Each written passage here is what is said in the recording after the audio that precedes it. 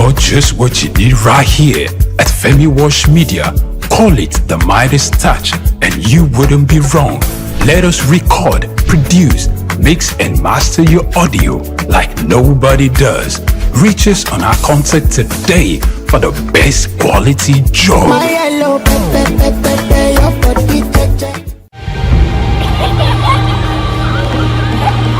What keeps the heartbeat of a community alive? Is it the courage to create, the power to connect, the vision to transform? Well, it's all of these and more. It's a symphony of ideas, innovation, and industry. But where do these stories come alive?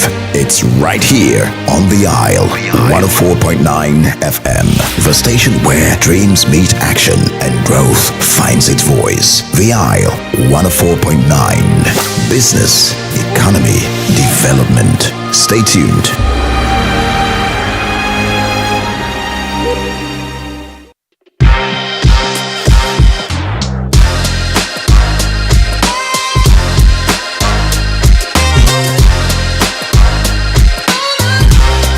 The unexpected rise of Ankara fabric in West Africa has transformed it from merely an industry into a vital part of culture, identity, and art woven into everyday life. This evolution has encouraged many to enter into the business side of Ankara. Today, the fabric is not only worn but also used in interior decorations and artworks, making it a significant item in our changing world. Despite this, the industry stands at a crossroad, balancing tradition, modern challenges, and global market demands. My name is Grace Komolafe, and I invite you to join me on this second episode of Ankara as we explore the current state of production, the hurdles it faces, particularly in Nigeria, and the abundant opportunities that exist within this vibrant sector. Ankara's journey from West African markets to the global stage highlights its enduring appeal and the resilience of its producers. However, to fully harness its export potential, addressing quality, policy, and logistical challenges is essential. Ankara has become a global fashion statement with its bold patterns and rich colors now staples on international runways, reflecting a growing appreciation for African aesthetics. Nigeria and Ghana have long anchored Ankara production, keeping alive an industry with deep cultural significance. In Nigeria, there is a specialized market where you can find all kinds of Ankara fabric to suit your needs, whether for business parties or home use. Are you aware that Oshodi Market in Lagos is the major Ankara market in the country? People travel from every part of Nigeria to this market to make purchases for different reasons, either for ashwebi, different occasions, or for business. In this market, you would find importers, you would find wholesalers, and again, you would find retailers. Are you thinking of going into Ankara business? In this report, we have more information to share with you. No, this one is a different company.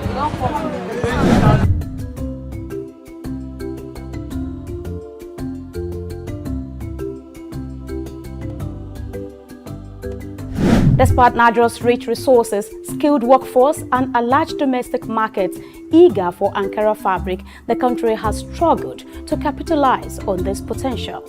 In the face of rising imports and global competition, the Ankara industry is looking inward towards alternatives that preserve cultural heritage while empowering local economies. Innovative approaches and traditional methods are revitalizing Ankara production across West Africa, particularly in Nigeria. While the future is bright, it is not without challenges. The high reliance on cheaper imports has led to an overwhelming dependence on foreign textiles, which now dominates over 80% of Nigeria's fabric market. How have Ankara sellers and business owners been able to sustain growth in the industry?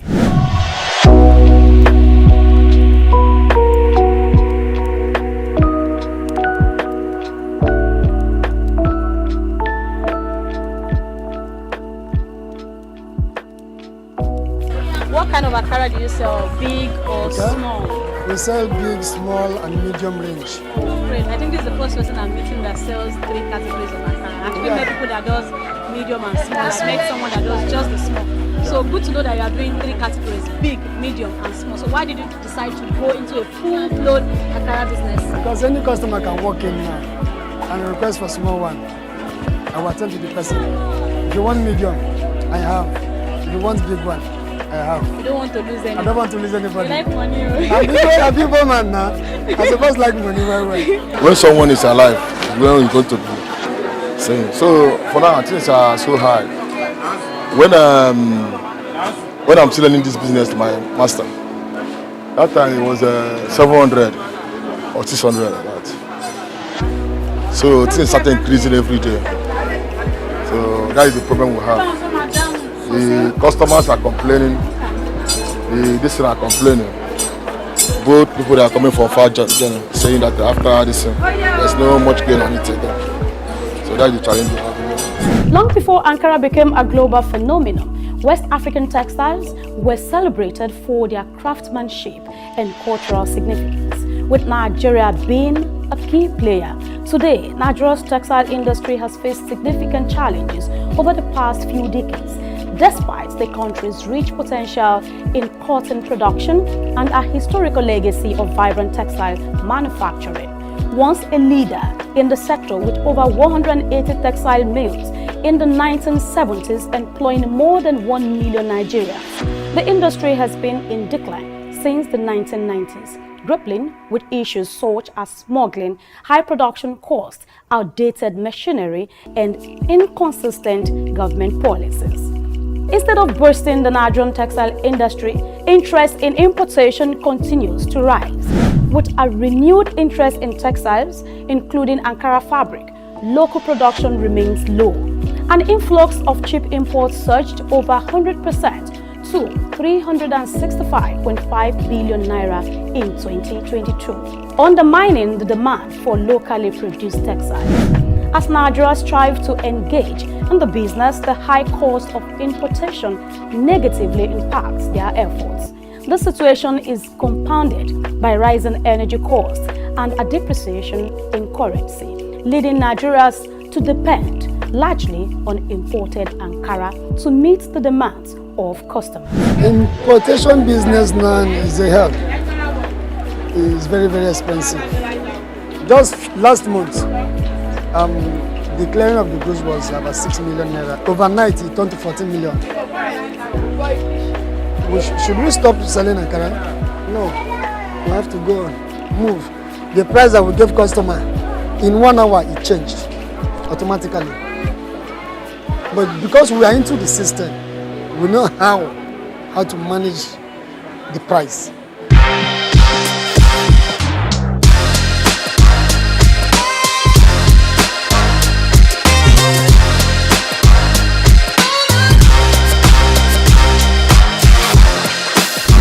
As customers become more conscious of their environmental and social impact, the demand for sustainable and ethically produced textiles is on the rise. Ankara, with its deep cultural roots, is neatly positioned to lead the way in this movement. The global market for Ankara is expanding, with new opportunities emerging beyond West Africa. However, tapping into these markets requires strategic planning, quality assurance, and effective marketing. Actually, like the person wants to do the business, it depends if you have the money, because this business now it's all about money. Capital intensive. Capital, no amount of money that is enough. No amount of money. If you have 10 million, 20 million, 100 million, you can start up something, because when you check this one now, this nylon now, for one nylon now is almost 48,000 or 37,000. So when you now calculate 1 line, 2 line, 3 lines, so you can see that it's millions of money. So if you want to go into the business, if you have the cash or you have the power, it's a nice business, but you must have money to rotate the business.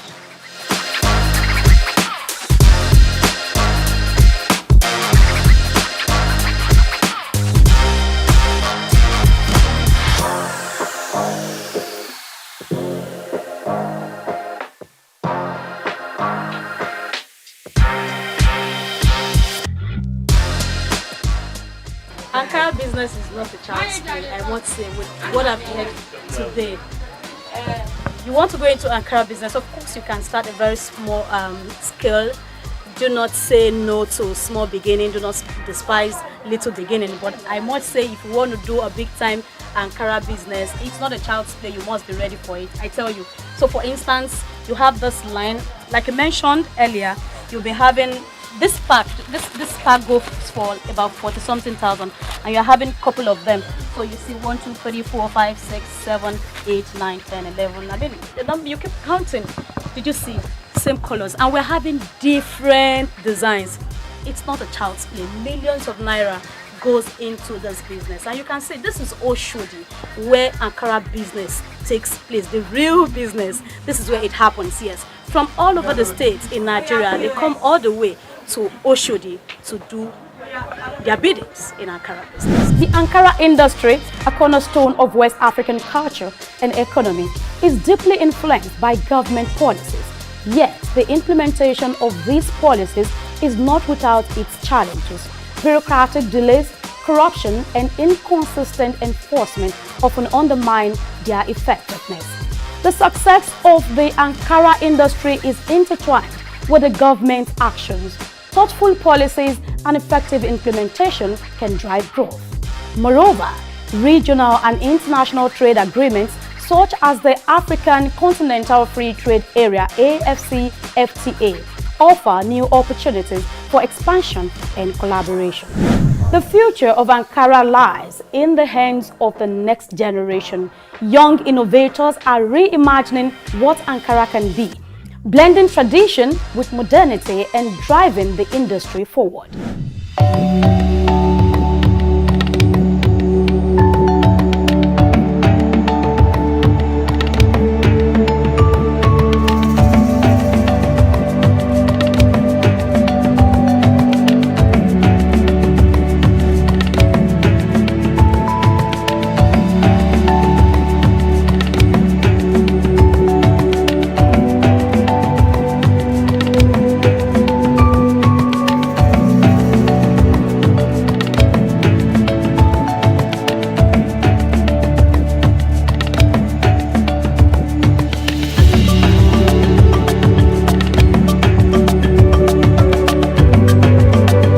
Ankara is more than just a fabric. It symbolizes African heritage, creativity, and resilience. As we look to the future, the potential for Ankara is limitless if the industry embraces innovation, sustainability, and global collaboration. The journey of Ankara is far from over, and its story will continue to inspire generations.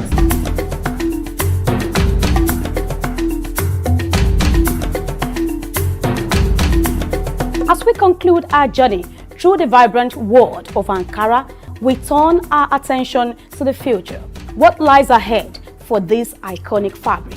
How will it evolve to meet the demands of a rapidly changing world? And what opportunities and challenges will shape its future? Questions you may have quality answers for. See you again on another interesting topic on Souq Perspective. I am Grace Komolafe.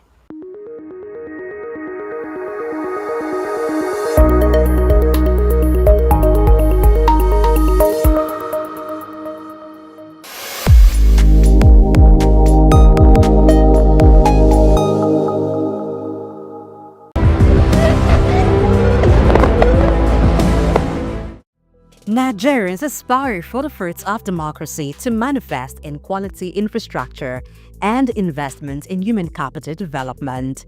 According to the reviewed National Integrated Infrastructure Master Plan, Nigeria needs an investment of $2.3 trillion over the next 30 years to close its public infrastructure deficit. The current administration under President Bola Tinubu grapples with a huge debt burden. Nigeria's public debt stock, which includes external and domestic debt, stood at 121.67 trillion naira in first quarter of 2024. Driven by the need to fulfill citizens' desires, the federal government focuses on enhancing revenue generation by creating a conducive environment for business growth. Against this backdrop, examining the tax reform bills, also known as the new tax bill, becomes necessary. In an endeavor to establish a cohesive fiscal framework governing taxation in Nigeria, President Bola Tinubu introduced and presented the tax reform bills to the National Assembly in October 2024, an amalgamation of 4 distinct bills. The tax reform bills consisted of the Joint Revenue Board of Nigeria Bill 2024, Nigeria Revenue Service Bill 2024, Nigeria Tax Administration Bill 2024, and Nigeria Tax Bill 2024 currently have passed the second reading stage in the Senate. This is aimed at overhauling the country's fiscal policies. The reform focuses on value-added tax, VAT adjustments, corporate tax restructuring, a tax tribunal with statutory responsibilities to settle disputes, and targeted incentives for medium and small-size enterprises, technology, and manufacturing. The goal is clear: to simplify the tax system, increase government revenue, and stimulate growth. Many of the laws that we have in Nigeria today around taxation we inherited from our colonial masters. For example, the stamp duty law is a law of 1939. In 1939, the world had not envisaged that there would be the internet. Trying to apply a law of 1939 in 2024 does not show that we are people that are ready for the next generation. Because of this, we decided that instead of amending our old laws that we inherited from the colonial masters, why don't we write new ones for ourselves? And this has been done in many countries across the world. This is what led to us trying to harmonize so many taxes that we have in Nigeria into few high revenue yielding, broad-based taxes, and eliminate those taxes that impose burden on our poorest people and small businesses so they can have the opportunity to thrive. It is when our people are prosperous that they have the ability to pay taxes. We do not want to tax capital anymore. We do not want to tax investments. We do not want to tax poverty. Of course, we do not want to tax seed. We will wait and tax the fruits when people have invested and they are making prosperity. Let's briefly delve into the provisions of the new tax reform bills. The bills propose a change to the distribution of value-added tax, VAT. It recommends 10% for the federal government, 55% for state, and 35% for local government councils. It also increases the derivation reflected in the allocation distribution among states and local governments from 20% to 60% in the spirit of fairness. The reform bills advocate zero VAT on exports and essentials such as food, education, healthcare, renewable energy, rent, and public transportation.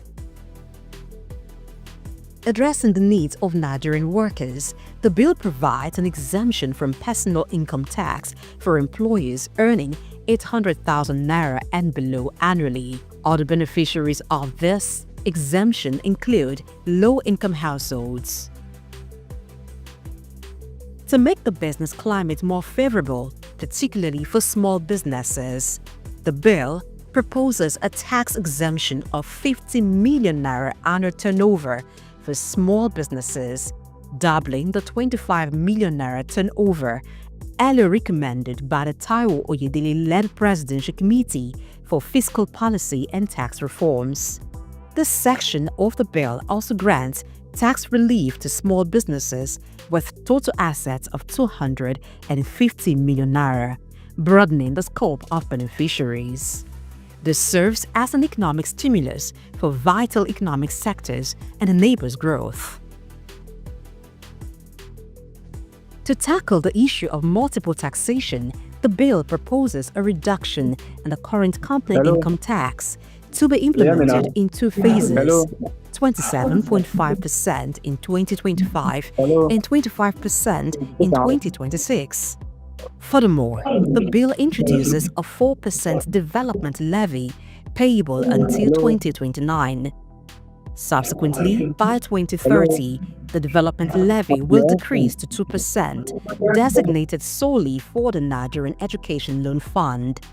As a result, the new tax bill phases out the 2.5% education tax, 0.25% National Agency for Science and Engineering Infrastructure tax, and 1% National Information Technology Development levy, aiming to consolidate the various taxes and levies companies pay.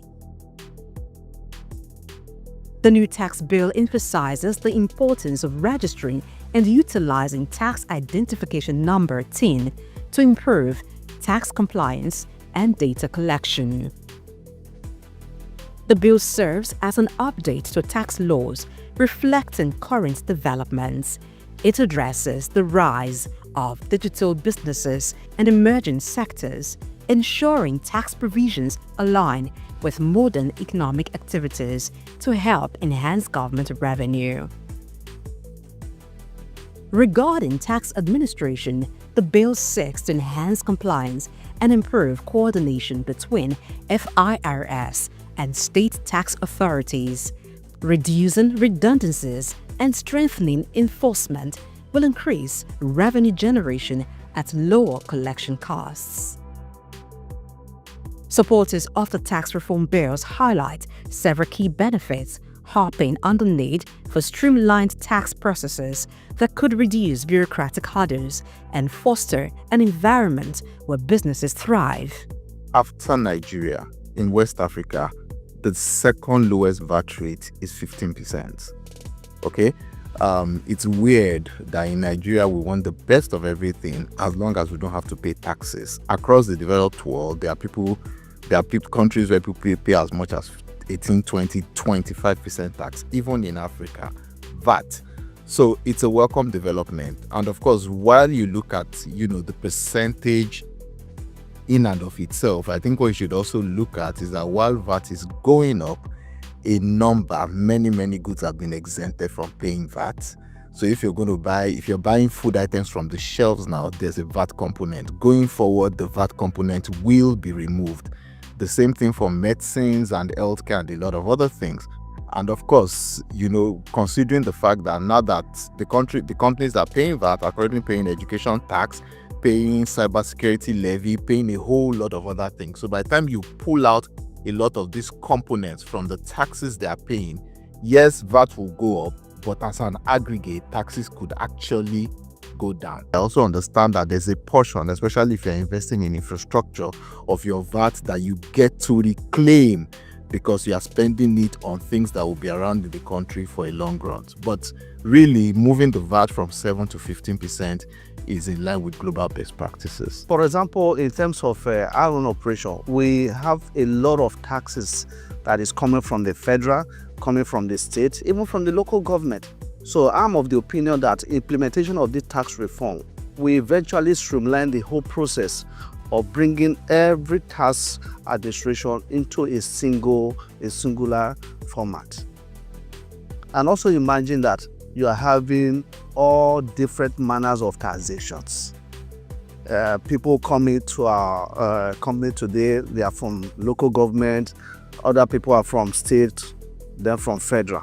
So if we have a uniform tax administration, I think it's only just natural that seamless process we definitely address a whole lot of issues. So for me, the time of me attending to someone from local government, attending to someone from the state, someone from the federal government would have actually be diverted into a more productive activity within my operations.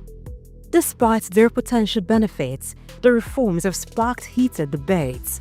Some critics of the tax reform bills cite inadequate consultation with critical stakeholders as a reason for their opposition. Other challengers argued that the bills have the tendency to create fiscal crisis in some states and further impoverish Nigerians. A major contentious part of the bill is the section dealing with VAT distribution. Governors of the 19 northern states, traditional rulers and stakeholders from the region have voiced concerns about the distribution of VAT based on derivation. VAT could be addressed in two ways. Okay, the first way affect everybody, and then the second way is what the leaders in the north are complaining about. The first way is on the increase in the VAT rate. We have never had a situation whereby progressive increase will be brought to VAT rate in any country in the world. From my reading, I have never experienced it. So those that are attaching the bill, one, they are doing that in view of the formula they discovered, which may not be, will not augur well for them on the VAT allocation. And then secondly, they may be having the feeling that this law was just designed to favor Lagos State in the course of its own effort to become a state that has special status. Okay? It says so that will make it to be seen as if it is a country of its own, even though it's not up to the level of country, but it is higher than all other states in the country. Probably this may be the reason why they are agitating. The one that you can see clearly is on this issue of VAT. And then they have other suspicion. So that is another worry that I have. The issue of trust. What do some experts call trust deficit. Yes, will be promoted greatly by this if corrective measures are not taken. Borno State Governor Professor Babagana Zulum expressed that VAT provisions in the bill would only benefit Lagos and River states. Zulum advised the federal government to take a pause and expunge some of the clauses which it claims are inimical to the North. Responding to Northern Governor's opposition to the proposed VAT sharing formula, Chairman of the Presidential Committee on Fiscal Policy and Tax Reforms, Mr. Taiwo Oyedele, says the misconception about the proposal to increase VAT shared to states from 20% to 60% is based on the erroneous understanding that the proposed 60% would be based on the current remittance model of derivation with the headquarters effect. He clarified that the proposal is 60% based on the consumption model of derivation. There's a whole lot of politics around the conversation on what VAT should be. The northern elders and leaders are well aware that this reform is good for the national interest. And I think what people really should have focused on is not to argue about the current state of things. People should be focused on going forward. How is the northern state going to industrialize in the face of the challenge that the economy generally or globally is facing? Why is this suspicion? The suspicion is because Lagos is industrialized. Lagos is industrialized because they have created an ecosystem for businesses to prosper. And this is what should be replicated in all the states of the Federation, so there should be no fear. Now, we are not changing the revenue allocation formula for the consolidated revenue account. That's not changing. It's only VAT, which is just supplementary to the normal sharing formula. I think everybody should really be consoled. For us, it's a progressive move, and I think Nigerian need is.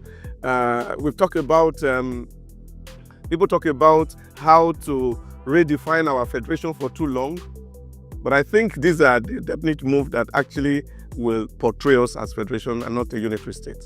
So many people have actually been clamoring for adjustments and changes in the tax system, because the basis for which these existing tax structures were formed, Nigeria has actually moved beyond those levels and beyond those stages. So they are no longer favorable to the present economic situation of the country.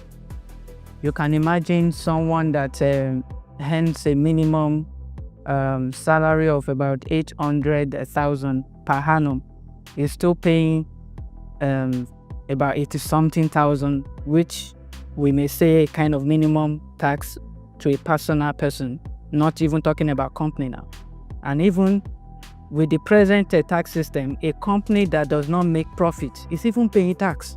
I totally agree with the new reform that is actually ongoing. So the fiscal policy of the government, which is based on this reform, is to, in a way, address it. Let me give you an instance. The income tax relief for low earners. So, like the existing one, if you are earning 800K as your minimum, you are paying 1% on that. But with this new reform, 800 and below, you are not paying tax, you are exempted. Is that not a relief? In the same vein, Oyedele says there is a need for urgency in the passage of the tax reform bills to provide relief for businesses and Nigerians who are experiencing multi-dimensional poverty, stating that the Finance Act will become null and void once the tax reform is enacted. The draft of the tax reform bill was framed by a team led by Taiwo Oyedele, chairman of the Presidential Committee on Fiscal Policy and Tax Reforms. President Tinubu inaugurated the committee in August 2023 and tasked it with improving fiscal governance, simplifying the tax system, and enhancing economic growth. According to the leader of the 10th Senate, Senator Opeyemi Bamidele, the new tax bill reflects the present administration's commitment to equity, efficiency, and sustainable development. The tax reform bill has scaled second reading at the National Assembly and is now before the Senate Committee on Finance for more stakeholder engagement. Ultimately, it is hoped that what is right for Nigeria's fiscal future and economy prevails.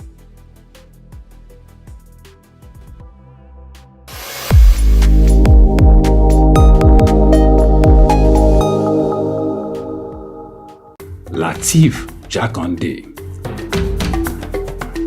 Born Lateef Kayode Jakande in the Ekpetedo area of Lagos Island, Lagos State on July 1929. He studied at the Lagos Public School at Enuowa, Lagos Island, then at Bonham Memorial Methodist School, Port Harcourt, King's College, enrolled at Ilesha Grammar School, where he edited a literary paper called The Quarterly Mirror.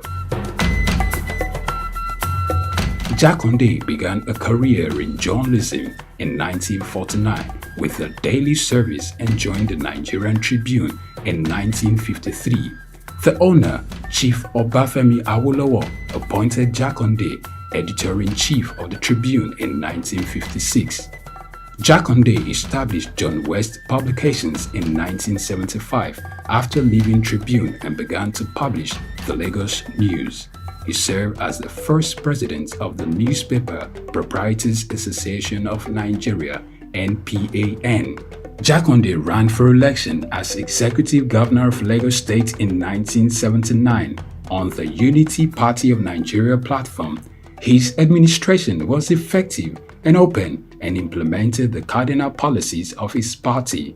He introduced housing and educational programs targeting the poor, building new neighborhood primary and secondary schools, and providing free primary and secondary education.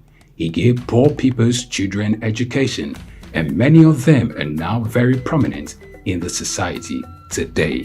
Jakande established the Lagos State University and constructed over 30,000 housing units. After the military takeover in 1983, Jakande was charged, prosecuted, and convicted of treason and later pardoned. He served as Minister of Works under the Sani Abacha military regime. He died in Lagos on February 11, 2021. Lateef Jakande was the first civilian governor of Lagos State. Lateef Kayode Jakande, Souq Enlightenment.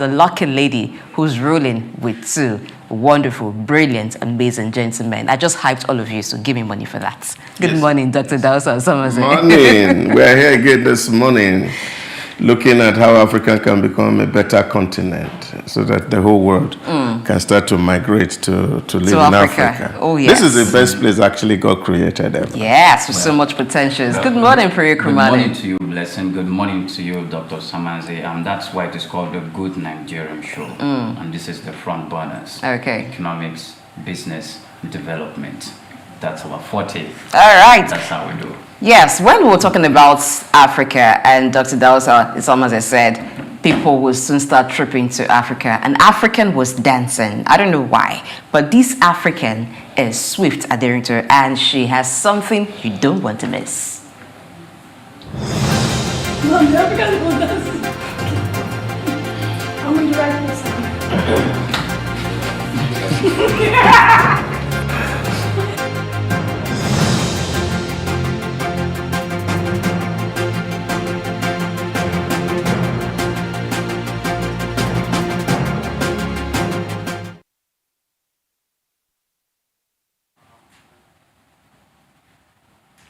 According to Hillary Clinton, there is no day that is the same day as the other day. So you have to be energized and focused. My name is Swift Aderito, and welcome to something you don't want to miss. My first story for the day is very simple. The IGP taxes police commands to reduce crime by 50%. OTO. The Inspector General of Police, Kayode Egbuntolu, says that he has mandated the commands of the Nigerian Police Force to implement a comprehensive action aimed at reducing crime rates by 50% in 2025. He gave this charge at the opening of the 5th edition of the annual conference and retreat for senior police officers in Abeokuta, Ogun State. According to him, he intensified the operations and commitments and the cooperation with the military and other security agencies in the fight against banditry, kidnapping, and other organized crimes that are yielding significant results. So next time you see Oga Olokpa on the street, please greet them well because they are combating crime with everything they have. The second story I have is, they say an honest disagreement is often a good sign of progress, and this cannot be overemphasized as the president of Enabling Business Environmental Council,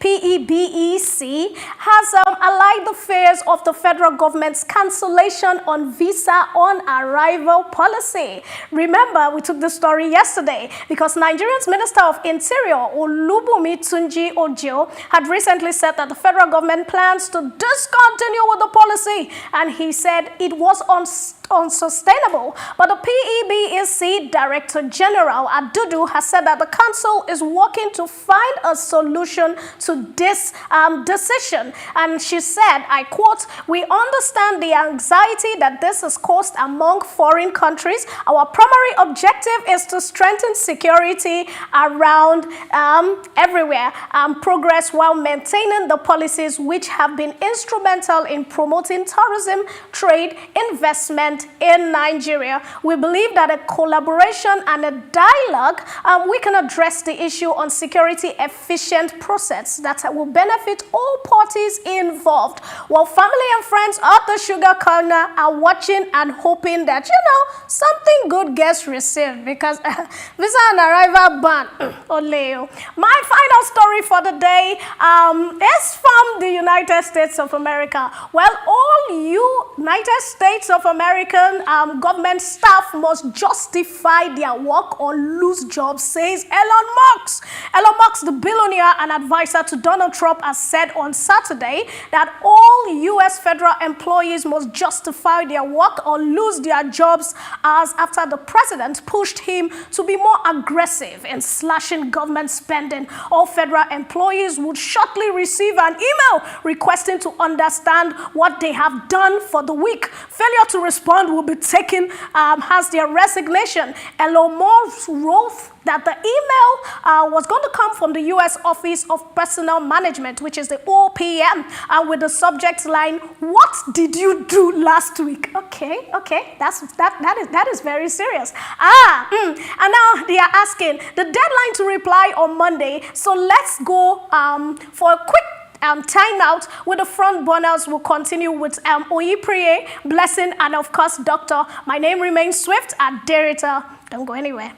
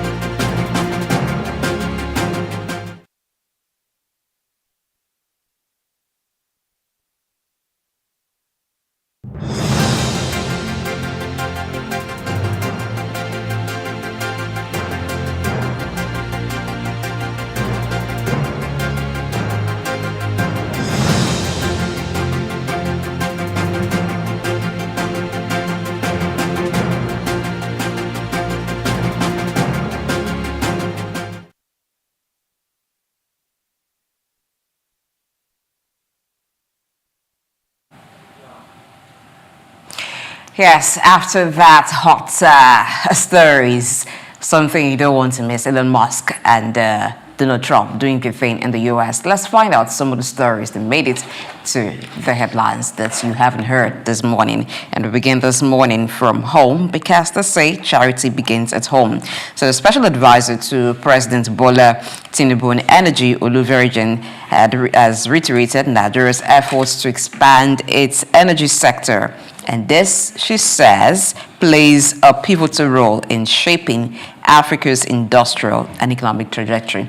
Now, nobody can underestimate the importance of the power sector to development. Now, improving the energy sector would mean a lot of things, but let's find out what other things would it mean. For one, it would mean that we expanding our energy mix, and so reliance on the national grid may be reduced, so that we have less issue of national grid collapse and all of that. It could also mean that we want to tap into the natural resources that we have to make energy available and also earn revenue from it.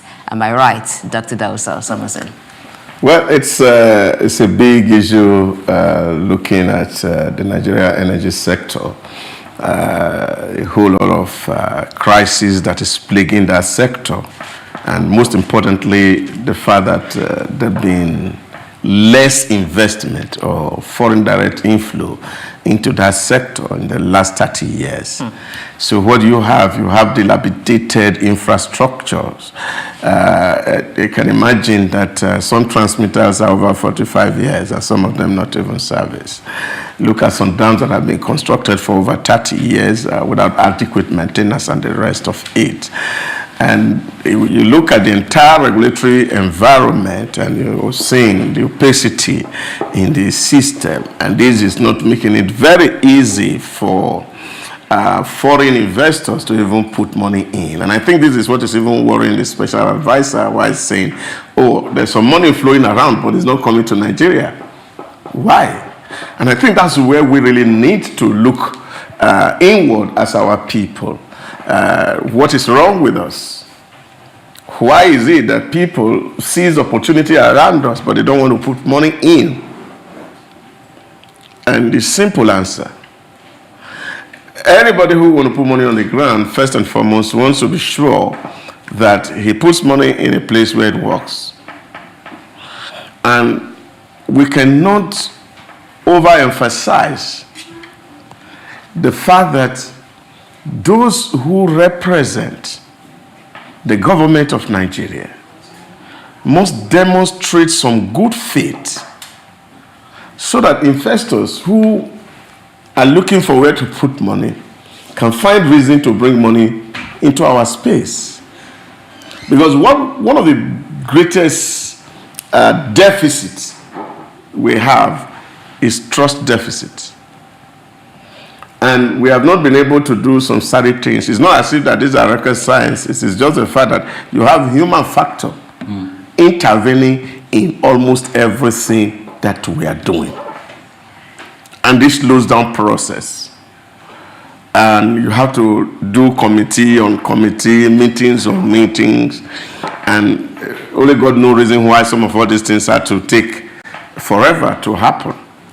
So I think as a country, we need to be deliberate, especially when we also look at the opportunities around us and even the threats. I say to people, when you see an army of young people who are idle doing nothing, people should be unnecessarily worried. Because when people have nothing to live for, they can die for any cause. And so, while we are thinking, especially those who have the opportunity and privilege, are thinking, yes, oh, it's my turn to take, you must also be thinking about the society.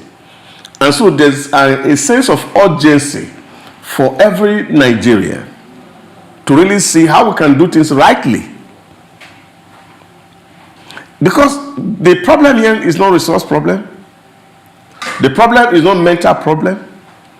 The problem is not that we don't have capable people, because you have people who are doing these things and doing them well elsewhere. So why is it that we are not doing it well here? And this is where we need, the elite need to really speak to themselves and tell themselves some basic truths, that we must create that right environment for the sake of posterity.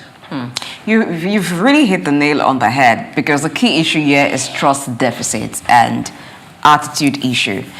When some persons live here, they do excellently well wherever they go to. But when they're here, I'm talking about some Nigerians and even some foreigners, when they come in here, it seems like this is a place you can do as you like, and nobody actually calls you into account. There is no demand on accountability.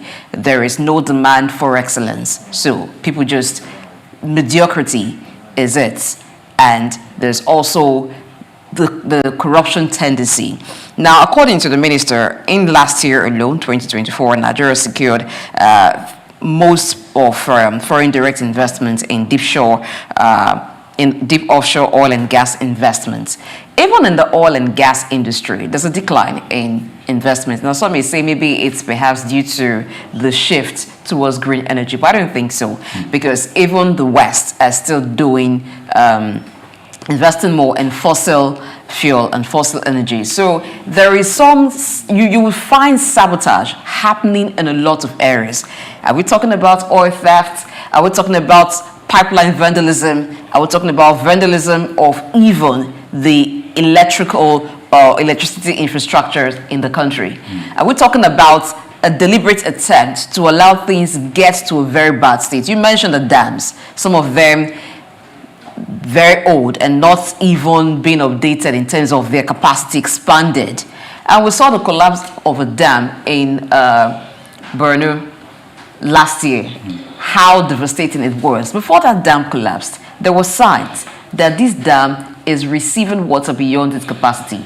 There could have been plans on the way. There could have been a maintenance done to expand its capacity, repair the walls if the walls have become weak. But people would rather wait for tragedy to happen so they can make a lot of wealth out of it. We see all of this play out, and that's why the energy sector is not where it should be. Monies have gone through that sector, but it seemed like a basket. The more you pour water into it, the more the water is drained, and you're finding nothing left in the basket. People just seem to want to frustrate every effort. Now, we were talking about the power sector, which could be a subsector of the energy sector. When the privatization was done, there was high hope that, oh, with the privatization, it will bring competition into the market and Nigerians will be better for it. But what do we find today? There is no competition. It's still run like a monopoly, because whatever area you fall under, the disco there holds sway.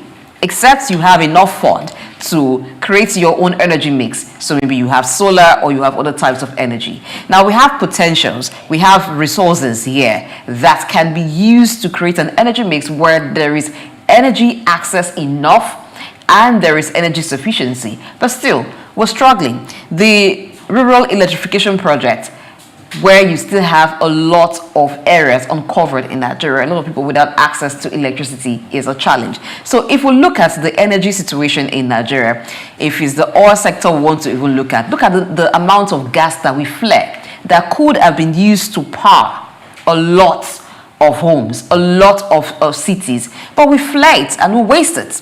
Even for cooking and for other things, we still import a lot of liquefied natural gas. Meanwhile, we have a lot of gas deposits in here, untapped. So there's really not that willingness across board.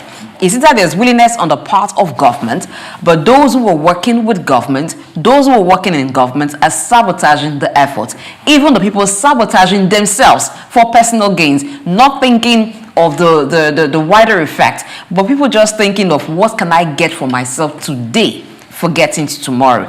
We've talked a lot about patriotism, but I don't know at what point it becomes real to the person who listens to see that when I'm unpatriotic, I'm the one who suffers for it. When we are all patriotic, we're the ones who benefit from it. So does it take a miracle? Does it take a miracle to have a mind shift where Nigerians and Africans begin to look at themselves, look at what each person does and how contributory it is towards either making or marring the nation? Pray. Okay. Now, when it comes to energy, I want to look at data, and most especially for the Nigerian International Energy Summit that's currently going on and or that just finished taking place. When we look at the data, it's ongoing. It's ongoing. Yeah. 5,000 participants from 45 different countries. 4,128 square meters of exhibition space, 20 presentations, 6 technical workshops, and all of that. And you begin to imagine the wonder that will be taking place there. Last year, I attended an energy summit here in Lagos on the island. And the kind of technology in the exhibition space, you will marvel. But the thing is, whilst I got into conversation with some of the investors and the technicians from, most of them are foreigners, and even the Nigerians who are in the sector run and operate some of the companies from abroad. And just for the sake of the exhibition, they flew into the country to exhibit their technology to be sold. So I was a little bit confused, and I asked, are you running your business in the country? Oh yes, we have an annex here in Nigeria. We operate our business here in Nigeria. We've been in Nigeria for the past 3 years. Okay, then I'll go to another. And most of them are foreigners. North Koreans, South Koreans, Pakistanis, Indians. And the sector is occupied by foreigners. Now, I am not like condemning the proliferation of technology. In fact, we need those technology. But the thing is, indigenous participation is abysmal. And when you see indigenous persons participating in that industry too, they are representing these countries and organizations from abroad. So, the understanding of the market is something, and the participation of stakeholders. What would be the objective? The whole thing is market. And what they keep telling me is Nigeria is a market. Nigeria is the market. Nigeria is the market. Nigeria is the market. Well, so I was wondering, so how is the government going to tap into the fact that investors and stakeholders see Nigeria as a market as long as energy is concerned, and to maybe not only provide the ecosystem for them to operate efficient and effectively, but also to tap this technology that we are bringing from abroad and maybe find a way through research and development to bring in indigenous innovation into it so that we can withhold it here and make the best out of it. Yeah, but you see, the challenge for us as a nation is the fact that we don't have like a national plan in dealing with some of our issues. Like the Holy Book says, where there are no plans or vision, people waste effort. And that is what you see around us. We are not deliberate about so many things we do. Because we are not actually sitting down to say, okay, we are organizing this energy summit. We are hosting it this year. And those who are organizing these things are saying, what do we get out of this summit as a people? You see, until you have that goal, when we organize an event, we do it as if we just to gain reputation. They say, oh, we have capacity to host something. But I don't think that's what other nations are doing. Other nations are deliberate. I remember when Paris was to host the Olympic last year. The huge investment that they were making in the city, because it was beyond playing games. It was building the economy of the city. All their ancient monuments, they were repainting it. So that beyond people just walking into Paris and going away, they have to bring in money here to spend it here. So these are the things that we need to evaluate in our engagements. That's number one. Number two, we don't have so much of a skilled workforce, especially in this sector. And what are we supposed to be doing? We can copy models elsewhere.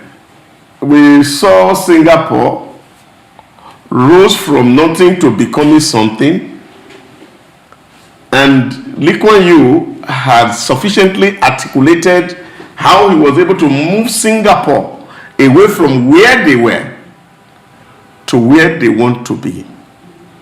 And one of the things that really stood out for me in that walk from third world to first world was the fact that Lee Kuan Yew said he had to find a way to remove the third world mentality from the head of Singaporeans. You see, there's a weighted what people think. Lee Kuan Yew needed to deal with that. And it was deliberate. If you go to UAE, the same thing. When 1970, when they had independence and they were going to aspire to become the best in the world, they knew they don't have the capacity. So they opened their doors to foreigners and allow everybody from everywhere to come and contribute to the development of UAE. But they were very intentional, putting and seconding Emiratis to understudy these foreigners that are coming so that they are able to build capacity.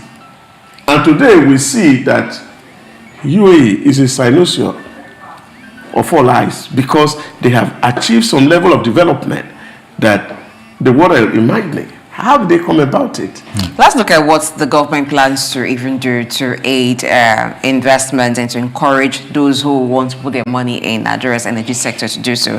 So the minister says that the government is addressing outstanding debts owed to gas suppliers and power generation companies, while also implementing cost-reflective tariffs with targeted subsidies. So these are part of the issues when people put in their money and is not forthcoming.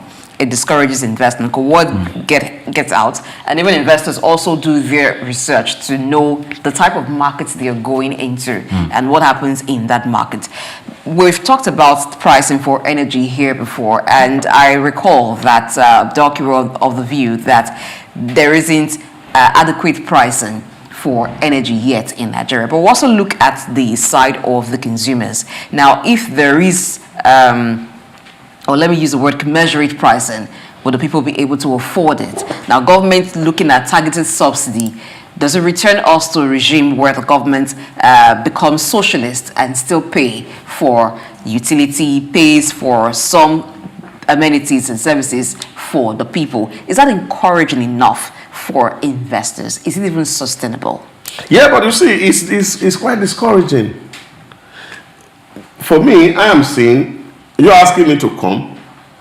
I only look at what you have done to those who came before me, how they were treated, and that gives me an impression on how I'm likely to be treated. This is what is on this space. Like I said to everybody, nobody go around begging people to come and invest in their economy. In short, the truth of the matter is that people know what is in this economy and people are interested to come. But the elites in Nigeria, which is one of the things that I just mentioned from Lee Kuan Yew's book, is that third world mentality, we have to throw it away. I've argued here severally. PPAK says most Africans see the state structure as alien. I'm not even talking about the people who are at home. I'm talking about the elites who gets into the structure, into government, into the environment, public environment. Why are they there? They are not there with the intention to build that space. And that's why you see there's so much resistance to reforms. So much and huge resistance to reform, because people know that if reform comes and things are done transparently, openly, that funnel or the feeding bottle that they have been leaking all their years will go. All right, let me take this to Pri. So you talked about technology. Nigeria getting the new technologies needed to improve the energy sector. And you know what technology will also do? It makes it easy for you to have access to information. It is still a question today in Nigeria that how much of crude oil does Nigeria actually produce? The oil companies that are exploring, how much of crude do they actually produce? So that's technology. Do you think it's because we don't have the technology, or there is some resistance towards having certain type of technology operational in our energy sector? I think there are some form of technology that the Nigerian government has that is only in the custody of the Nigerian government because of the peculiarity of that technology. It must not get out of the hand of the state. Hence, non-state actors can take such technology and do something wrong with it. However, if we are going to start and objectively start looking at the energy sector and how we are going to bring development, revival, resuscitation of the sector, then what are we aiming at? Are we aiming at sustainable electricity, power sector in the country?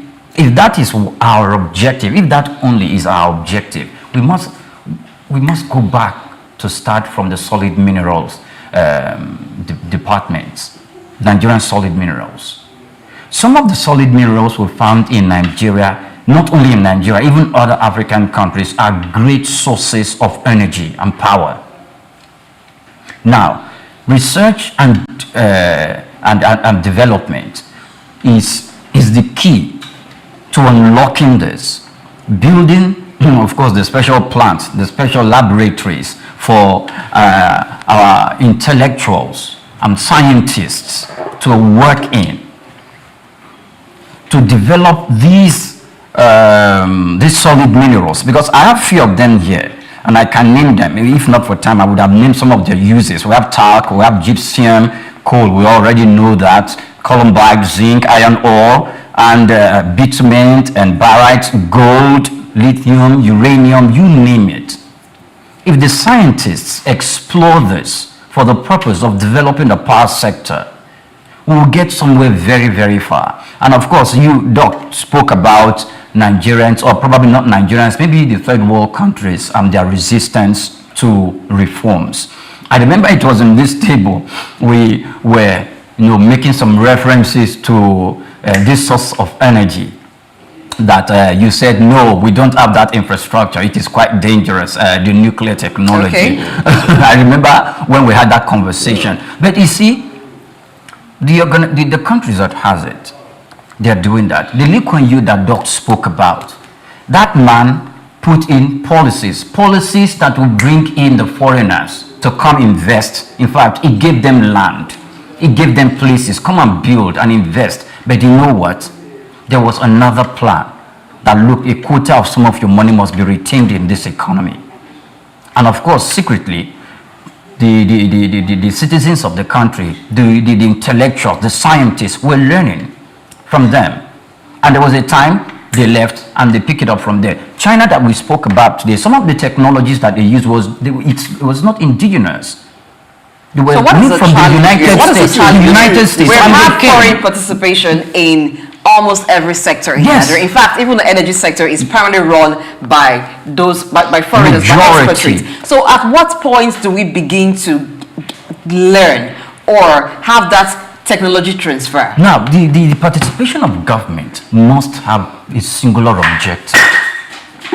A singular objective in the sense that, look, there should be a time, there should be a national plan, and there should be a specific time where we are going to know what we're going to call it quits in depending on the West for some kind of technologies. And for the time being that we have them running and operating and playing the majority role in the energy sector or in any specific area of our economy, then we must have a specific plan to have government officials, probably at the lowest, who are scientists and who are not old enough to leave the service anytime soon, who still have like 25 years to spend in the service, to understudy these people for about for years, as many years as possible, so that we can retain this technology. What China did was to bring in this foreign technology, and they have their scientists understudy them. We have local content.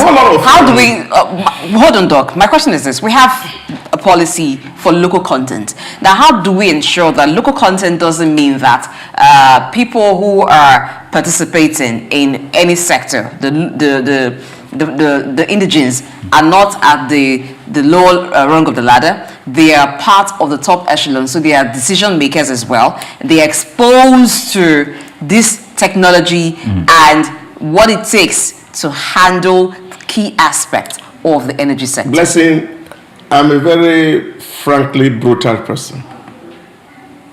I like to see things the way they are and not sugarcoat them. When the Obasanjo regime in 1976-77 introduced the indigenization policy, when he needed to flex muscle with Britain, we started to go down. So when people look back today and say, what happened to Peugeot? What happened to Volkswagen? Obasanjo happened to them. It's as simple. Because by the time you were pursuing an indigenization policy, you didn't have the manpower. So the like of Bata company ran down. Because we were carrying unnecessary ego. Volkswagen could not be sustained. Peugeot, we couldn't sustain them because the expatriates that were running them, we chased them away. And you remember one of our guys the other day spoke about even the mining operation by foreigners in Jos. That when we say, oh, we don't want you again, we want to do it by ourselves, we drove them away. That's why I'm saying, what is really our strategy here? We are governed by accidents. And when you look at the developments in our space, you see this accidental thinking. That somebody just wake up one morning and start to do something without necessarily looking at the implication and the end of that thing. We asked BP, British Petroleum, to leave. Now we have not been able to invest in that sector up to now. So what has other nations done? And that's where we can learn from. UAE was just a simple desert. They brought people from everywhere, even including setting up their police. They have to go to Britain to specially give them the skill and come to oversee policing in their environment. And people are understudying them. And then little by little they withdrew back. They withdrew. That's how nations strategically position themselves. We don't have that strategy. See, there's no strategy in place. That's what is missing.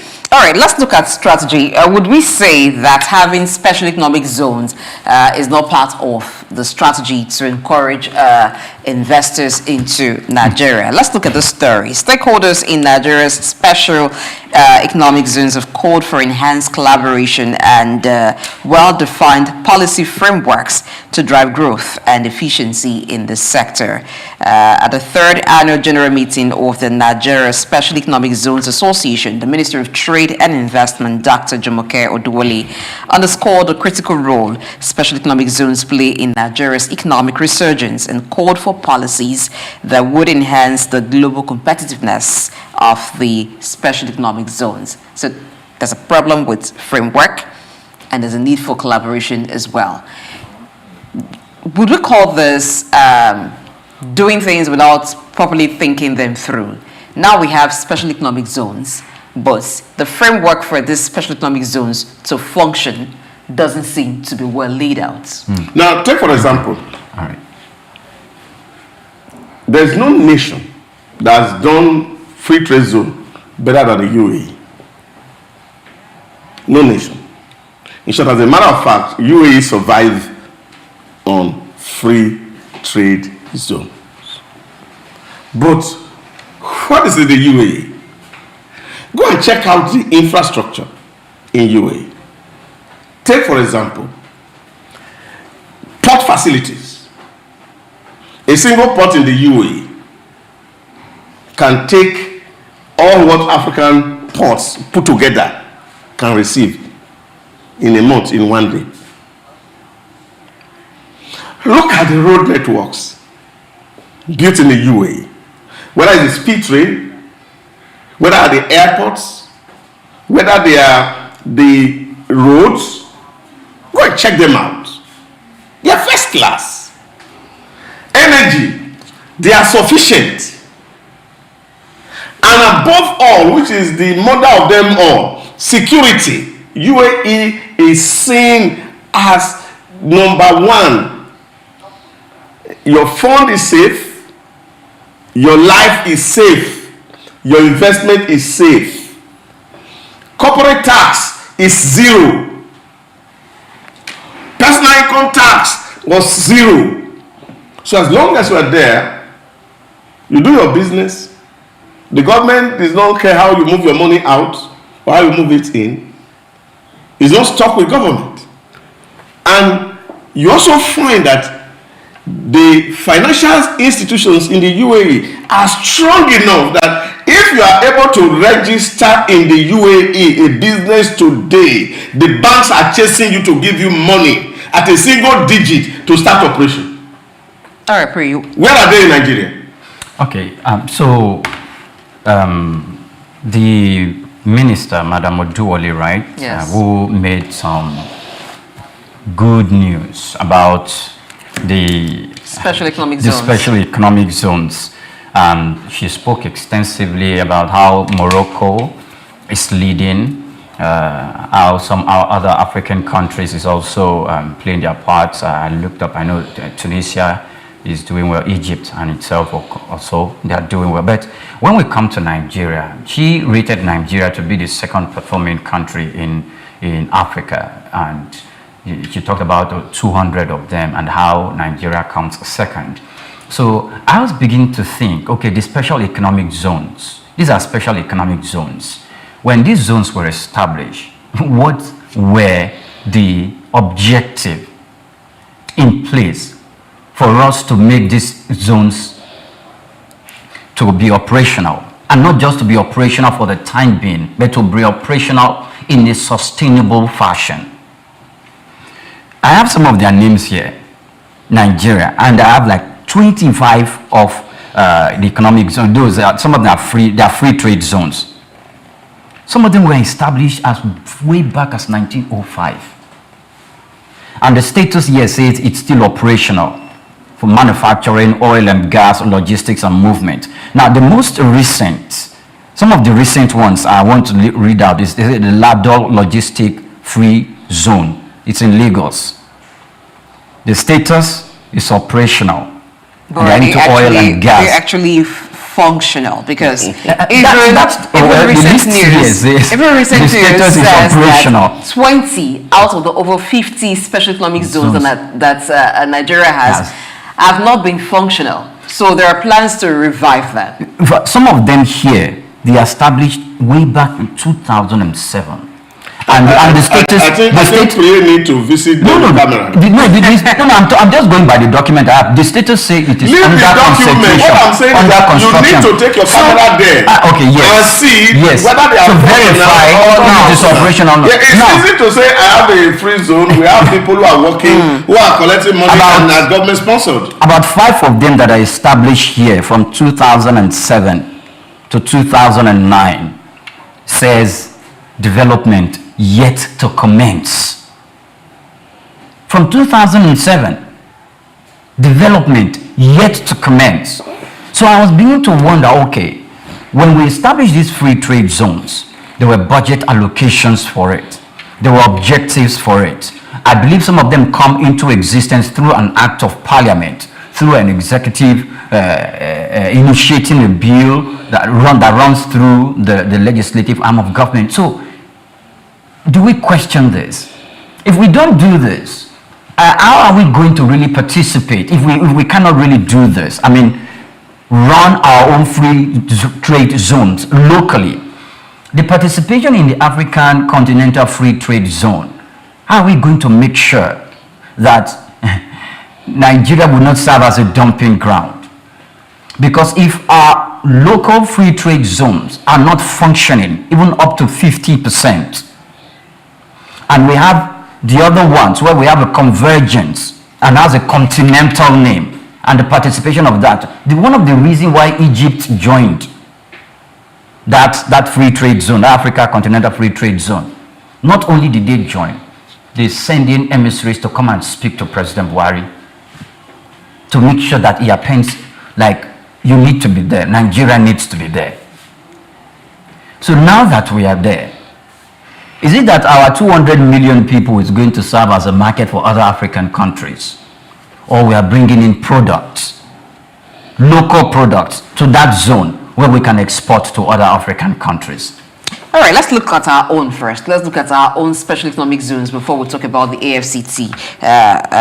So these are the perks when you have a business operating within a special economic zone. Now, initially they were called free trade zones, but they're not exactly free, so it's safe to call them special economic zones. Now, some of the perks include exemption from customs, excise duties for development of the special economic zones. So companies that are registered there and operating there, some of them do enjoy exemption from customs and excise duties, particularly when they're agricultural-based companies. And there's also income tax exemption on income derived from the business of development of the special economic zones. But basically, the benefit here is tax exemption, tax waiver for some of them there. But within the economic zones, let's look at the infrastructure provided for those businesses to function. I'll give you an example of an industrial hub. So there is an industrial hub in Edo State, and this was set up by the government to aid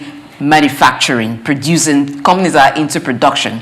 So there, but the basic infrastructure there is power, so that if you have your industry set up somewhere else, you may be challenged with power.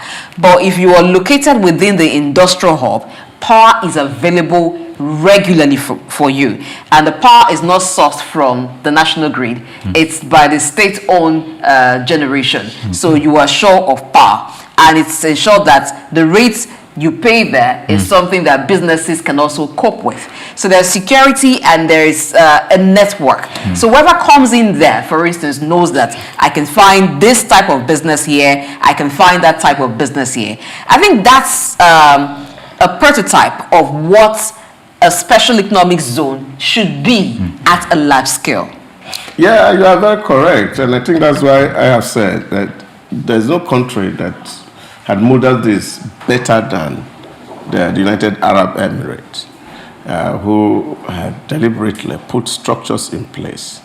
That's why I said, if you see their port facilities, airport facilities, logistic facilities, even including cold storage facilities that have been put in place to ensure that if you're operating in this environment, you have almost everything you get.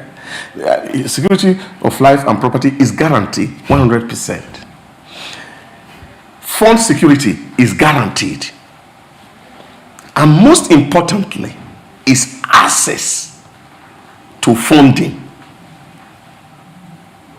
So the banks are actually looking for people. Once your company is registered and you are able to open a bank account for your company, you are sure. In short, you don't even need to go and be, once that documentation of your company is done, is enough guarantee for the banks to give you loan to run. These are incentives, apart from the tax, holidays, custom clearing that you put in place. A lot of things. Take for example in the UAE, clearing of all vehicle, whether it's big or small, is one straight 5% custom levy and duty. That's what it is. Any vehicle that is coming into UAE is 5%, and that's what government takes for customs. So it's simple. It's one stop. You are not asking port authority charges, custom charges, immigration charges. No. Is one straight 5%. And once it's taken by government, it's taken by government. Every government agency participates in it. Now, there's no opacity in its practice. It's transparent. And so people are willing and they come to the UAE and you can have a conversation with the government and talk with them, and everybody is about how the average Emirati gets a good life. And if that becomes our focus as a nation, that we're doing things intentionally to see that people that are around us have the best of life, some of these things that we're talking about will not be here. And that is why I started by saying what is lacking in our environment is not the intellectual capacity, it's not even the infrastructure, because the day we agree that yes, we want to do things for the interest of our country, a lot of things will work well. Look at the where Dangote refinery is located here. Check out the access road. It's just now that the federal government is trying to construct a road to connect that place. When that plant was being commissioned, if you don't have a four-wheeler, you cannot drive in there. But these are things that should have been done as complementary efforts. And you can even imagine how much Dangote is spending to even build road infrastructure to connect his facilities, whether it's your Bajana, whether it's the one in Lagos. So you are finding that government needs to understand that when we want to do something, we should be strategic. We're not looking at what I can easily gain out before I leave government. I have made something for myself. And as long as we are taking individual in everything we do, we will remain in this circle. But the day we start to think for the common good, which builds Singapore, and the man was determined to create an environment safe for people to bring in their capital, and was working hard, changing the mindset of the Singaporeans toward in foreign investors.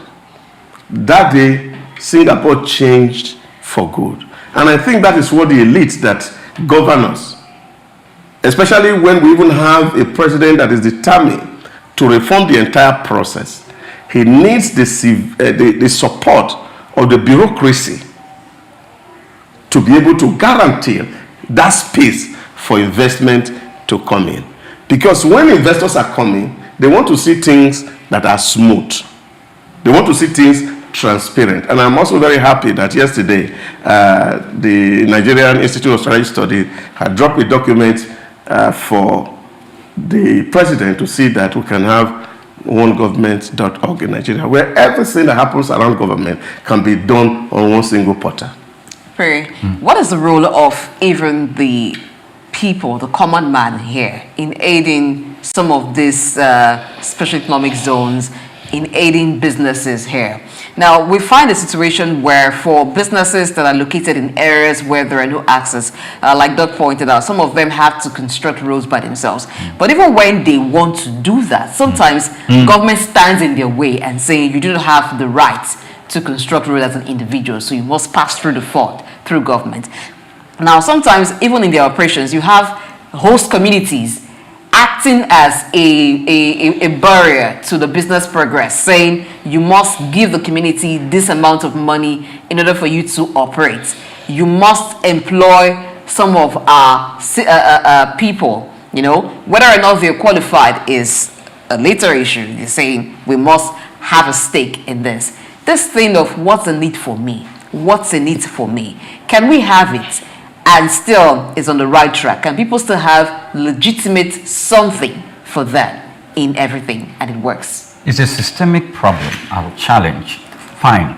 First of all, if they are agitating in the establishment of whatever, maybe in an infrastructure, government wants to build road, and if they are agitating that, look, some of our children will need to work here because we want them to have a job.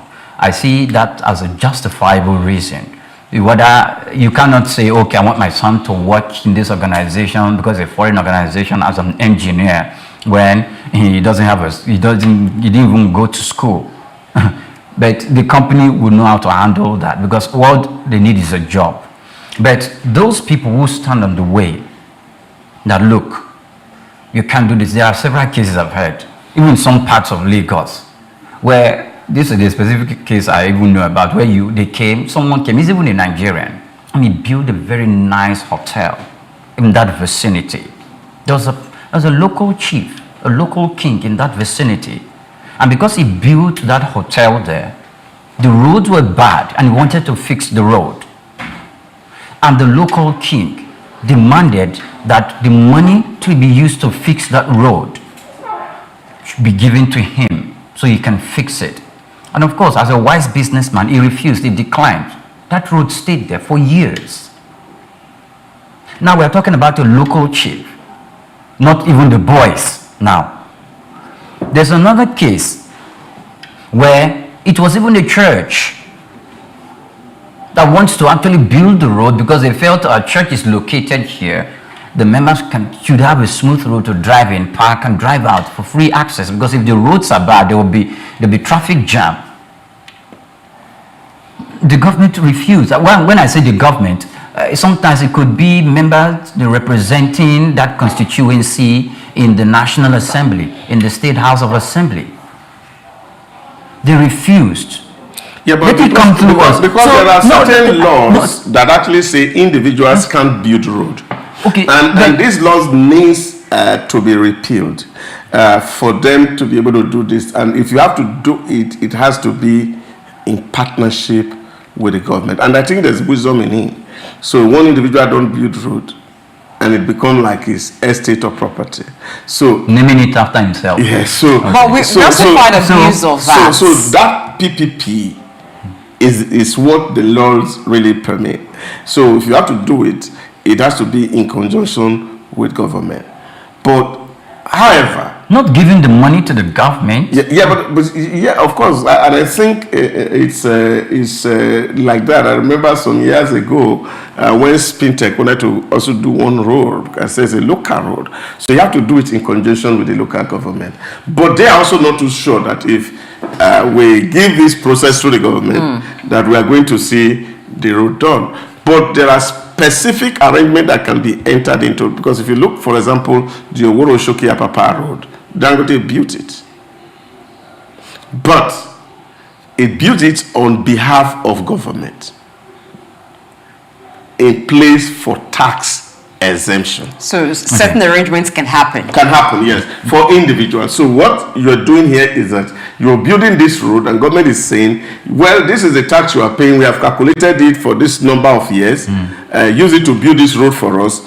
And then, of course, we will not take the exemption from you. So it's like a loan to the government. Okay, when such arrangements exist, I think businesses will want to key into it.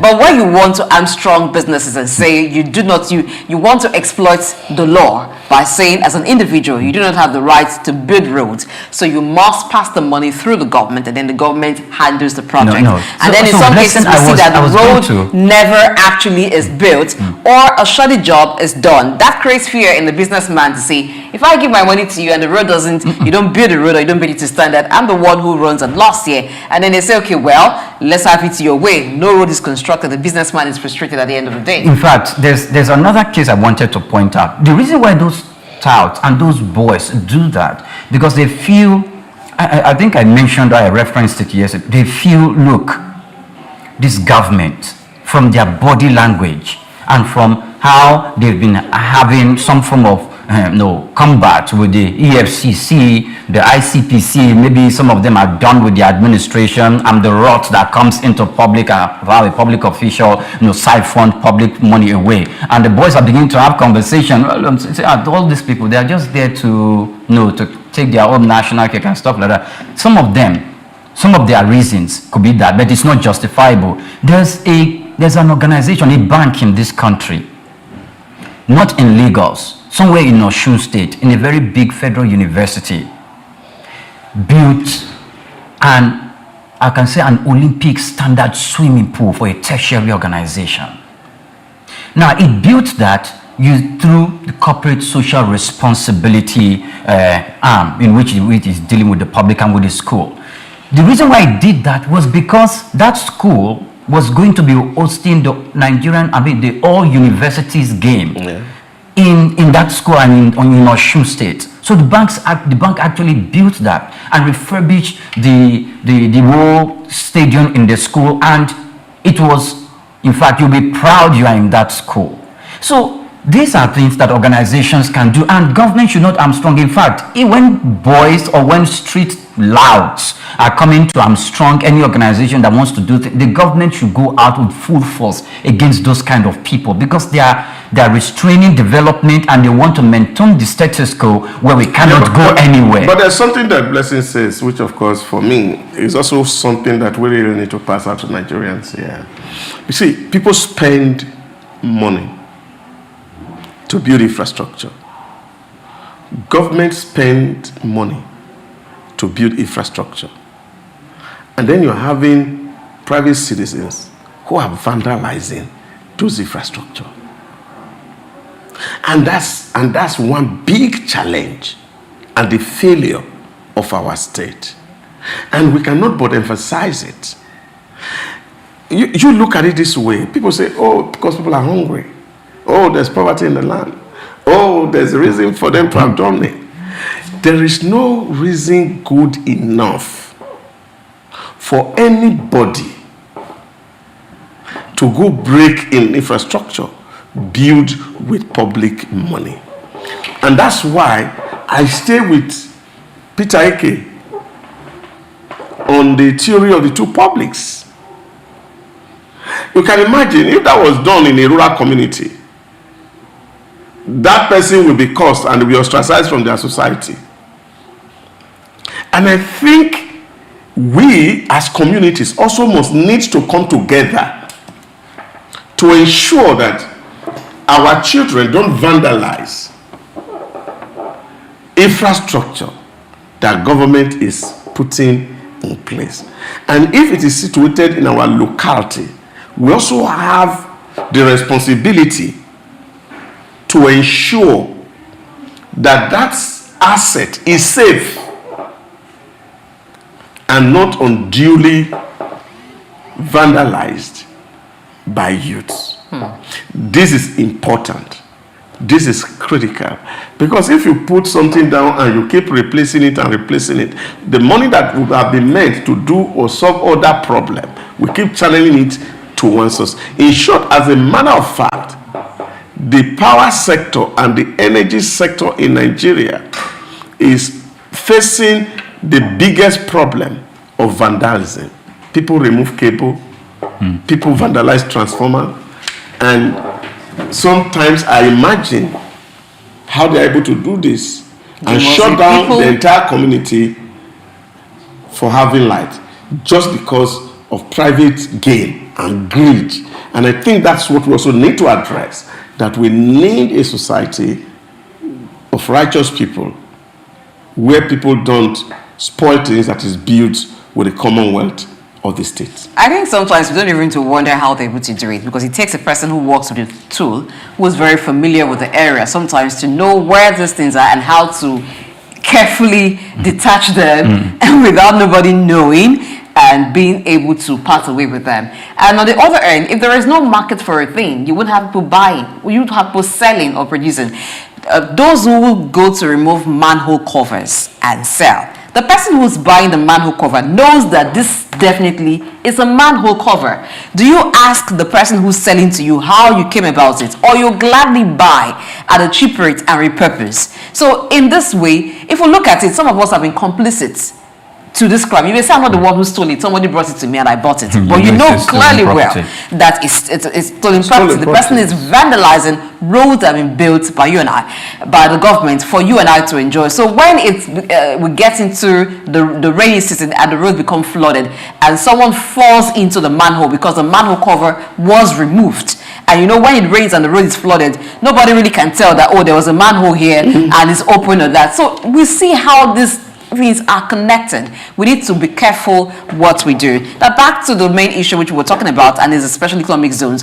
We would want that the Minister for Trade and Investment should take a critical look at these special economic zones, the ones that are not functional anymore. They need to be revitalized. They need to be revived. We cannot say we have economic zones when they're really not providing some economic advantage to those who are operating within that area. So beyond taxation, beyond tax exemption, beyond the tax incentives, every other thing, every other infrastructure and benefit that a special economic zone should have, let's work towards that and make it good for those who are operating within those areas. We're done with this analysis, and it's time for us to have a break now. And after that, we'll bring you policy discuss. Our first go-to in that will be the education sector. We're looking at universities' autonomy.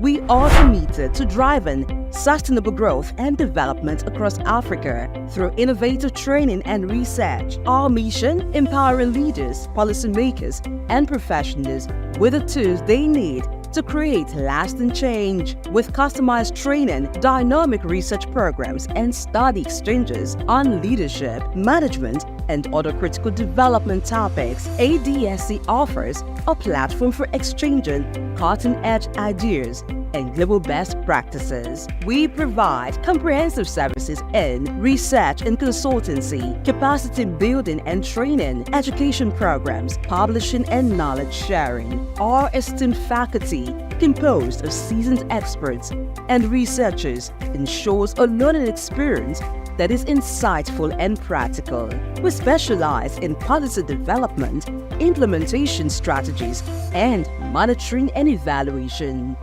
At ADSC, learning is engaging and enjoyable. Our unique methodology includes talks, interactive exercises, games, video screenings, and lively seminar discussions, all in a comfortable and friendly environment. For more information, email us at info@adstudiescenter.com or call +234 912 039 2362. Visit our website www.adstudycenter.com to explore our programs and upcoming events. Africa Development Studies Center, rethinking development for Africa. Idumota Market. Eko Idumota, once a residential neighborhood, is home to Idumota Market located on Lagos Island. It is one of the oldest and arguably one of the largest markets in West Africa.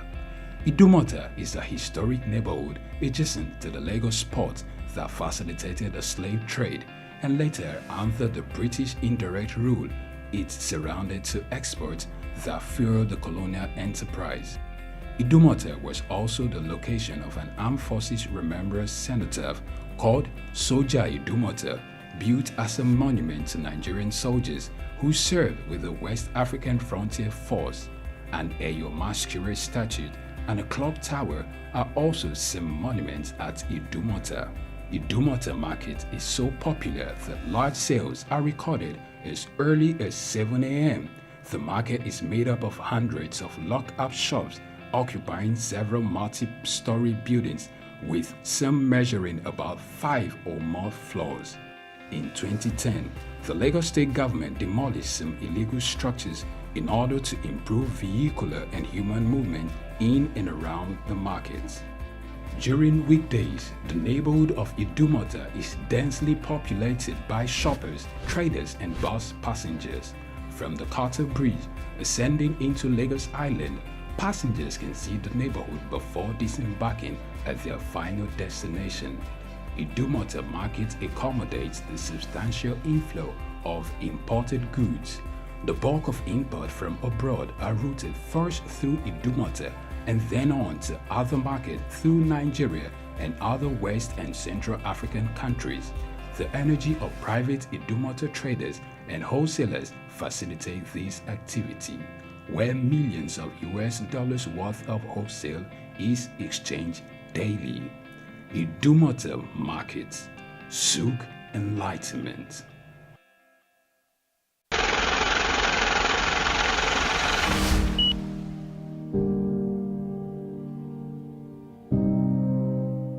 Wale Soyinka, born Akiwande Oluwole Babatunde Soyinka on July 13, 1934, in Abeokuta, Ogun State, southwest Nigeria, stands as one of Africa's most celebrated literary figures and a global icon of resistance against oppression. His life and works reflect an unwavering commitment to justice, culture, and the transformative power of art. Soyinka was born into a Yoruba family in colonial Nigeria, an environment that exposed him to both traditional African culture and Western education. His father, Samuel Ayodele Soyinka, was a school headmaster, while his mother, Grace Eniola Soyinka, was a devoted Anglican. This blend of indigenous and colonial influences deeply shaped Soyinka's world. Soyinka attended Government College Ibadan and later proceeded to the University College Ibadan, where he studied English and literature. Soyinka completed his education at the University of Leeds in England, earning a degree in English and later a doctorate degree. In the late 1950s, Soyinka began working as a dramaturgist at the Royal Court Theatre in London. However, his passion for storytelling and cultural preservation drew him back to Nigeria, where he founded two theatre groups known as the 1960 Masque and the Orisun Theatre Company.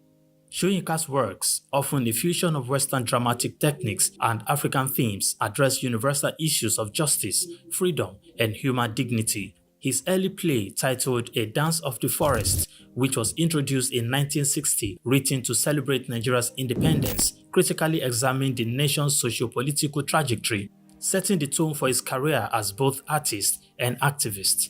Soyinka's activism became more visible during Nigeria's post-independence years. In 1967, during the Nigerian Civil War, he called for a ceasefire between federal forces and Biafran separatists. This led to his arrest by the military government, and he spent 22 months in prison, where he wrote a short drama titled The Man Died, Prison Notes, a harrowing account of his imprisonment and a profound critique of authoritarianism. Soyinka has authored more than 20 works, including plays, novels, poetry, and essays. In 1986, Soyinka became the first African to win the Nobel Prize of Literature, an achievement that brought global recognition to African literature. Soyinka remained an outspoken critic of oppressive regimes, often at great personal risk. His activism extended beyond Nigeria, addressing global issues of injustice and human rights. During periods of military rule in Nigeria, he went into exile, continuing to write and speak against tyranny. Today, Soyinka is celebrated not only as a literary giant, but also as a symbol of resilience and moral courage.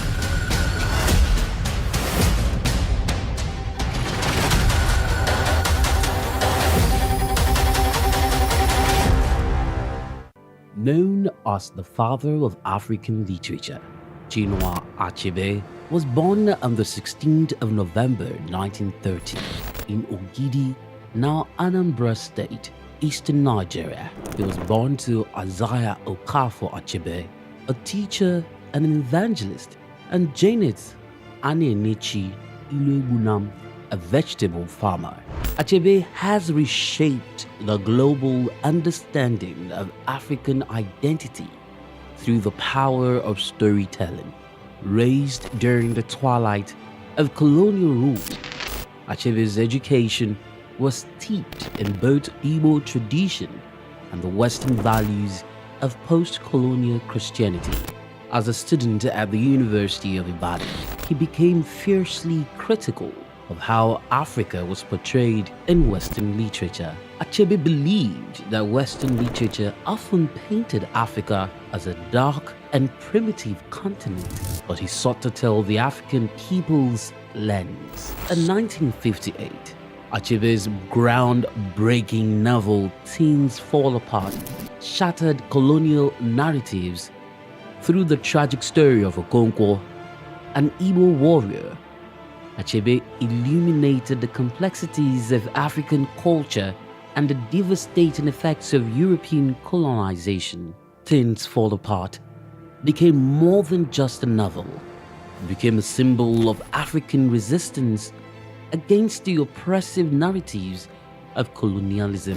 Achebe was not just a writer. He was a passionate advocate for African self-determination, and his political activism made him a critical voice in the post-colonial era. Even after a life marked by personal and political struggles, including a car accident that left him partially paralyzed, Achebe continued to inspire. He taught at Bard College and later Brown University, where his influence reached new generations of writers and thinkers. He was married to Christiana Chinwe Okoli and they had 4 children. Sadly, he died in March 2013 at the age of 82. Chinua Achebe's legacy endures in his novels, his essays, and in the countless voices of African writers who follow in his footsteps. He gave us a voice, a story, and a vision of Africa that is ours to share.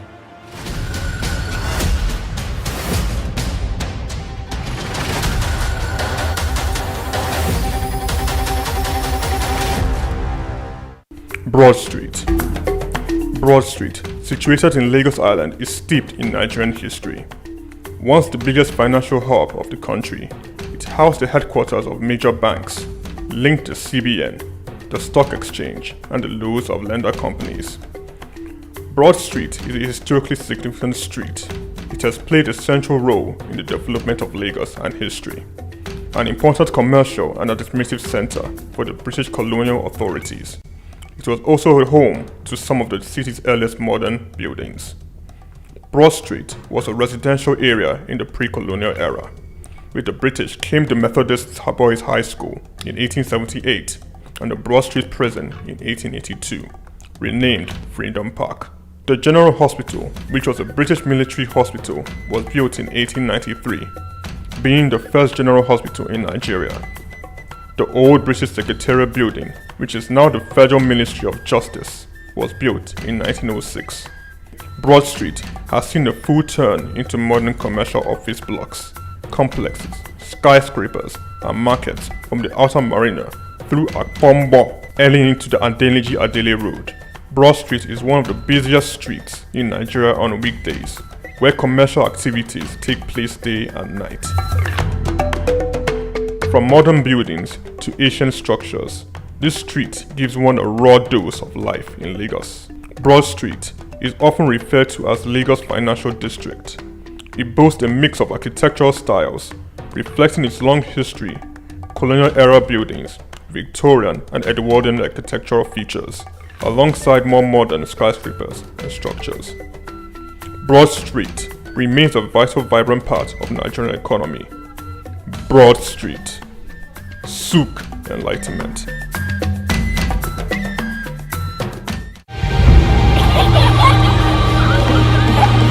What keeps the heartbeat of a community alive? Is it the courage to create, the power to connect, the vision to transform? Well, it's all of these and more. It's a symphony of ideas, innovation, and industry. But where do these stories come alive? It's right here on The Isle, 104.9 FM, the station where dreams meet action and growth finds its voice. The Isle, 104.9. Business, economy, development. Stay tuned.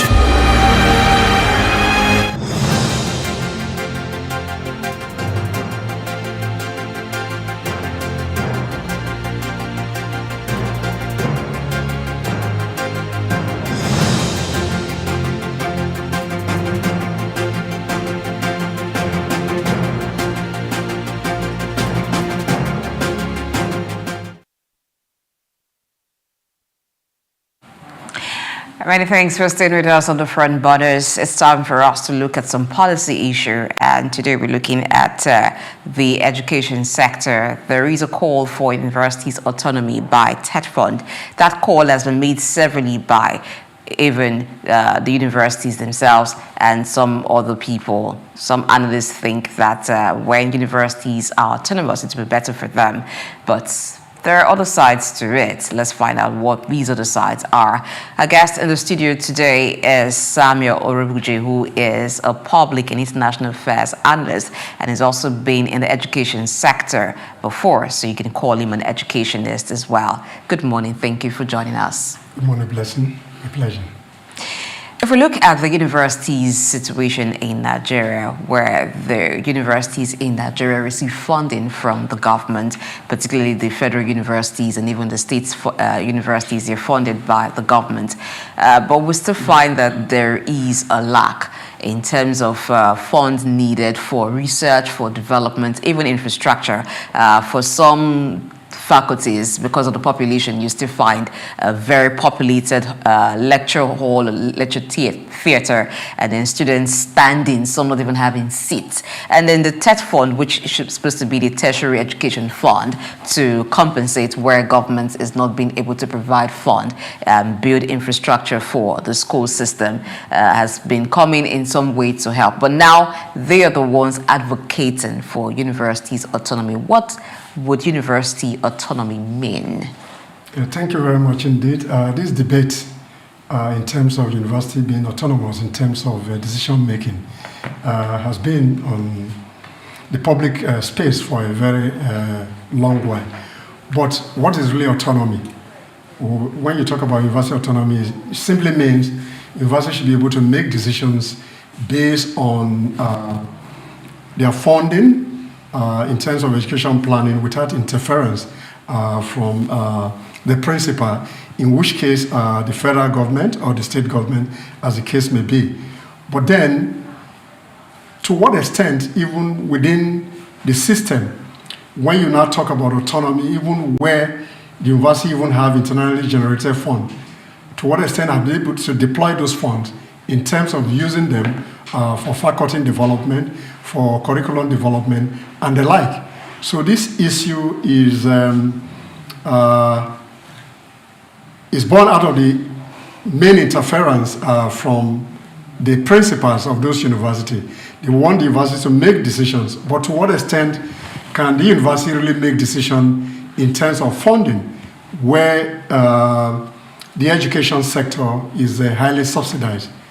So these are the core issues. where even universities outside Nigeria, particularly South Africa, when you look at the endowment funding and alumni funding that comes to those universities, are even far greater than the budgetary allocation by most universities in Nigeria in particular. What do you think this autonomy will mean for the Nigerian students? If the Nigerian university system, as has been advocated, is giving absolute autonomy in terms of deciding fund, deciding curriculum, and the entire administration of the university system, what will this mean for the students? I think for me, first and foremost, the student-lecturer ratio, which is a very difficult scenario as we speak, might substantially reduce, because if the autonomy is granted to the university, that means they will do their funding, their administrative mechanisms will be taken out of government to a very large extent. In that regard, therefore, for the university to be able to push through in terms of curriculum planning, in terms of the funding regime, and ability to attract high-ranking professors in charge of various faculty may affect the number of students that some of the universities will be able to admit. Therefore, the autonomy to a very large extent in terms of ability to run the university effectively is a welcome development. But the challenge here, even when the university have some internal funding mechanism, even TED Fund that is speaking about university autonomy, even the funding requirement, when they make projects in the universities, some of those projects are taken out of the university council, which shows some element of some practices that are under the table that are not even clear to the various university governing council. Yeah, recently we also saw that the president has made good his pledge to institute what they call the student loans to assist students to be able to get access to funds, even when they are from very poor background. To what extent do you think this will help the university autonomy system in Nigeria? Yeah, to a very large extent, that loan opportunity, if we're managed over a period of time, will help to increase the number of enrollment into tertiary institutions in Nigeria. In that regard, therefore, if we're able to get a high level of enrollment and the universities are given the autonomy to manage their funding and students are properly given loan to sustain the education process, in the long run, that will be beneficial in terms of education development in Nigeria. Okay, first of all, let me cast your mind back a little bit. During, it could be, I'm not really certain whether it was Emmanuel Oshodoke's administration of being the president of ASU, or somebody speaking from the perspective of government. There was a call by the universities during that moment in time for autonomy, and how the government was not, up and doing, how it is unwholesomely meddling in administration of Nigerian universities. And I remember vividly the government functionary at that time, when I was the Minister of Education, was saying that, look, we've made the calculations. If we were to go by what the universities are demanding, each student is paying nothing less than 1.5 million naira, 2 million naira for school fees. And the universities are crying out for autonomy. If they are crying out for autonomy, can Nigerian public universities and the kind of students that go there pay 1.5 million naira for school fees? Recently, they increased it to about 300, 350, 500,000 naira for some federal universities, and people are crying. When are we going to have this stop? Because he said we don't want interference, we want to manage our curricula. What do you mean by manage your curricula? Can't the universities organize a committee to sit down and profile a new curriculum of studies and give to the National Universities Commission to implement? What are they looking for with this? Do they have an understanding of the economic power of Nigerians who are coming to these universities before making such proposition? No, the concept of autonomy must be put in the right perspective. I think it's coming from the point of view that in terms of decision making, universities should run their affairs without interference, particularly from the principals of the universities, those who have set up the university. In one case, the federal government, some state, when there's interference, particularly in the appointment of vice chancellors of university, then it becomes a major problem.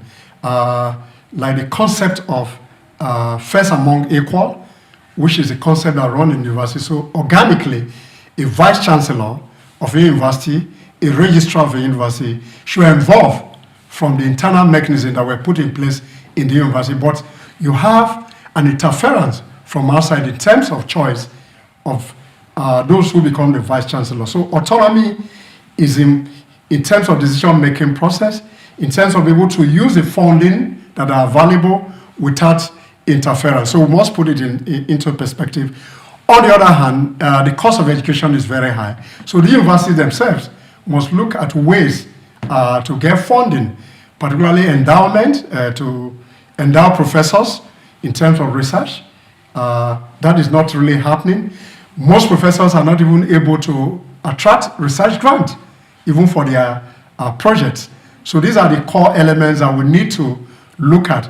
To what extent, even beyond autonomy, how can the university system position itself to get a nominal funding in the first place, endowment funding, in addition to the statutory requirement for federal and state universities that are the principals of those universities. So we need to strike a balance. So Tedford itself was equally re-engineer its process beyond the funds, the Education Task Fund, and other ways of pulling some resources, even from well-endowed individuals, to put those money into the university system.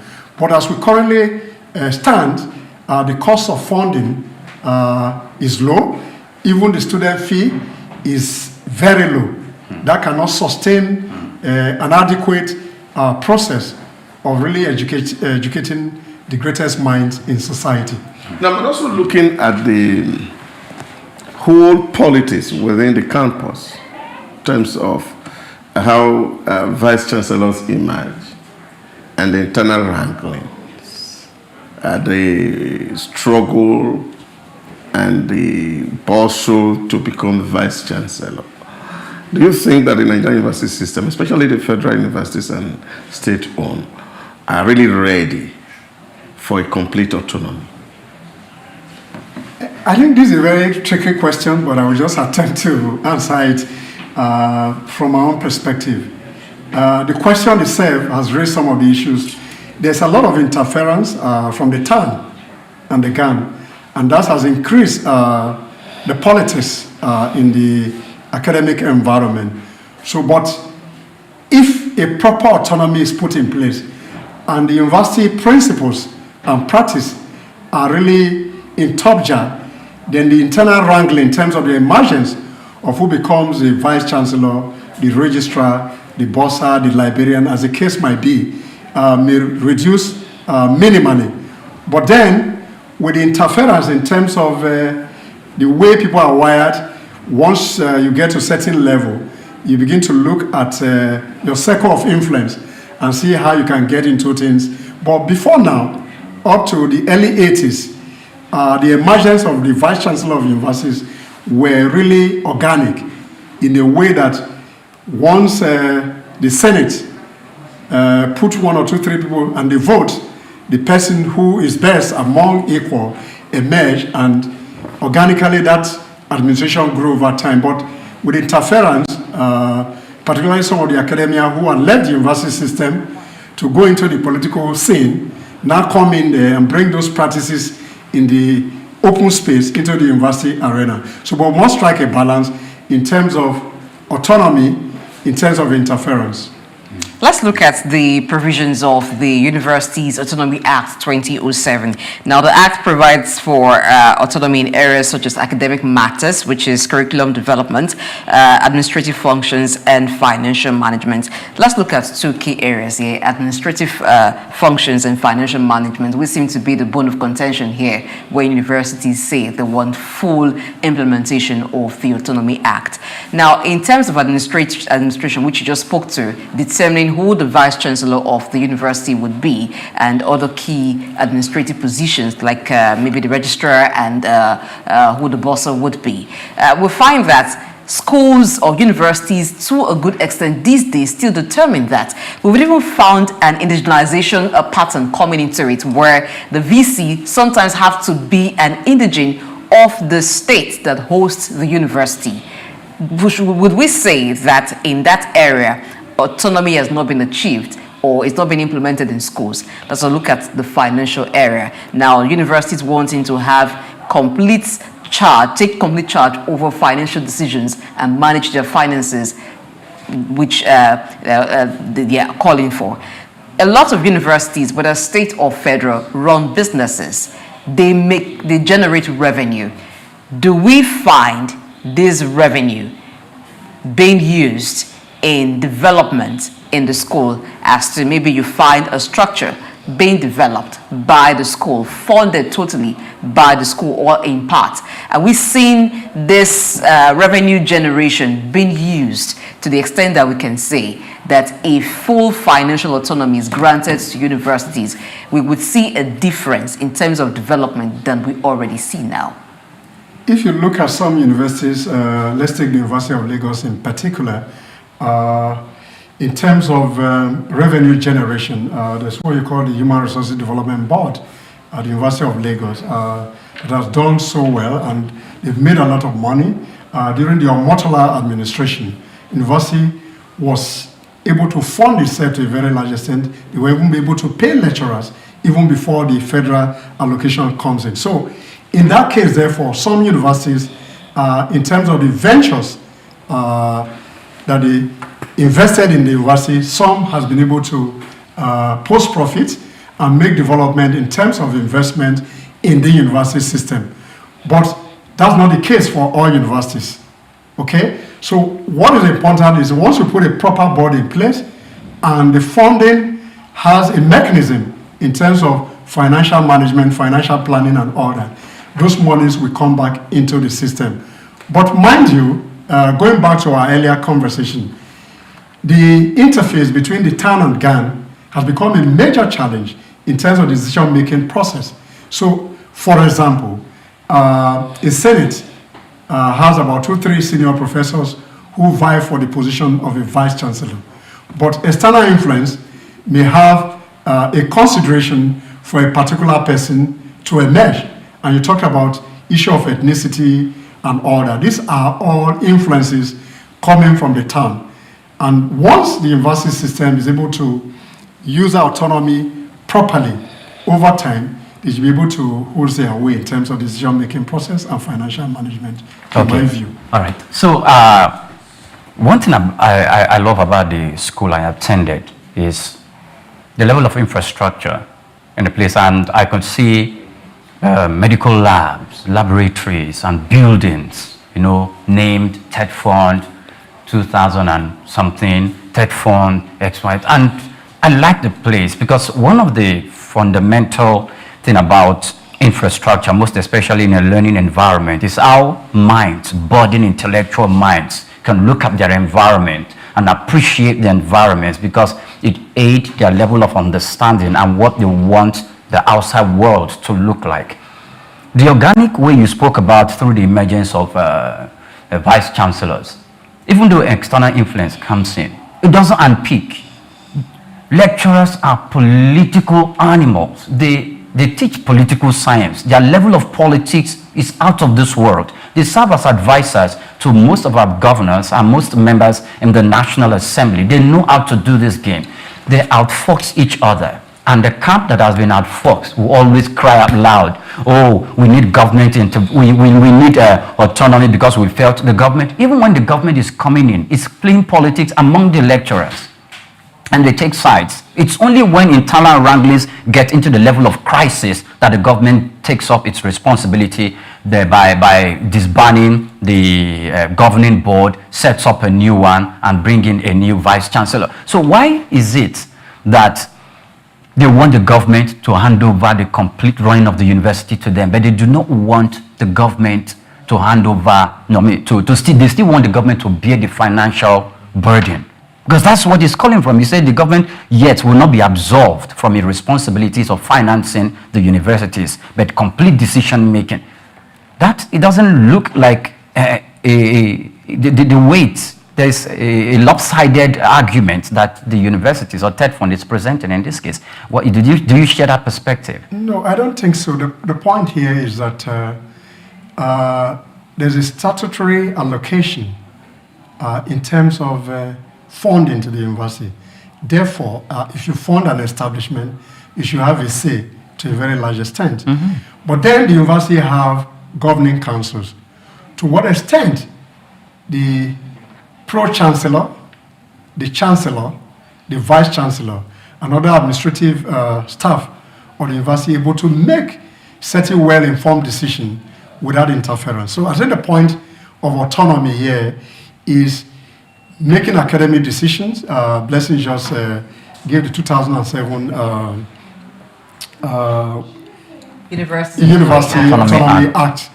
So the idea, if in terms of decision making, in terms of academic planning or academic matter, as the case might be, there's always an overt interference, not even from the National University Commission, as the case may be.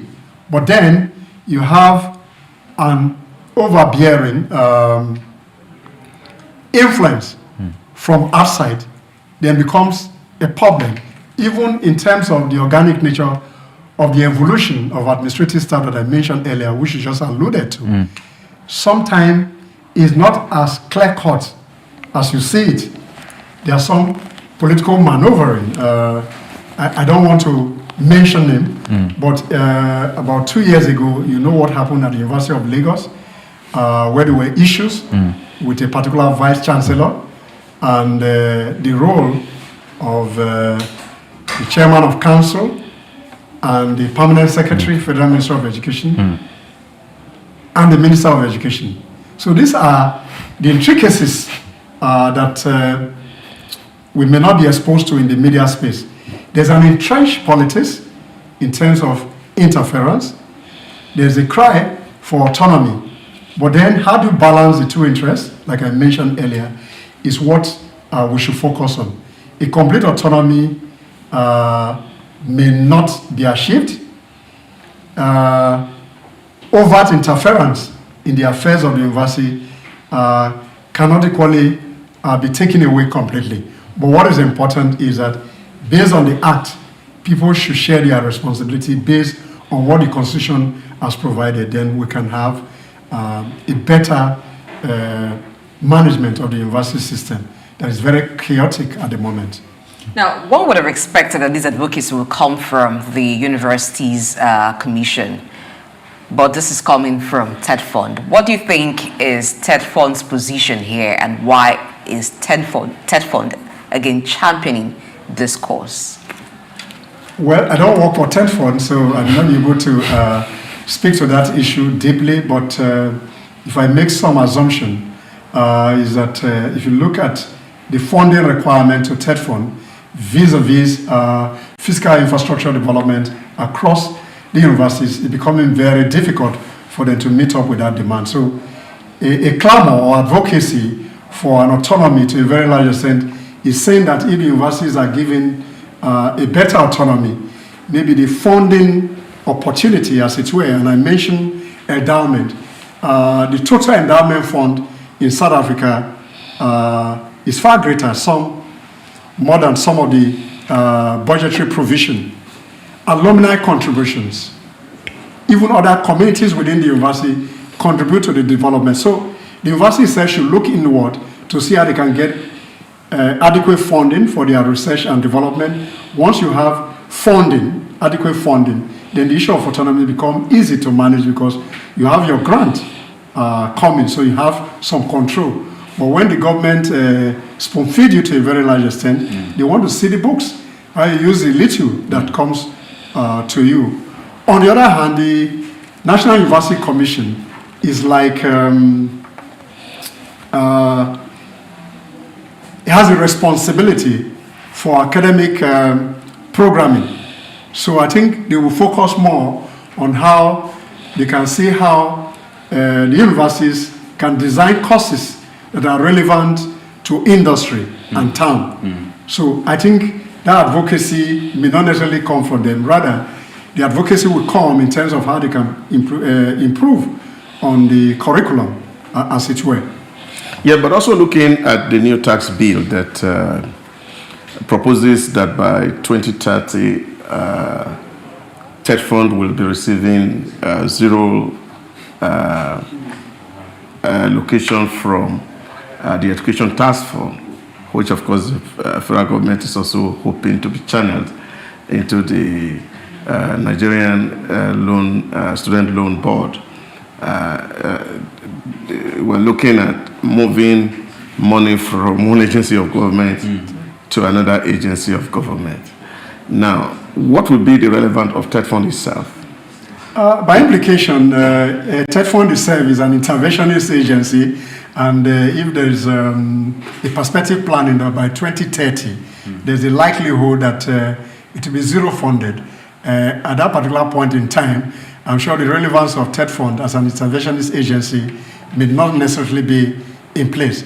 So if you're going to channel those funding to direct student loan, that means you're tweaking with the policy framework of the government to a very large extent, rather than just building physical infrastructures for the university. The autonomy now will become more important, and the government can focus more on directing this funding, the tax education fund, into student loan, so that we can get more people into the tertiary system for national development. Because one of the issues that have been actually out there in this space is the fact that TED Fund, apart from building physical infrastructure for university, also was designed to also set up fund for research and development. And when you look at the Nigerian university system, you find that there's not so much happening in that space. Because when you speak to professors, they tell you, oh, there are no funds, and therefore the things that they could have done to improve the system, they are not able to do it. Now, are you sure, will Nigerians be assured that with the student loan board, that university can charge cost-reflective tuition or fee to be able to accommodate all the funding deficits within the Nigerian university space? I think for me personally, without speaking for TED Fund, what I observe in my short stay in the university system, in the administrative unit, that's the registry, the point here is that there's more focus on physical infrastructure than the research and development. And the reason is obvious. I won't be on the public television and make certain words in the public space. I think it's obvious why the focus is more on physical infrastructure, where contractors are given contract to do infrastructure. On the other hand, less goes into research funding. But my issue here, personally, this is my personal opinion, is that the university itself, in terms of research, need to up their game, because universities across the globe are making inroads to get research grant. I have a friend of mine who got over 60,000 grant last year for research. Dollars. Their dollar for a research on Africa economies, some specific research area. So they must up their game in terms of research and development. Then TED Fund need to strike a balance between physical infrastructure and research and development. If we're able to do that, maybe that brings some element of research funding for the university. Then they should improve on the endowment that I mentioned earlier. Then to what extent can they improve on alumni contributions to the university development, particularly in research and development? Because the essence of the university is beyond, to a very large extent, the physical structure. What makes a university is the faculty, and the faculty is driven as a result of research and development. All right, I wrap up by saying that he who is faithful in little is faithful in much. That's just me rephrasing what the Holy Book says. And I said that to say this. The universities in Nigeria, whether federal or local, to a good extent have been given something for research. There have been grants awarded for infrastructure, TED fund, and even the government's intervention, government funding. So I think they should show us a lot. They show us the much that is commensurate with what they've received, particularly in the areas of research, and then we can talk about full autonomy. Thank you very much, Sam Uji, Public and International Affairs analyst and also educationist. There are different sides of him. We've seen the education side today. So maybe next time it might be the side that is very, very vast in insurance and other policy issues. Thank you for your time here with us today. My pleasure. We'll take a break. In the retail, we're talking about data hosting in Nigeria. How to help Nigeria's digital economy. Let's find out after the break.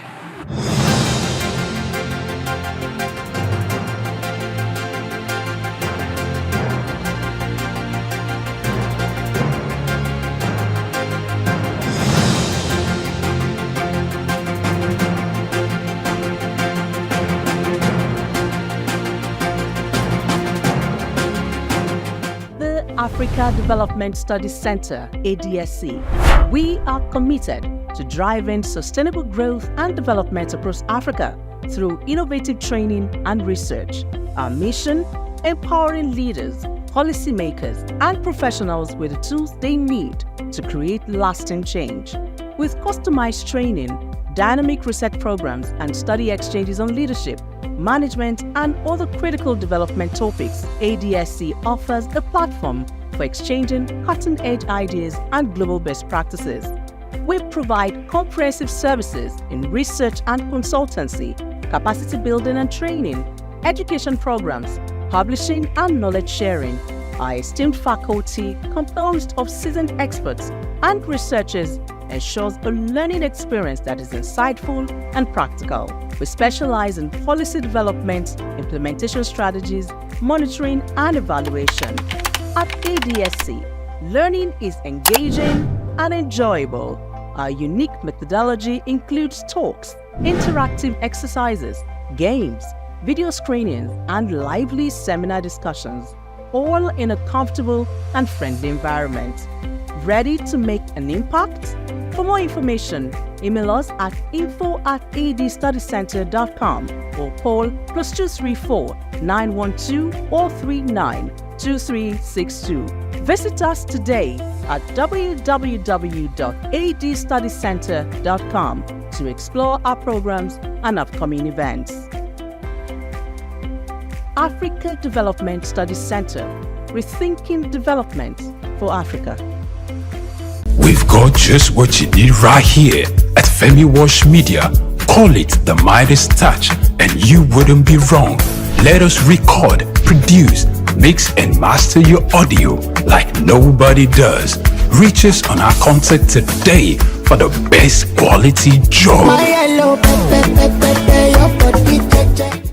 Muhammad Yunus was born on the 28th of June 1940 in the village of Batwa, Chittagong, a British Indian colony which is currently known as Bangladesh. He attended Lama Bazar Primary and Secondary School in his village and passed the matriculation examination into Chittagong Collegiate School, where he ranked 16th out of 39,000 students. After his graduation in 1961, Yunus joined the Bureau of Economics as a research assistant and was later appointed lecturer of economics at the Chittagong College. During that time, he also set up a profitable packaging factory on the side. In 1965, he received a Fulbright scholarship to study in the United States, where he obtained his PhD in economics from the Vanderbilt University Graduate Program in Economic Development. Between 1969 and 1972, after his keen education excellence of apex heights and proportions in the United States, he returned home and was appointed professor of economics at the University of Chittagong.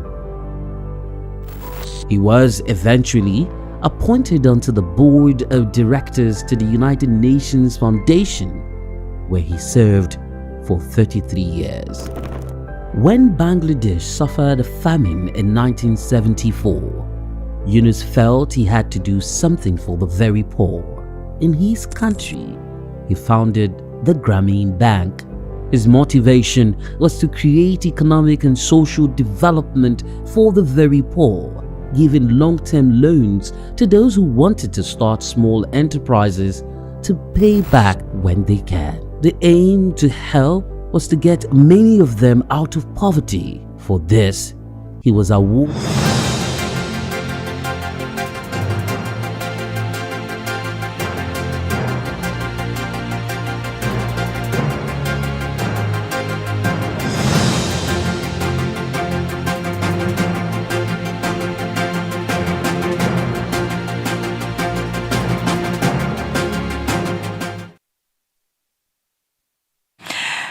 Well, thank you so much for your time with us so far, and we're glad that you're still with us as we continue the conversation on Policy Discuss, a segment of Front Burners. Now it's time for us to talk about data hosting, and Nigeria's digital economy. So I bring to you the background of the story, as NIDA is saying that Nigeria needs to have local data hosting, and this will have benefits for Nigeria's digital economy. We have here in the studio with us this morning Sheyi Akindede, who is the CEO Hyperspace and Neural AI. He's been here on the show before because he's an IT expert, and when you're talking about data, you need an expert, you need a round peg in a round hole to handle the issues and look at all the sides of it and how we can achieve greatness when we talk about Nigeria's digital economy. Recall that the Nigerian digital economy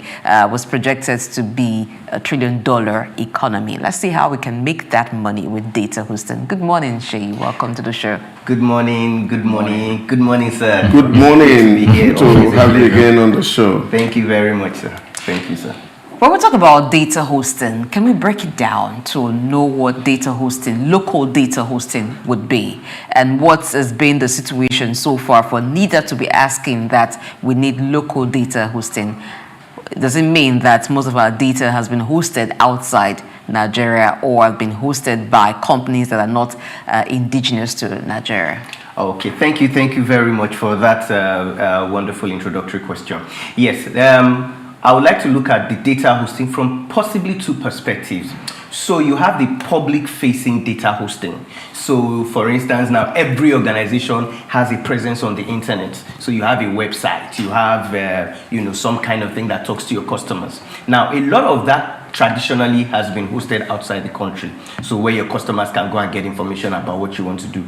Now then there's the other side of hosting your private data that has to do with the individuals. Now that I think is what NIDA is trying to say, that look, let us keep our data within. So your transaction data, your health data, your medical data, your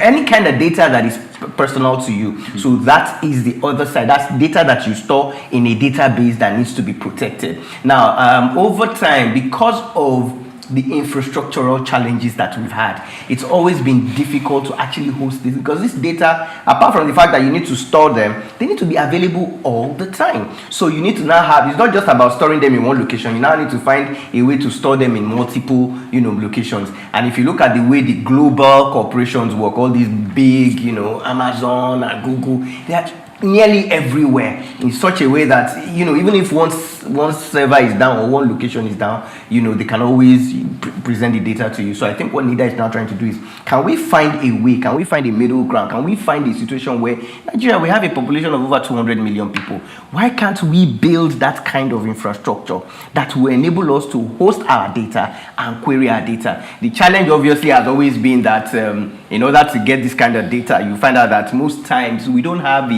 one of the things I think we need to do is we have to have a central point of collection. So that's why most times right now it should be easy for anybody now to open a bank account without going to the bank account, because we already have NIN, we have BVN. So with that alone, I should be able to use it to create. So, but what we find is every time you need to do something, they will ask you for the same information all the time. So that simply means that there isn't any kind of central collection of data. So I think what NIDA wants to now try to do is see if there's a way within the technical working group to see if we can actually have a central source of it. And also that will also mean that we need ISPs, that can also provide access to this data. The last time I had a conversation with somebody who was also playing, especially in the crypto space, and he tried to describe the volume of energy, for example, that those who mine crypto require to be able to function.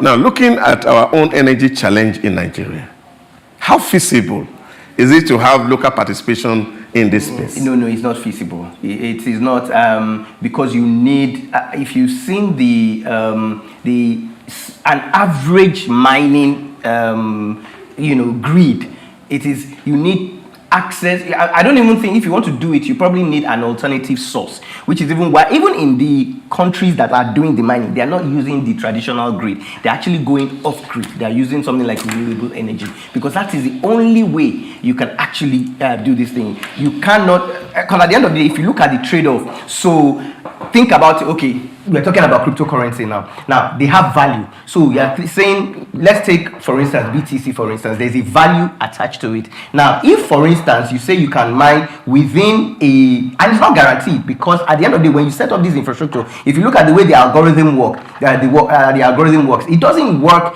in the way that you just set up a mining and you are guaranteed of mining. No, there's competition for the mining. So you may actually set up a grid and really not even mine anything for the whole day, but you have to spend a lot of money. And then you now look at the calculation. If one cost of this is this, and it's going to cost me, times 2, times 3 of it to mine something, let's say the cost is $10,000 for instance, and you're going to have to spend $20,000 or $30,000 just to mine something that is worth $10,000. It doesn't make any sense. And then the people you are competing with are using sources of energy that are some people have set up grid near the Antarctica where the source of energy that they are using is almost free.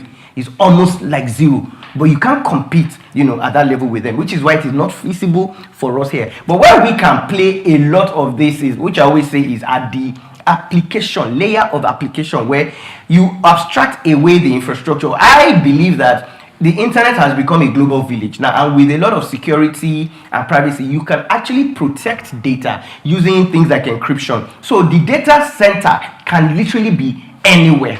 It can be anywhere. I don't even have to know where it is. I just need to know that wherever my data is, it is secure with, by privacy protection, data protection, and all that. So we can now more focus on training people on the application layer. I believe that infrastructure has gone way, and the cost to set these things up, sir, it is very, very, very expensive. It's better for us to just channel that cost into development of human resource and human capacity. Okay, thank you very much. Because one thing I want to understand is that, when you said data hosting, so all the websites that organizations build and host for it to exist on the internet, they are done outside the country. The hosting organizations are not domestic. But for information like, transactions, date of birth, and every other personal information, we have them in here. So what the government tends to do now is for us to have a domestic hosting platforms that will serve. Great. So because these are hosted outside, does it serve does it pose any threat? No. Now, the only thing is we are losing revenues to those companies that we are hosting. That's why the demand for foreign exchange, because if you think about it, you need to pay your hosting fees. But in terms of security, all data centers in the world are mandated to be SOC compliant. They have certifications that they need to go through in order for you to even become, just like ISPs, for instance. Now there are local data centers as well that are actually hosting here, but most of them as well, because of the nature of the infrastructure, they tend to sort of ride on top of the foreign platforms as well. But they have a local facing end where you can pay in local currency. But by and large, there is no, it doesn't pose any threat. Because they all implement encryption in, encryption in use, encryption and storage, encryption in transit. That's why when you access them, they have certificates, they have certifications that they all have to go through in order for them to even provide, that kind of service. So you can be rest assured that, for instance, whether we like it or not, we all use, even as individuals, if you use iOS or you use Android, for instance, you use Google Drive or you use Google Store.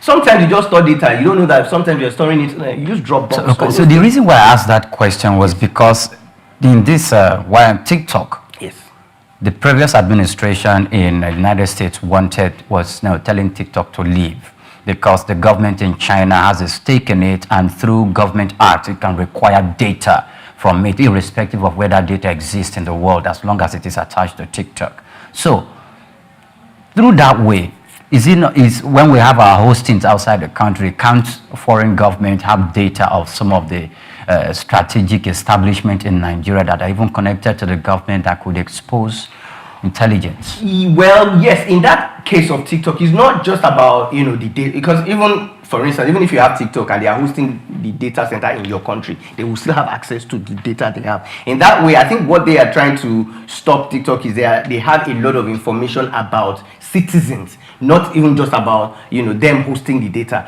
But here, there's no because when you have the certificate, when you are certified to be a data center, there are strict requirements that you have to go through, that such that even the data that is being hosted, which is why, for instance, we all use WhatsApp. Now, where do you think when you chat the message, where do you think it's being stored? It's not stored on any local, because WhatsApp, the company is not, they don't have a data center local here. So does that mean that they have access to all our chats? No. That's why sometimes they will tell you that it is end-to-end encrypted, such that even they themselves, even if they are subpoenaed by any law enforcement, they can't retrieve the data because it is end-to-end encrypted. So even they that are hosting the data cannot see, even when they are storing it, they see encrypted information, so they cannot go into Gmail that we are using. We send emails to ourselves. Does that mean that Google can someday wake up and start to check everybody's emails? No,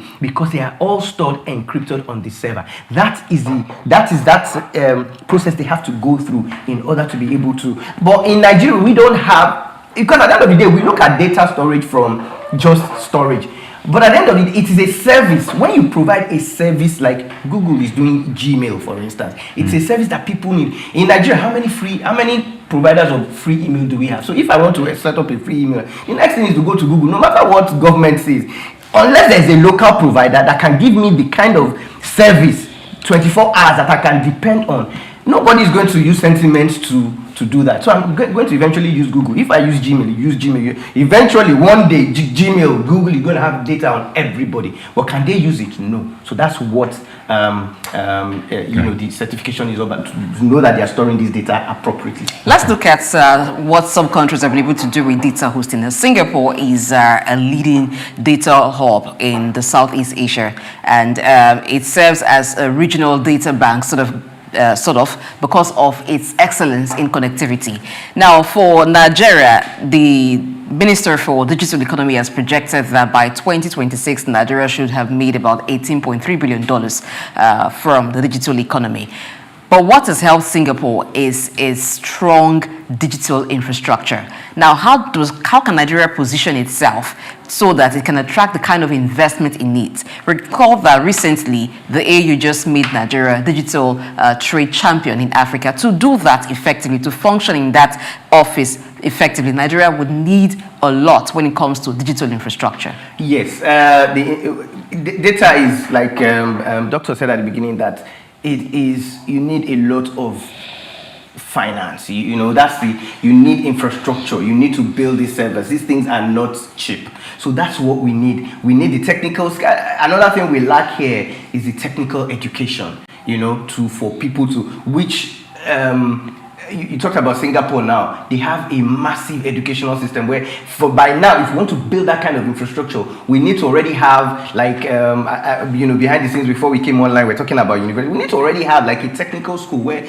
somebody will leave secondary school, for instance, and instead of saying, look, I want to go and, go to university, I can say, I want to go and learn how to build data center. I want to go and learn the infrastructure. So you go and learn on the hardware, go and learn on the software, go and learn on the infrastructure, go and learn on how to actually lay hyperscalers, for instance. There are certain servers that you need. Then even the power, the way you connect power for a data center is different from the way you connect power for, even a build. They need their own outlet. They need energy. There are all sorts that. But I think most times here we tend to just look at a problem and try to just say, oh, this is.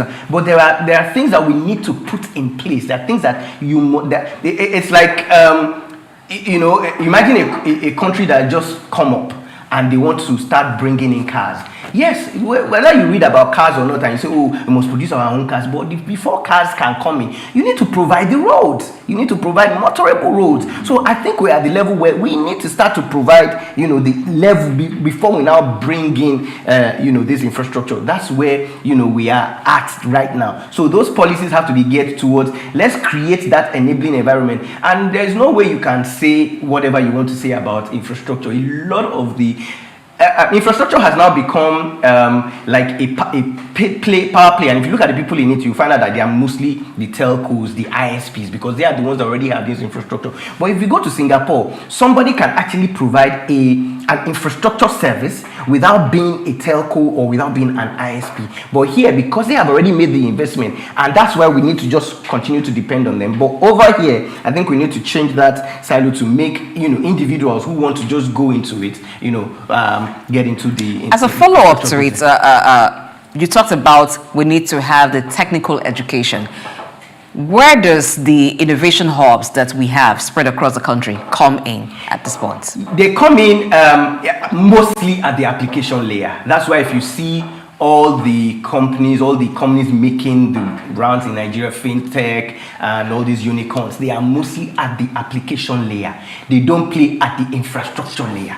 They are mostly fintechs. They are mostly apps that we use. They are mostly payments. We all know their names. So because it's a bit easier to get into that application layer. So a lot of the hubs that we have are training people more to be software developers, fintech, building, because it's a bit easier for a young school leaver, somebody young, to go in and learn how to build software than for them to, because that's purely software. You get a lot of these things online. But when it comes to hardware requires equipment, hardware requires infrastructure, hardware requires even somebody to mentor you and it requires a lot of investment, which we don't have here. So it's just easier for the hubs, most companies to just go into the application layer, which is what we advocate for at the end of the day, to be honest, because we want to look. AI is what is booming now. Think about it. All the AIs that everybody is using, is there a local AI here? No. When you go online, you want to use ChatGPT, it's not here. You want to use whatever. It is DeepSeek that that was making noise about 2-3 weeks ago. It is not here. Everything, because you need infrastructure. You need two types of infrastructure. You need infrastructure for the training of the data. So gather all the data. That's why in Nigeria, we don't have our own. We keep saying, when you ask a certain question, it doesn't give you, because you need that infrastructure to train. Then you now need infrastructure to do what we call inference. Inference is using it. So think about somebody who wants to get into agriculture. Now you need big piece of land. That is the training side of it. How many people can afford? Then you now need, along the value chain, you now need somebody that will serve whatever that thing, which is the inference. So when we are using it, when we are hosting, we need those kinds of things as well. We don't have it because, let me tell you, the biggest company in the world now they call it NVIDIA. NVIDIA, they make this chip that does all this training data. One server, just one equipment with 8 chips in it is over $500,000. One. And you need, for you to build a data center, you probably need like 100. That's why you keep hearing when Trump came, he said they are doing 100 billion, in infrastructure. Wow. That is the budget of maybe a whole country. So, and that they're just using it for infrastructure on AI. How do you compete at that level? That's what we are talking about. Okay. Looking at the environment, where of course we're talking about data localization, which of course is the focus of NICDA, to see how some certain category of services like the healthcare, finances, domicile within our country. Is it that there are no enough opportunities for these international bodies, or the country is not incentivizing them enough, that we are making this appeal to them to make us like a sub-hub within the African country? You have hit the nail on the head. For somebody to come, they're not going to come, they're not a charity organization. They need to know that when I put in money, I can get it out. So one of the things that they need to see when they are going to a region, and if you even see over the last few years, you see all these big corporations that they are leaving Nigeria because, number one, it's not just about bringing in the infrastructure. You have to have people who can manage the infrastructure, and then you have to have a way of return on investment. So if I bring it in, so if there is a policy that says here now that all universities in Nigeria will connect through this hub, it's a guarantee, it's like a service, and then so it's easy for somebody to come and say, okay, if I provide this service, you will be, you will connect to me, and I'll be able to. And you see, the thing is, it's not like we don't have local data centers here. We actually have local, they're doing very, very, very well. We have local data centers. We have local, a lot of the switches we use, for instance, when you make a transaction from one bank to the other, the switch, the transaction financial switch is actually hosted, locally by NIPS. We have all our internet banking that we are using here. All the servers, all the bank servers are locally, hosted here within our infrastructure. But beyond that, we're not looking at extending some of these services to interconnection. Why isn't, most times I think about it myself, that why is it that all the innovations in the world that come out, a lot of them don't come out of Africa? You hear of all these new things. Even when we use it, we have social media, Facebook, Instagram, WhatsApp. How come we don't have, a lot of these huge coming out of Africa? Because of this same thing. Before we can provide that kind of service, you need infrastructure. So it's easier for somebody to go and rent a server on, say, maybe like an Amazon Web Service, and position his app there, and he knows fully well this is how much he's going to pay. We have the talent. What does it take to build? For instance, now if you go to the entertainment industry, everybody that produces a movie is looking at, I want to take you to Netflix. Why can't we have a local Netflix, like a local Netflix like? Netflix like if you make a movie, don't go to Netflix. I can provide you, and the world will see it. I already have a data center where anybody who is, as soon as you're going to produce a movie, you're not thinking of Netflix, you're not thinking of YouTube, you're thinking of, but it takes a lot of infrastructure and a lot of investment, which we don't have. So those are some of the things that I think the policy should be addressing. And then we also have to be building the entrepreneurial culture, that in the value chain, infrastructure is also one. But you see, when you are planning for infrastructure, don't plan that you are going to make money tomorrow when you set it up. So it's like having a TV station, like this. You don't plan and say, we want to have it, and then the money will start rolling in. No, you plan for 5 years, 10 years, 15 years, and that's how companies that have been in Amazon didn't make money for 17 years. One kobo they did not make, but look at them today. Because they were building the infrastructure, they become the SI unit for infrastructure on the internet. So in building this infrastructure and in the type of investment that it will require, is very, very capital intensive. In fact, there's a word to use to qualify the type of capital investment that it requires, because I know how much you mentioned for just one server, 500,000, did you say 1,000 or million? 500,000 US dollars. 500,000 US dollars. Okay, so that's a lot of money. For private investors, it may not be very easy for them to do this kind of a highly capital intensive investment and allow it stretch for a long time before they make their returns. So that leaves us more like with the government to do the most for it. We see what happened in China, how the Chinese government supports tech companies. Even the TikTok issue, part of the reason is because the Chinese government is involved in ByteDance. So how do we get the Nigerian government, and at what level should they come in supporting this infrastructure investments? Thank you very much. Permit me to use the term front burner. Technology is front burner in China. Whatever they do, it is the center. But here, technology is back burner. We are not thinking first. By default here, we are not thinking about how to optimize. So for us to get to that level where the government will, it means that it has to be by design, by default, that when whatever you want to do, you first look at, okay, how is technology going to be front, middle, and central? But over here, we are too conditioned. Maybe it is cultural.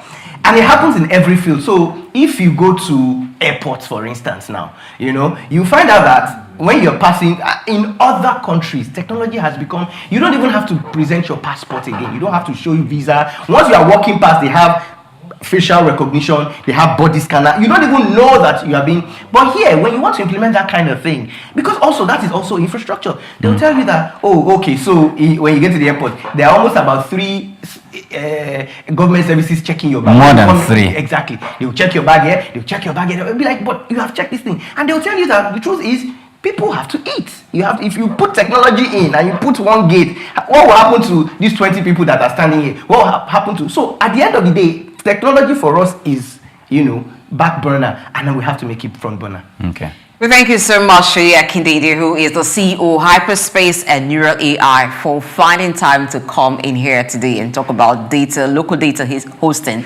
and its benefits for Nigeria's digital economy. Now you've seen where the opportunities lie. Do you have $500,000? We'll show you where to put your money.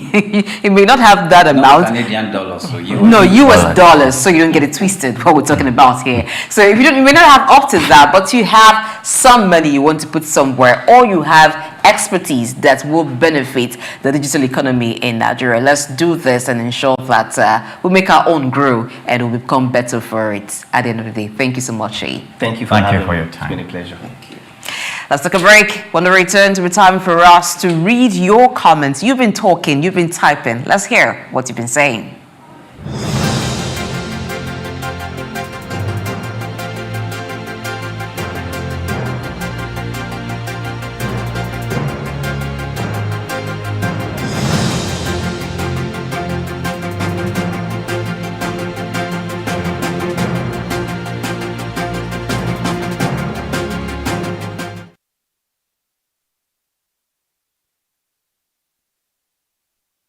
Augmented reality, AR, is a technology that merges computer-generated images with the user's real-world view, creating a composite experience. This interactive experience integrates various sensory modalities, such as things you can see, hear, and even feel, making the experience interactive and immersive.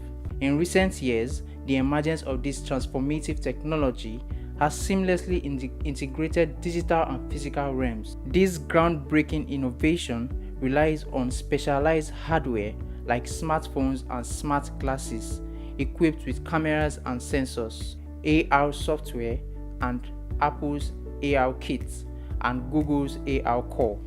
Then creates immersive experiences by overlaying virtual content onto the user's real-world environment.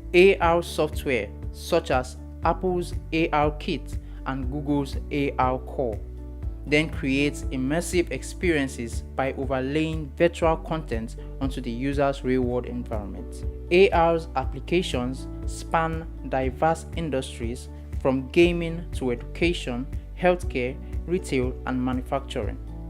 In education, AR enhances learning through interactive and dynamic experiences, while in healthcare, it aids surgical planning and medical training.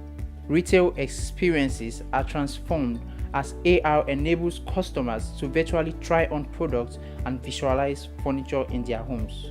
Despite its potential, AR faces challenges such as technical advancements and user privacy concerns. Overcoming these hurdles will unlock even more seamless and immersive AR experiences, making it an integral part of our daily lives. As technology progresses, the horizon for AR broadens, promising a future where our interactions with the world are richer and more interconnected. Augmented reality is not just a trend, it's a revolution shaping the way we live, learn, and work. Goma Fortune. Souq News. Human ingenuity has birthed remarkable innovations, none more so than the rise of intelligent machines. Computers, once more calculators, have evolved into sophisticated systems capable of mimicking human thought processes. Powered by artificial intelligence, AI, these systems are learning, problem solving, and making decisions that were once exclusive domain of humans. From accelerating scientific discovery to tackling climate change, AI's potential is vast, but perhaps its most profound impact lies in healthcare. Artificial intelligence, AI, it's no longer a futuristic concept. It's here with the potential to revolutionize patient care, diagnosis, and treatment. AI is emerging as a powerful tool in the hands of medical professionals. From detecting diseases early to optimizing treatment plans, AI is demonstrating remarkable capabilities. It can analyze vast amounts of medical data to identify patterns and predict outcomes, aiding in more accurate diagnosis. Also, AI-powered robots are assisting in surgeries, improving precision, and reducing recovery times. However, despite its promises, challenges persist. Concerns about data privacy, ethical implications, and the need for robust regulatory frameworks are hindering widespread AI adoption. To fully unlock AI's potential in healthcare, collaborative efforts are essential. Healthcare providers, researchers, policymakers, and technology companies must work together to develop and implement AI solutions responsibly. By addressing ethical concerns, investing in AI research, and creating supportive regulatory environments, we can accelerate the integration of AI into healthcare and improve patient outcomes. Joy Chuma, Souq News. Lawyers are concerned about several issues when it comes to artificial intelligence, AI, including data, privacy, compliance, and job displacement. Will AI really take jobs away from lawyers? In this special report, Bayo Olaoye addresses one of those concerns, job displacement for lawyers, as a result of the introduction of artificial intelligence. Will artificial intelligence make lawyers jobless? The short answer to that question is no. There are 3 reasons why AI will not take away jobs from lawyers, according to experts. First, AI systems being developed for the legal industry are primarily co-pilots. Secondly, there are numerous tasks AI simply won't do because legal implications prevent it. For example, litigation. AI cannot make court appearances, unless, of course, nations radically change their constitutions to allow robot lawyers to stand in court, which is highly unlikely. Additionally, for lawyers involved in strategic work, such as security, meeting new clients and existing ones, or serving on boards, AI cannot replicate the human touch. AI lacks the commercial acumen required to build relationships with clients and navigate complex problem-solving tasks.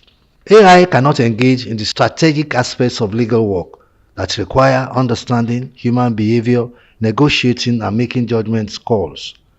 According to experts, AI systems built for the legal industry are designed to function as co-pilots.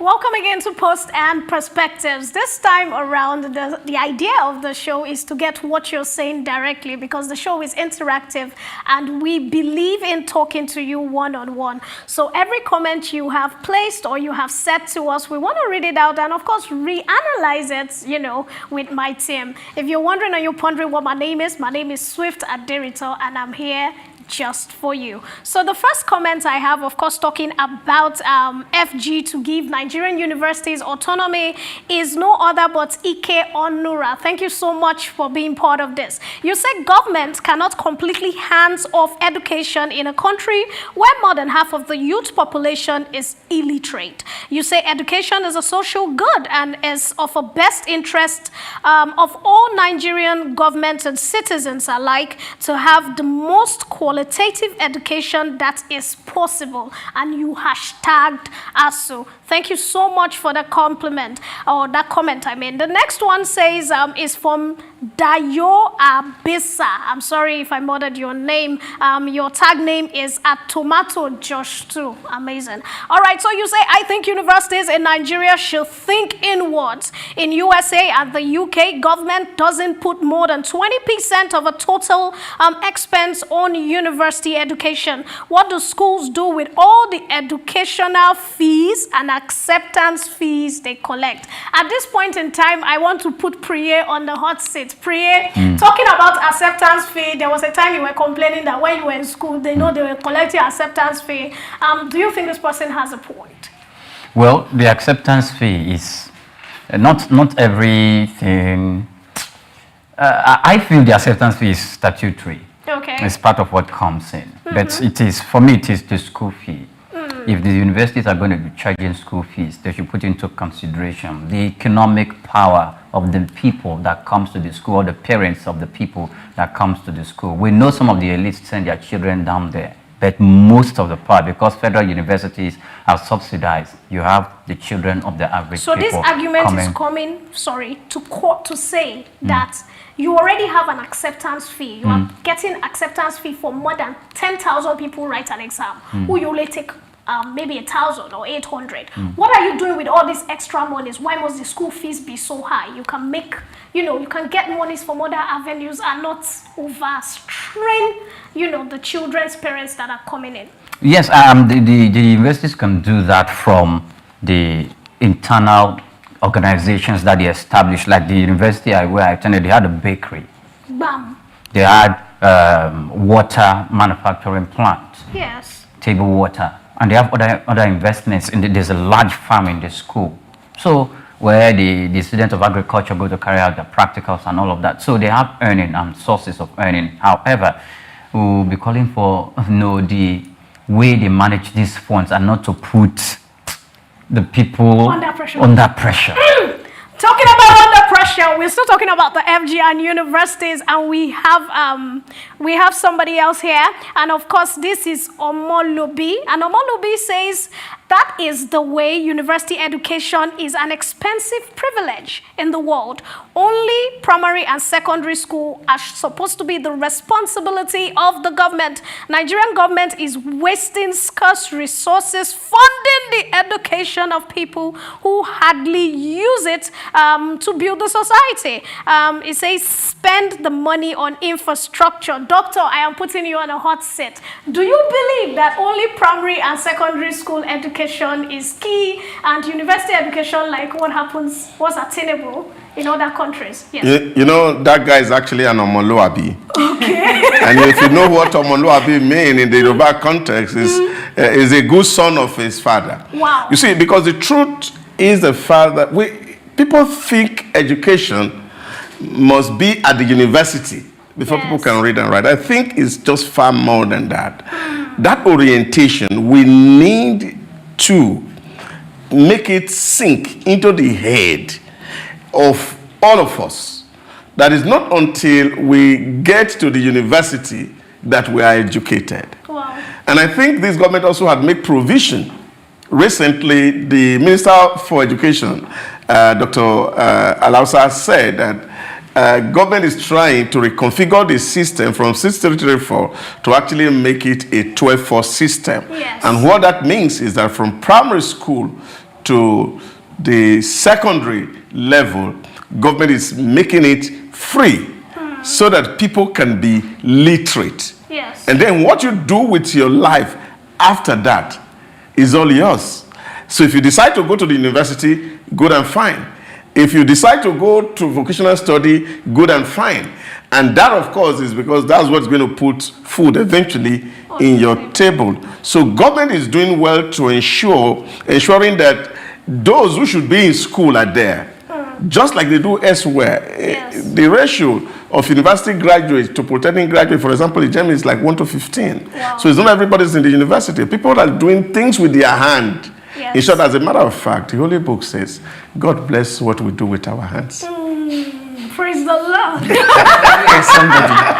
We had to have some preaching in here. All right, so the next topic that was discussed, of course, is on the stakeholders' demand for a stronger framework to boost stays. Of course, we are talking about the first person here, and Akami One, and he says, can we create a free trade zone around Kogi to Onitsha access to unlock huge economical growth and prosperity? And Blessing, I remember you were very passionate about this free trade zone issue. Now he's talking about Onitsha, he's talking about Kogi. What's your take? Well, I don't think we necessarily need to create more economic zones, because even the ones we have, a lot of them are not functional. It's about reviving the ones that we have made. Meanwhile, the States is talking about Kogi to Onitsha. So from Kogi to Onitsha, you still have there's Kogi, there's Edo, there's Delta, and then you get to Onitsha. These states can do something. They could have industrial hubs, which are like mini economic zones. So you could provide the industries in those areas with the necessary infrastructure that they would need, rather than us calling it economic zones. It's not in the name. Even where they operate, what happens there? What incentives have been given? You have areas where you know that for this type of trade, for this type of production, you find more people in that area. In Aba, you know that when you talk about clothes, if you go to a certain area, you find them domiciled. That's an economic zone already, even if it's not being called that. So it's not in the name, it's what happens in that area. And I think that the governments of those areas, the state governments, local governments, have a role to play in creating the enabling environment for these businesses to thrive. Meanwhile, the over 50 economic zones that we have should all be functional. You heard it from the queen of the front burners herself. The local government and state government have a very important role to play. From the next person who is also royalty, and this is from Governor, he says, how many of these free trade zones were created with people as the focus? Very key. Majority of this political consideration are political considered projects that have nothing to do with the productivity or population and what the population really need. And he hashtags front burners. Thanks for that. And then he says, majority of the operating free trade zones are housing and businesses that are not locally owned. Education for me, who exactly are creating these opportunities? Thank you so much for your comments, and thank you for always being part of the show. We adore you. And of course, one more person talks, and when we are talking about Nigeria to expound its energy sector, we have Mark Akan. Mackenson Akan. I love your name. Akan is actually a very special name to me. And this person says Nigerians dominance in African energy investment in 2024 highlights its growing influence in the sector. Securing 3 out of the 4 final investment decisions underscores strong investment confidence and potential for economic growth. It will be interesting to see how those projects shape the country's energy future. Doctor, I am back to you on this one. I know you are very passionate about energy. I saw you talk about, people who vandalize. What do you think about how strong Nigeria is? Because we are claiming in Africa we are dominating the African energy, and that's what he's saying.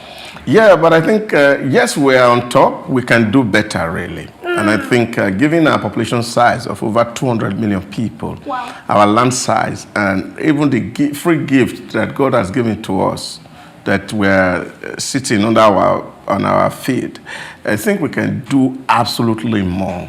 Like we have argued this morning, we just need some few level of patriotism by the elite, who, like Governor has said, make people their focus. Wow. Yeah, life is not just about how much money we are able to make. It is how much lives or how many lives we are able to transform. And I think if this becomes the focus of the elite, we can actually become not just African champion, but we'll be global champions. Yes, so I like that. Life is not just about, you know, how much money or what you're able to become. It's about how much lives you can transform. Talking about transformation, I'm about to step off the scene. But of course, I'll be bringing to you the man who is going to tell you everything you need to know about sports and the sporting world all over the world. He is the one and only Honorable Chooks in the building. I am still Swift Aderito. Have a fantastic day. Bye.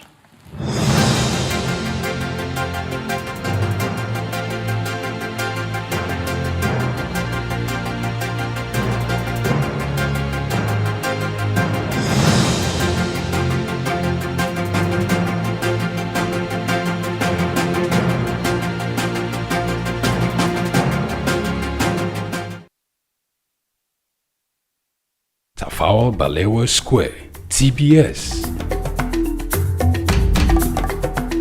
Tafawa Balewa Square was initially used as a horsing ground called Lagos Race Course. The edifice was constructed by General Yakubu Gowon in 1972 and named after Nigeria's first Prime Minister, Sir Tafawa Balewa. Tafawa Balewa Square is located at 45/57 Mase Bangboshe Street on Lagos Island, Lagos, and referred to as TBS. TBS is a 50,000-seater capacity venue and houses the Remembrance Arcade, the 26-story Independence House, which at a time was the country's tallest building. When Lagos served as the country's seat of government, the National Assembly Complex was within the TBS. Also in the square are the National Broadcasting Commission Office, the Nigerian Hydrological Services Agency Office, shopping centers, travel agencies, restaurants, car parking lots, and a bus terminal. Tafawa Balewa Square is adorned with beautiful statues of white horses and red eagles, symbols of strength and dignity. Our historic neighbors include the King's College and the Holy Cross Cathedral. Tafawa Balewa Square hosted some of the country's memorable events such as the Independence Day in 1960 when Britain, the Armed Forces Remembrance Day, which is celebrated annually on January 15. The edifice is a national cultural asset. Tafawa Balewa Square, Souq Enlightenment.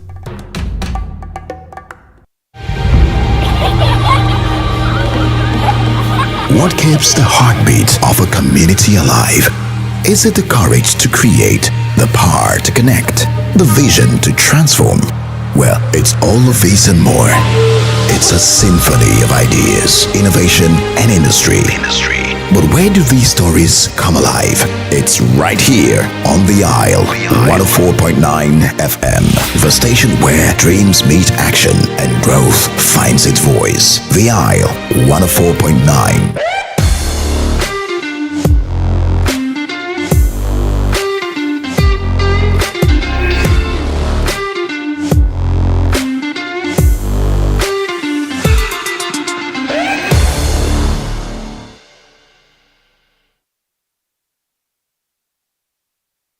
Hello and welcome to your regular tonic. This is where we talk about the monies in sport, business, the sunny side of sport. Welcome, my name is Chooks, John Rogers Chooks. You're live on Souq News and this is the front burners. Let's go straight to sponsorship.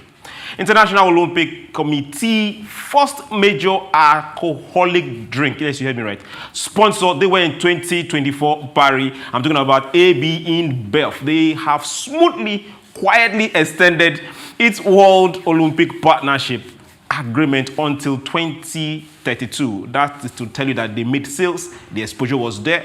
Talking about swift exposure.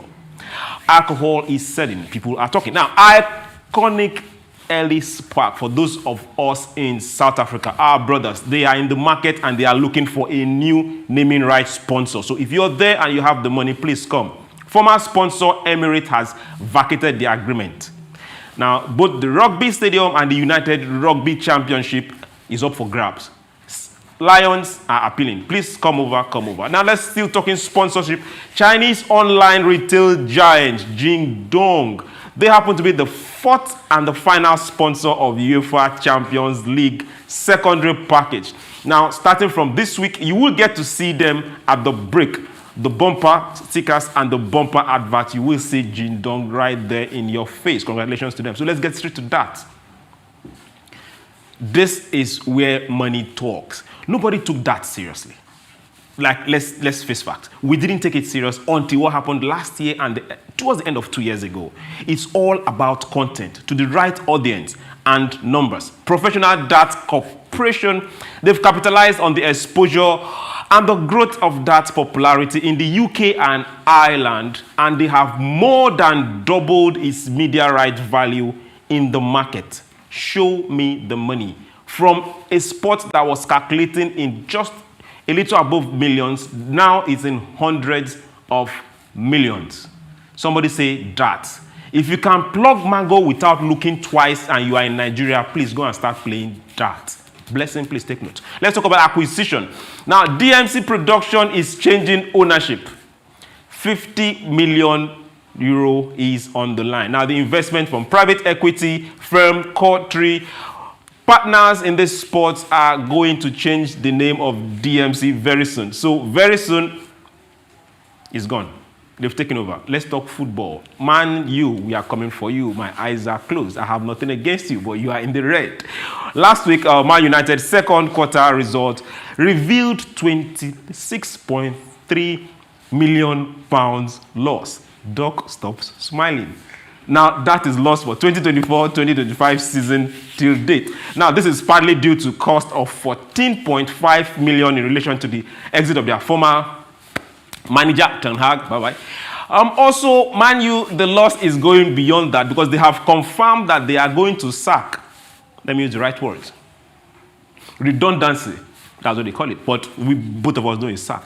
150 to 200 staffs will be leaving. And this is just part one of it. So, ladies and gentlemen, we need to sit up and make this money. My name is Souq, John Rogers Souq. We'll do this again tomorrow. Till then, bye.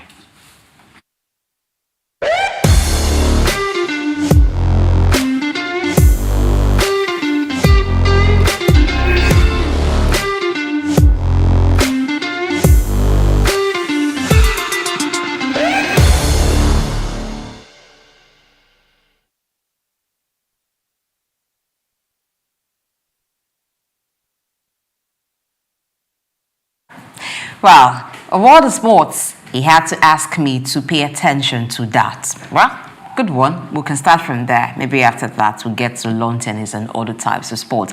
Thank you so much, Souq John Rogers, for bringing us insights into the world of sports. Now you know what sports are making money and what players have made some money. It's been a wonderful show today, and we've handled a number of issues. Just in case you didn't have a chance to contribute at the time we were discussing about that, you still have that chance right now. You can go over to social media platforms at Souq News TV, #frontburners, and share your thoughts. If you missed the entire show, wow, you missed a whole lot. There's a second chance for you as well. You can watch the show again on our YouTube channel, Souq News TV, and leave a comment. I am Blessing AHA. We're not done for the week at all. In fact, we're just getting started. So tomorrow will be another time for us to do this again on the Front Burners. 7 a.m. West African time is when we'll begin. Dr. Dausa Samanzai, how's it been for you today? It's not always all about losses. Some are losing, some are gaining. Oh, yes. The world is moving around. We will be here again tomorrow to be on this hot seat talking about things that really matter. What makes the world go round. Okay. And that is the cash. Okay, money makes the world go round. True.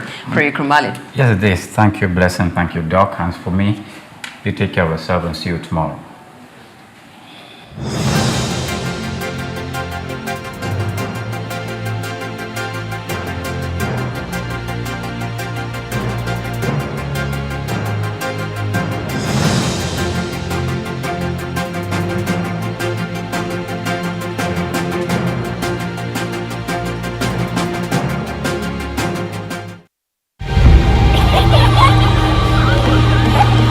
What keeps the heartbeat of a community alive? Is it the courage to create, the power to connect, the vision to transform? Well, it's all of these and more. It's a symphony of ideas, innovation, and industry. But where do these stories come alive? It's right here on The Isle, 104.9 FM, the station where dreams meet action and growth finds its voice. The Isle, 104.9. Business, economy, development. Stay tuned.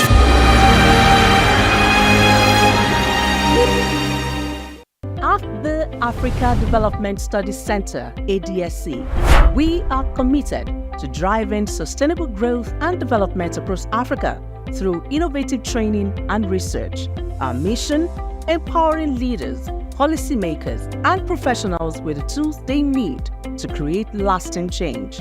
With customized training, dynamic research programs, and study exchanges on leadership, management, and other critical development topics, ADSC offers a platform for exchanging cutting-edge ideas and global best practices.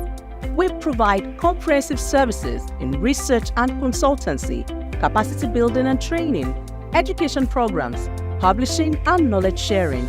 Our esteemed faculty, composed of seasoned experts and researchers, ensures a learning experience that is insightful and practical. We specialize in policy development, implementation strategies, monitoring, and evaluation. At ADSC, learning is engaging and enjoyable. Our unique methodology includes talks, interactive exercises, games, video screenings, and lively seminar discussions, all in a comfortable and friendly environment. Ready to make an impact? For more information, email us at info@adstudycenter.com or call +234 912 439 2362. Visit us today at www.adstudycenter.com to explore our programs and upcoming events. Africa Development Studies Center, rethinking development for Africa.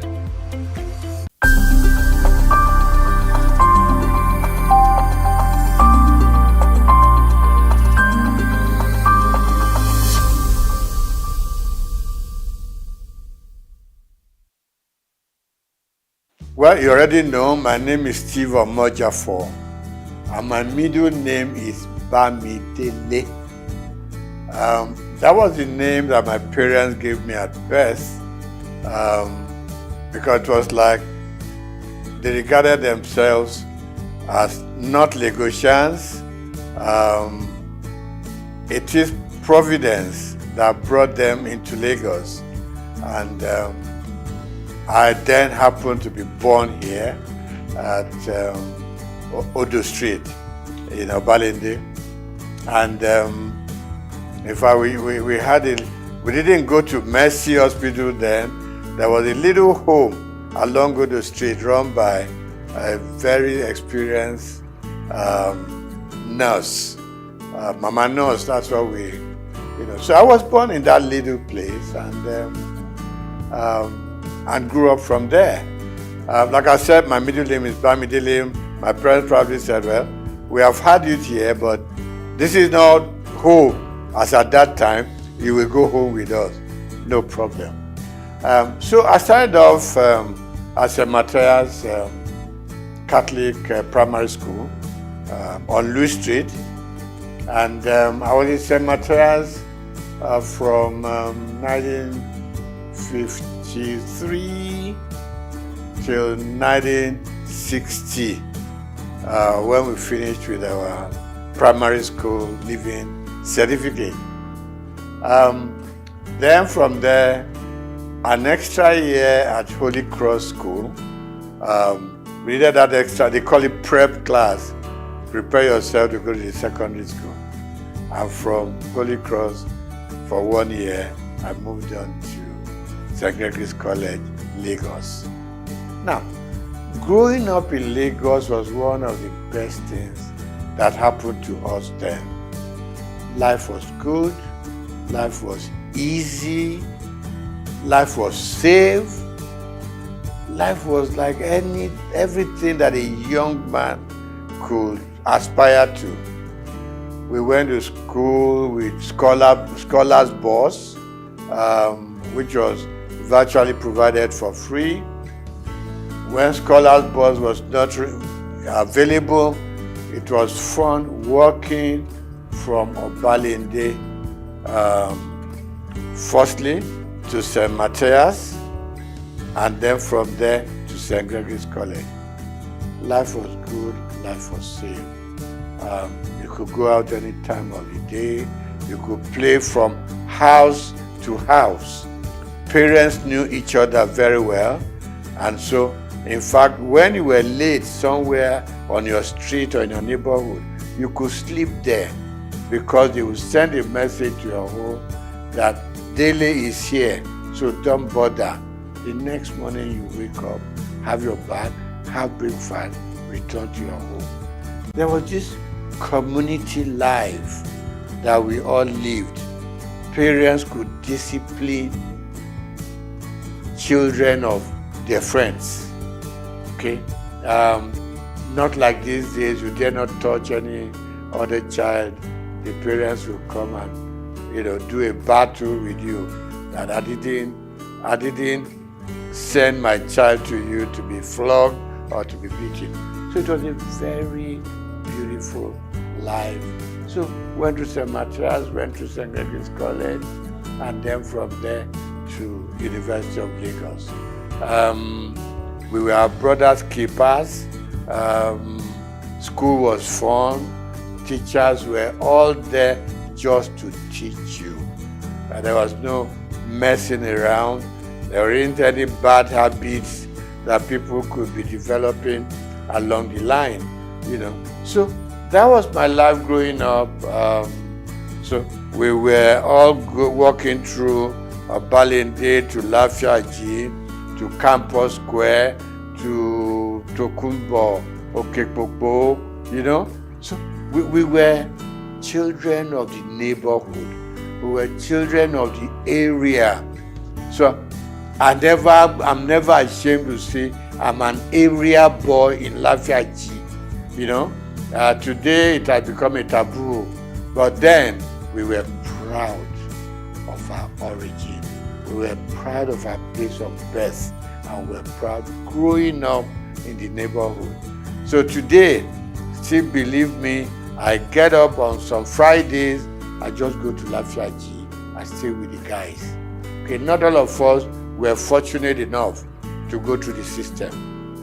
Okay, so those who, in quote, we left behind, we still, a lot of the time, we still talk to them. We still relate to them when there are problems that we could fix. We help out. Because, it wasn't their fortune to be able to have gone. I know some dropped out, on their own volition. But generally, we all like the idea of going to school, but some couldn't make it. But we still relate to them. We are still friends. So I'm not surprised I leave Holy Cross Cathedral and I just hear people call me my names. And I know these people are those who knew me when we were growing up.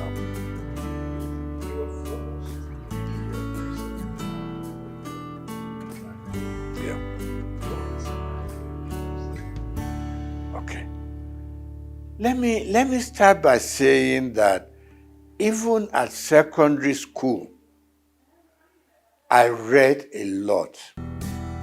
I was interested in the newspapers, and a lot of the time I read something, there was always this beautiful column of letters to the editor. So anything that I read that I liked, I sit down, 2-3 paragraphs letter to the editor to compliment what they've done, to criticize what I didn't like, and these things were published, and I liked it. Okay, you open the papers and you just see, contributed by Steve Omojafor, or some will call me Bamidele Omojafor. So that kept me getting interested in the media. So when I left secondary school, after higher school, I would just pay a visit to Daily Times, which was in Tinubu, Kakawa Street. I just pay a visit there, you know, and I got talking to people. They would take me to the newsroom, you know, they would just show me how newspapers are produced and all that. That ignited my interest. So when I left higher school, mass communication was what occurred to me. I know that my uncle, you are not doing accountancy, you are not doing engineering, you're not doing medicine, you want to go and become a newspaper boy. I said, yes, this is where my interests lie. So I got admitted to Lagos University. I studied mass communication there. And while I was there, I developed a column in Lagos Weekend of those days. Every Friday I was contributing. And I was writing under the name of Akinbodilon. Now, Akinbodilon itself is a name that I picked up in a drama group. Because we had a drama group that we produced all kinds of little plays here and there at Jekirandu Hall, you know. So one of the roles I played was Akinbodilon. So when I started writing my columns in Daily Times and Lagos Weekend, I just used that pen name, Akinbodilon. So I did the program and I started writing for Daily Times campus news, things that happened during elections, battle between the male and female, problems with the tutors and everything. So it became a very regular program. In fact, I inherited the program from late Golabo Ogusawo, you know, who was my boss in the Daily Times. So I did that program for 3 years. It became very popular. It got to a point, Vice Chancellor would call me to say, there's a little thing going on in the university. I hope you have covered it for your paper. And I said, I'm not even employed there. I'm just writing, you know. So I left University of Lagos, had all kinds of jobs that one could do. But I headed for Daily Times because I just had developed a path for myself, and that is journalism. Okay. So while in the Daily Times, worked with the Lagos Weekend, went to Daily Times proper and worked there. I was a columnist, I was a sub-editor, and also a reporter. Combined everything. So that was where my interest grew, and it was very painful when I had to leave the Daily Times organization. And what did I go to? Lintas Advertising. When I walked into Lintas, and I said to the chairman managing director, and I said, I want a job. I said, just like that? I said, yes, sir. You know, then it was easy to communicate with people. We're not too many, so they listen to you.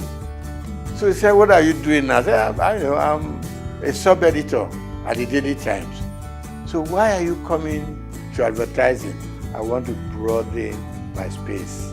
I want to broaden my experiences. It took about 3 months, and I got a job in Lintas. And I remember Alhaji Babatunde Joseph, when I was going to leave, said, look, Steve, where are you going? I said, I'm going to Lintas. I said, well, we do the same thing. They package programs commercially. Here we do our papers and we go sell, you know. So I said, okay, sir, let me just go gather some experience at Lintas. And Lintas and Daily Times were just 5 minutes walk from each other.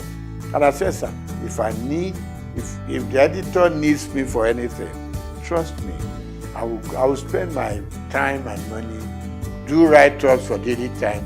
So I was like working in advertising and still writing for the Daily Times, you know. So that was my life. From Linters, we set up our own company known as Roosevelt Advertising Limited. And Roosevelt, we was formed by 3 partners, two friends of mine. 3 of us were at Lagos University at the same mass comm department. So we came out, and I left Daily Times to set up Roosevelt. One of my partners left Cadbury to join us, and Akodusi left AdMark, another advertising company. So 3 of us came together and we set up Roosevelt. We call ourselves second generation agencies because before then we were the Ogilvy, the Linters, Grant Advertising, and so on. So we set up a small shop in Souq, and it grew beyond our own imagination. From Roosevelt, we set up a second line agency called McCann, STB McCann. Got affiliated to a company in America, McCann Erickson. So that was how it all went on. Now, I didn't do banking and I didn't work as a banker. The interesting story is that one day, while still at Roosevelt, STB McCann then, I got a phone call from somebody I've never met before. And I picked up the call. He said, my name is ABC, blah, blah, blah. And he said, the managing director of Zenith Bank wants to talk to me. So I said, look, there's no problem. I know I'm not owing any bank and all that. He said, no, he just wants to talk to you. So I picked up, he picked up the line and said, my name is this. And I said, my name is this. He said, can we meet? So I said, she, no problem. He said, no. So we agreed to meet. And it got to be that he wanted to appoint a couple of directors for the bank before they went public. And what I said to him was, I'm not a banker. I didn't study finance or economics. He said, no. What I want from you is your name and your integrity. Nothing beyond that. That was the beginning of the story. So I got onto the board, and I learned a lot. I'm somebody who doesn't get to a place and I want to show them what I know or what I don't know. You could make a fool of yourself sometimes. So for me, like the first 6 months or 1 year, was just go to the meeting, listen to them, know where they are coming from, know what the focus is, and know what the expectations are. So I picked it up from there. Gradually, I got into the system. Of course, naturally, buy some books on banking, finance, just read, so at least you know how the banks operate. I've always been a customer of the banks in a very small scale. And all I did was follow the banking trend. There weren't too many banks in Nigeria at that point in time, but I followed through. And that was it. I got onto the board. And somewhere along the line, there was the policy of the central bank. The managing director had to step aside, so to say. The chairman had overspent some time regulated by the CBN. And they approached me and said, you are going to become, at the board, you're going to become the chairman of the board. I said, me? And they said, yes. I've met a lot of people here, so why me anyway? To cut the short story long, I was eventually made the chairman of Zenith Bank. And I was there, I was chairman for 4 years. And then CBN rules changed again. The MD came back, and I was very happy to hand over the bank to him. And I said, when he, no, I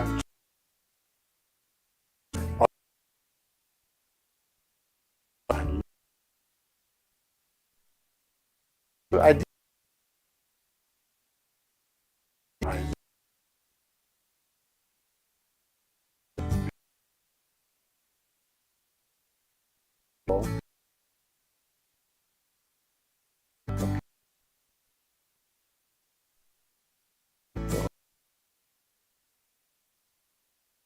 It's something.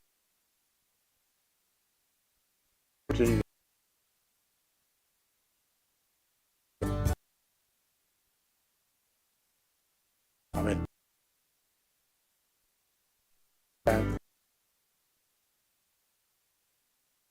I would,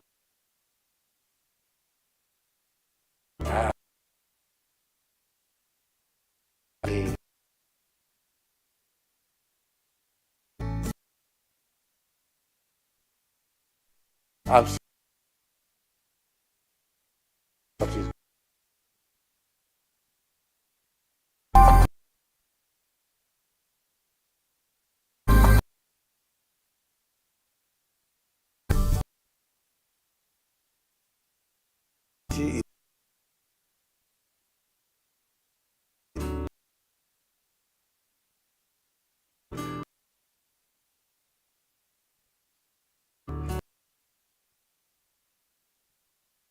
for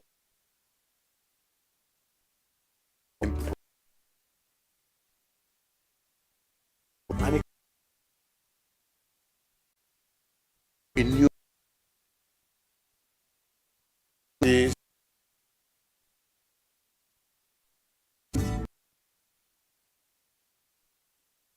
color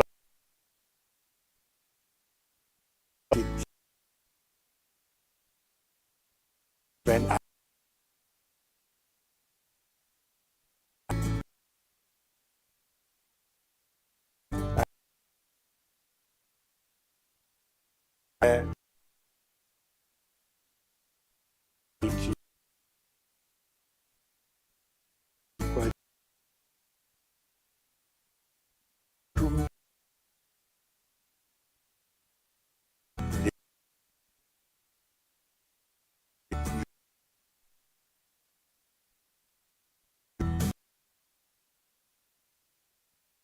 I did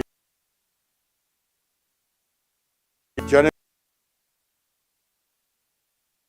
right in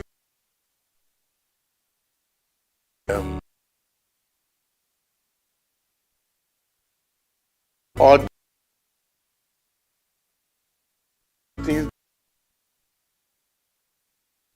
you were to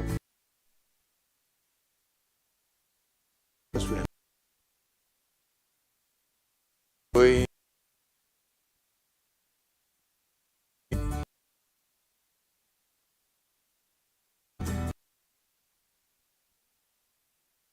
and body who I need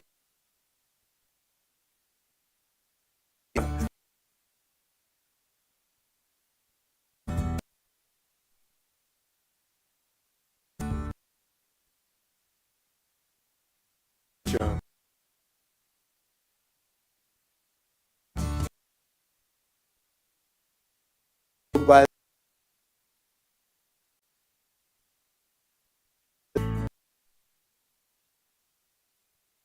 you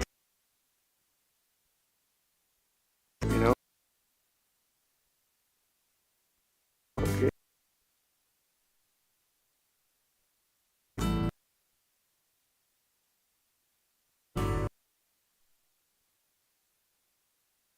reduce on the touch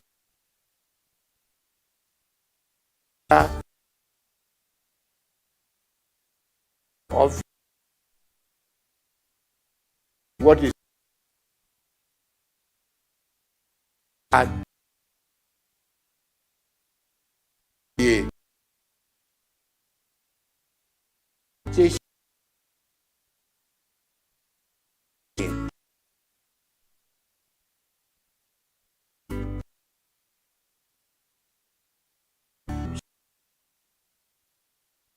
everybody know today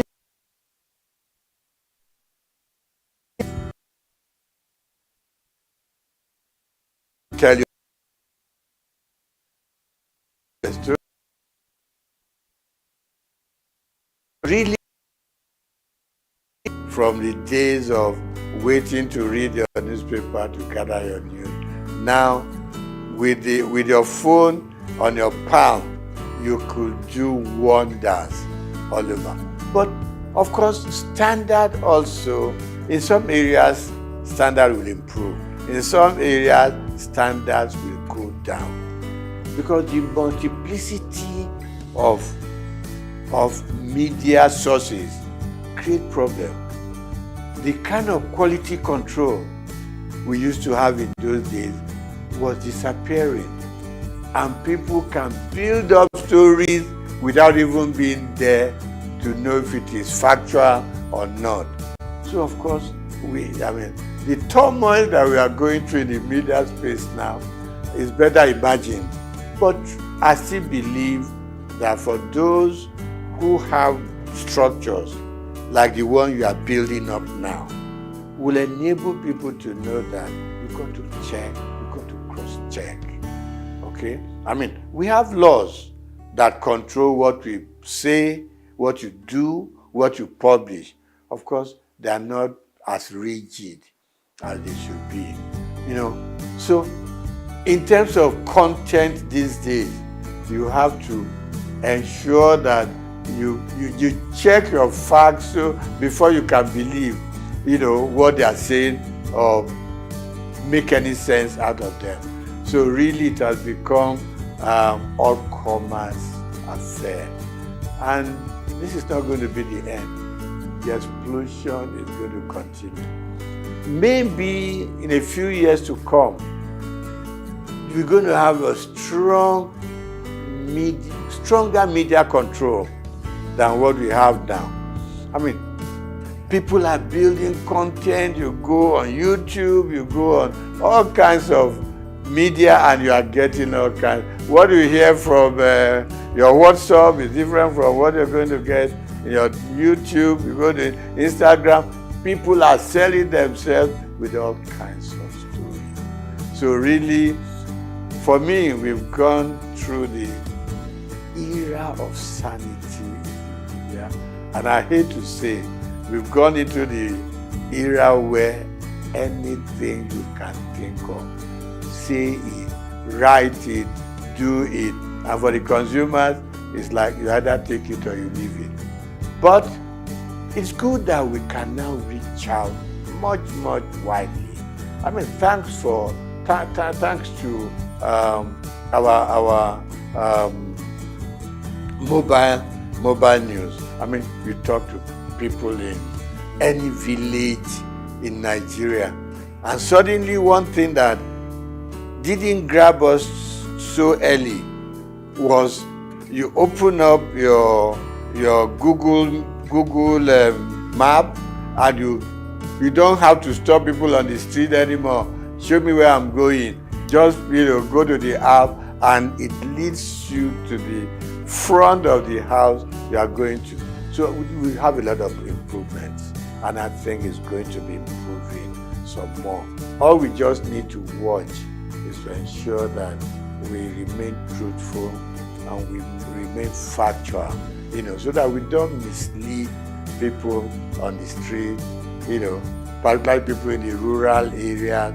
One day you just see everybody running helter-skelter because somebody posted the news that is not correct.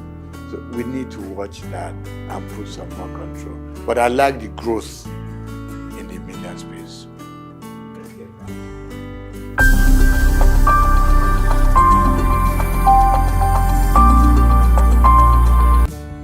When I got into the banking sector, I saw myself more as a customer than a board member. I haven't been a journalist, which I still am. I wrote so much about what consumers or customers were going through in the banks. It was the period of tally number, you know. Remember this commercial, you know, where somebody carried a mat. I said, what are you carrying a mat in the bank? I want to lay down here because I know before I get my money, I will have slept once or twice and woken up, you know. So I was very consumer oriented. When I got into the banking system, a couple of times my board members will ask me, are you on the board or you are still a customer? I said, first and foremost, I want to remain a customer of the bank. Who will come into the bank and get properly served? Who will come into the bank and feel like human? Who will come into the bank feel important? Because it's your money in the bank. Even if it's only 1,000 naira, it's your money.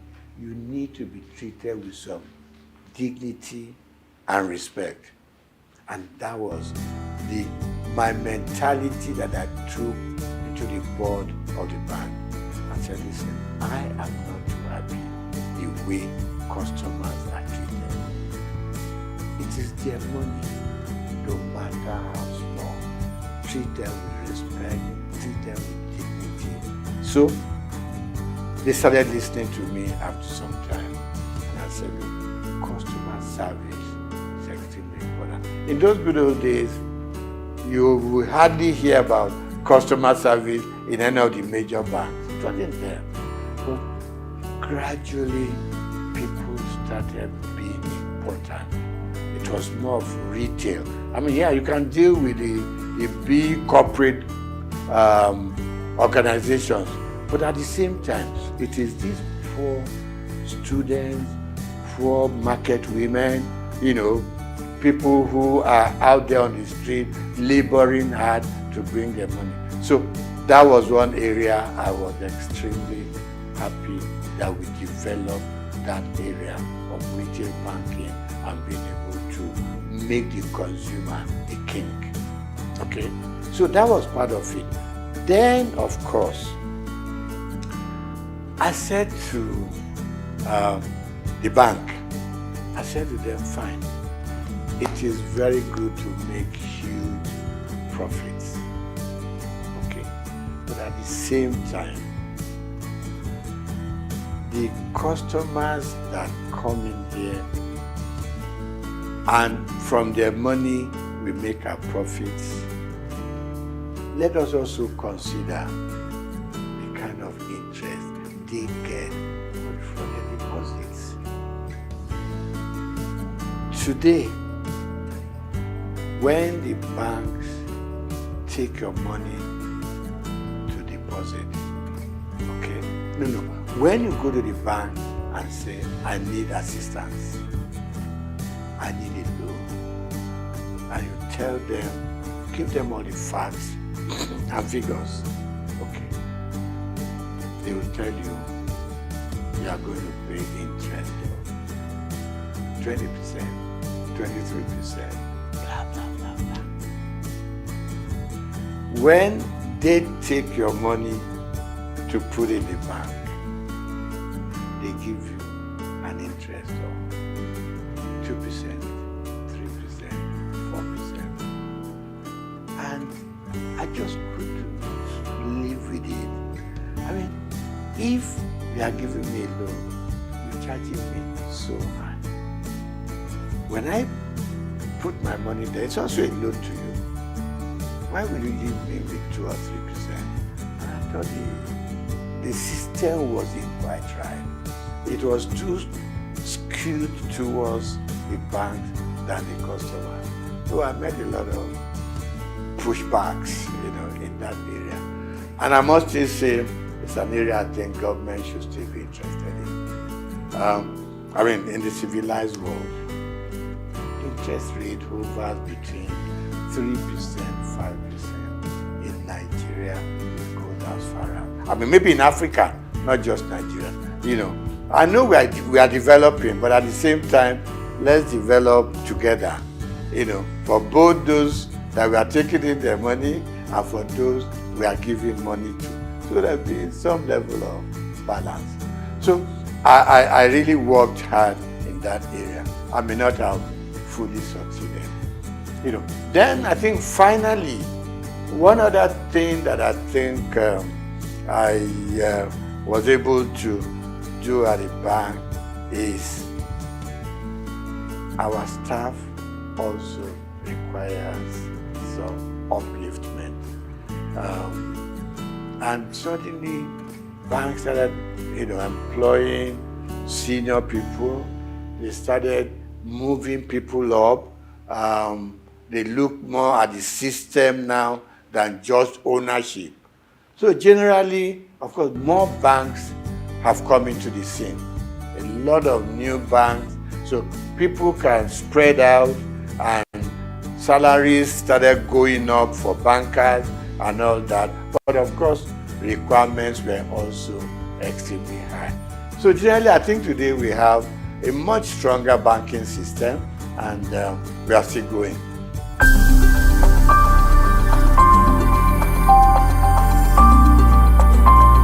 Now, the bank for a long time have been let loose to do whatever they want to do at the disadvantage of customers, like I started off with. Now,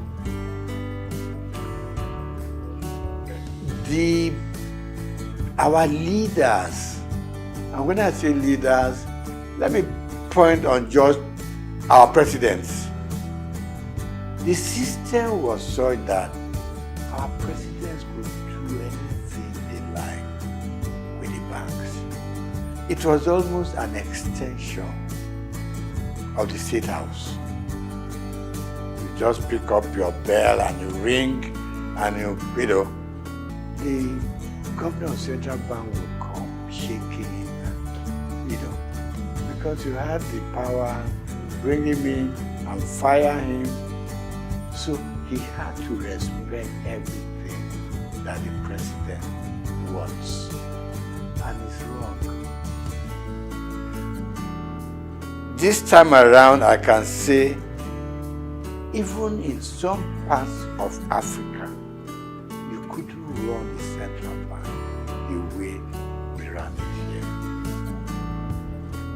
All the CBN governors wanted to do, please the president, and you are free to do whatever you want to do. And it's wrong.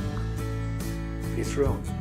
I mean, take even Britain here. Have you ever heard this kind of relationship between the Prime Minister of England and the CBN?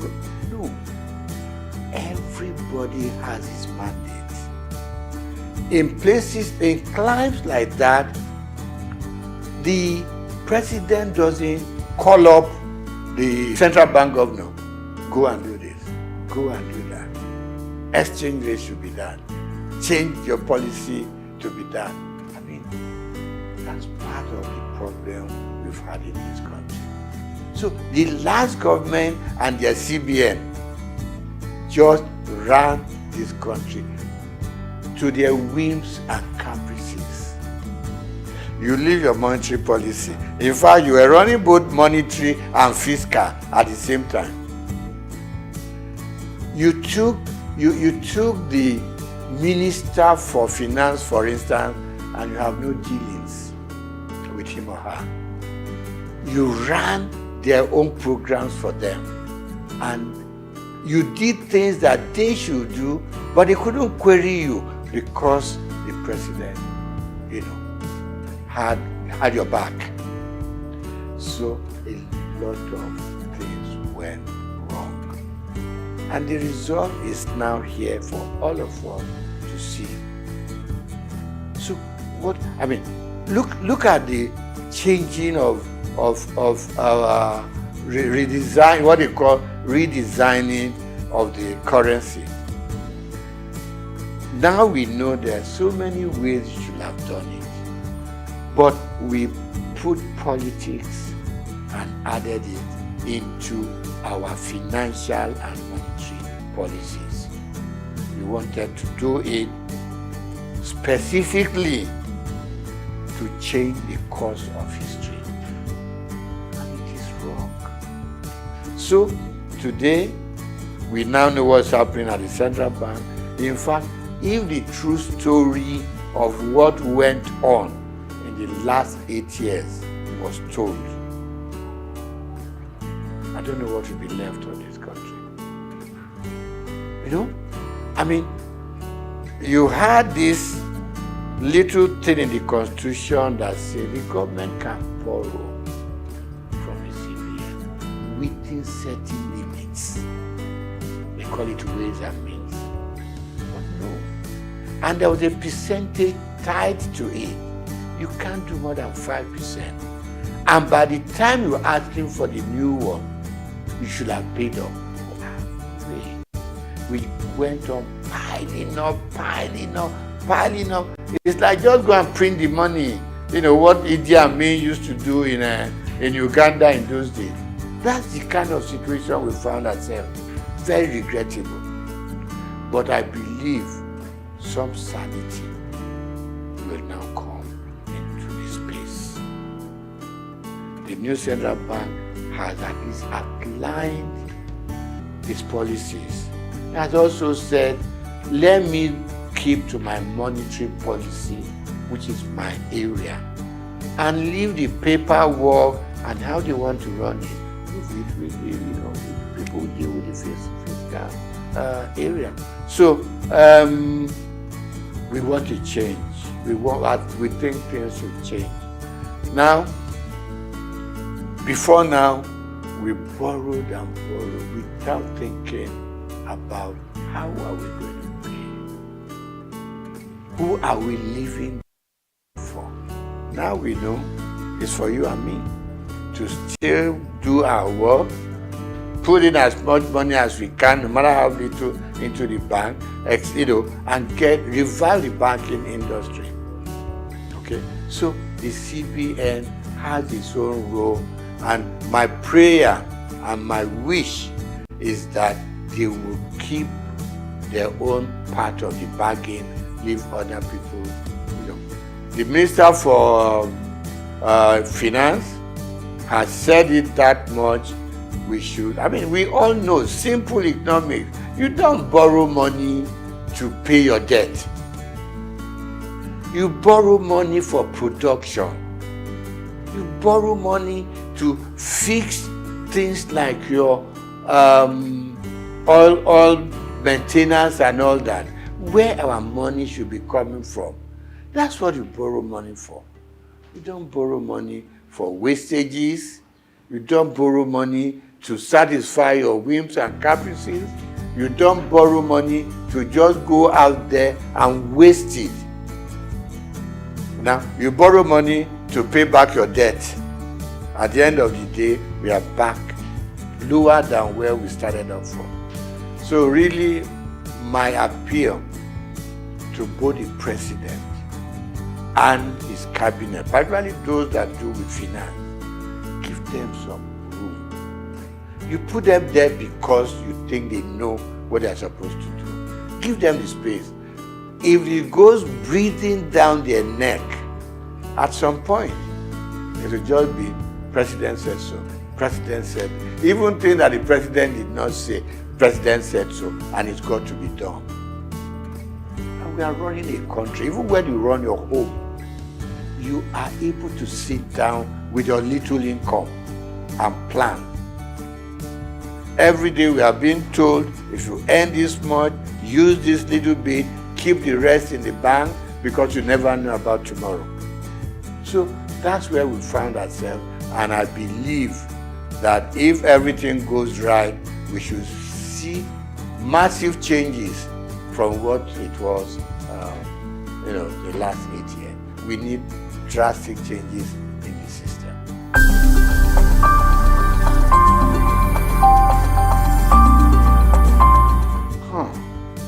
My mom in Abalinde used to say to me, when I want to be lazy, he will make sure you do what she wants you to do. And he will remind you that hard work doesn't kill. It is laziness that turns you into an inconsequential human being with no sense of direction. We grew up learning hard work, both in school and out of school. I, for instance, hawked on the streets of Lagos with my mom. You leave St. Gregory's College, now not primary school, St. Gregory's College. You come back. My mother was a textile seller. Got it, probably went to Balogun, pick up. When I come back from school after my lunch, get a basket full of cloth which I put on my head, and we go from street to street. My mother's carrying her tape rule and another measurement stick, and we'll go round Obalende, Igboshere, Bamboshe, Oshoji, and we were selling. From there, she graduated to owning a shop in Balogun. When I leave school, I was her accountant, so to say, bookkeeper. All the things they sold, I make, keep the records and everything. I helped her take the money to the bank. It was Barclays Bank, what was it called then? Yeah, Barclays Bank, before it became Union Bank in Balogun. So I've learned how to trade. I've learned how to make money. I've learned how to deal with customers. Plus that, I was also a bread seller. Somewhere along Strachan Street off Igboshere, there was a big bakery owned by the Lawson family. To be able to get enough bread, you got to get there between 5 and 6 in the morning. Okay? So let me cut it short. We learned to work hard. And that working hard continued with us up till where we are today. We also were very straight-minded in terms of what we wanted to be. We played pranks, so we went out to play football, we went out to, to play with the girls and everything. But at the end of the day, you returned home. And our parents didn't spare the rod. They didn't. You came back later than expected to. They would lie you on the floor and dealt with you. So the combination of the kind of upbringing and the kind of training we went through home probably kept us where we are. And like I said to you before we started the interview, you knew that if you finish your primary school, secondary school is the next thing. If you finish secondary school, you don't know what you are reading for. Not until probably when you got to the university, did it occur to you, okay, I'm going to choose a profession. But all along, we just did it because that was what the system and environment asked for. So, secret of success, hard work, hard work, hard work.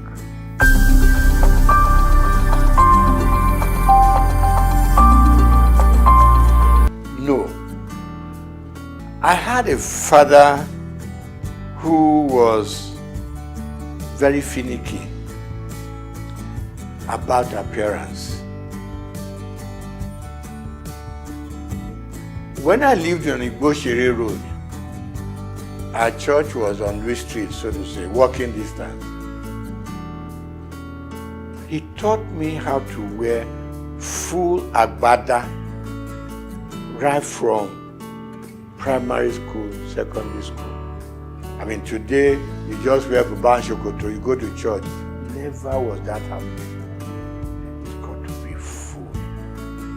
Right. Then from there, by the time you got into, I mean, my father died while I was in university. Before then, he was always having this very thin bow tie, not this bigger one, bigger sizes now. Thin, you know, even when his dress is khaki and khaki, he still had it on. So I admired him, but initially I was on my long time, up till a point, and I look back at some photographs we took when we were in the secondary school. And I thought, no, let me go back to those old days. Some people tell me it makes you look old. I said, I don't mind, you know, but these days I have just acquired that fashion taste, you know, which has suddenly become my, what do you call it? Become what I'm known with. And I enjoy it. And I encourage people, once in a while, put on your bow tie. It makes you look good, makes you look impressionable, it makes you look a serious person, and it makes people take a second look at you.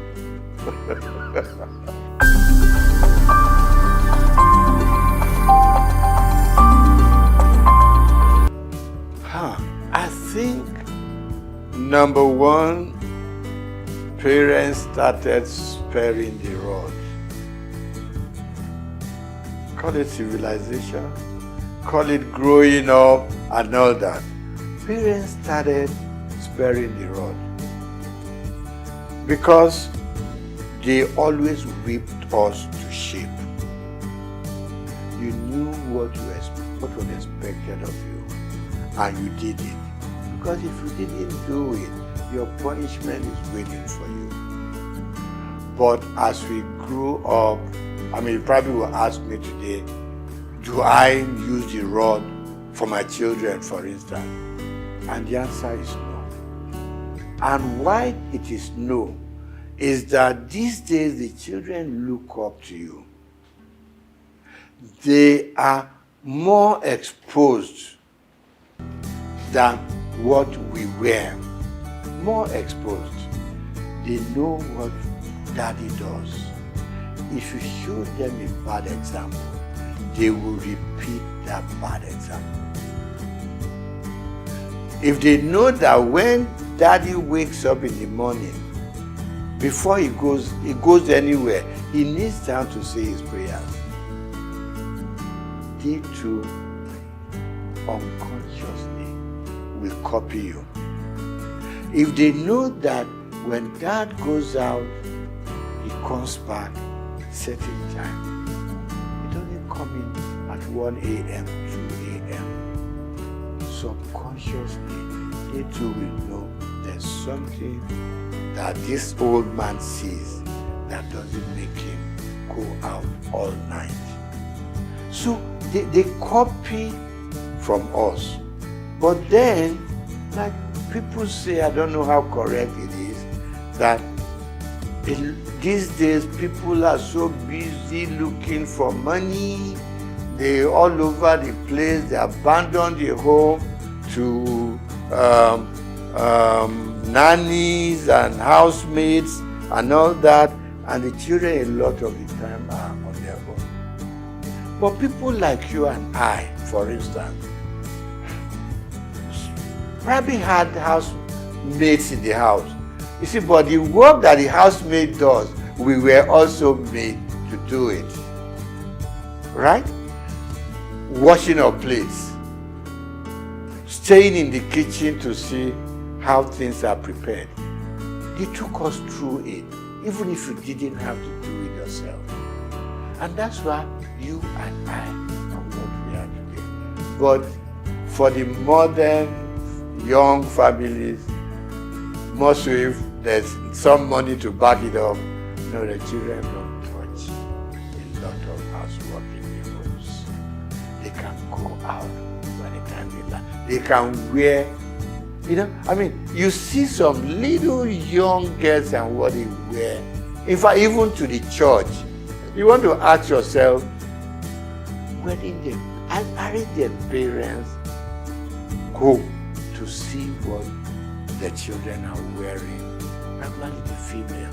Even the guys wearing what they, things they don't use the belt, the trouser would just be somewhere on their hips and all that. Yeah, I mean, we want them to express themselves, but within control.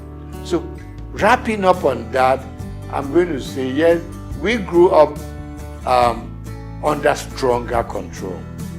Today's parents are so much in love with their children. They don't want to make them unhappy. You don't want to, pick up a stick and hit them. But I don't quarrel with that. But please be there for them when they need you. And don't be scared to talk to your parents. To talk to your children. No. We should never be scared to talk to them. Because they are not going to take us over. They are our children. So what you don't want them to do, communication, extremely important. Talk to them. Let them, because peer pressure is extremely strong out there. They're mixing with so many guys from much even richer homes who have more to spoil their children with. Now you are a moderate family, your moderate children have to mix and relate and go out with guys with stronger economic background. There is, there is some disconnect there. Let's bring our children closer. Let's talk to them. A lot of parents don't talk to their children, and it's not right, because the more you talk to them, the more they have that empathy for you. They know you care for them. They know, because you have been moderately successful, for instance, they too want to be successful like you are, and all you are saying to them, follow my footsteps and you may not go wrong. And don't make wealth, money, the thing that should govern your homes. Don't spoil the children. Give them adequately what we all need to survive, and they will survive. In those days, while all you needed to take to school was 1 shilling. Okay, you still see children from rich homes who came with £1 and stuff like that. But let's be contented. Let's teach the children to be contented with what we have. Families are growing, society is expanding, and we can reach out to any part of the world. Now, we need to bring them closer to the home. At least up till the time that they are leaving you to go and start up there. But as long as they're still within your influence, it's very important that children and their families come much, much stronger together.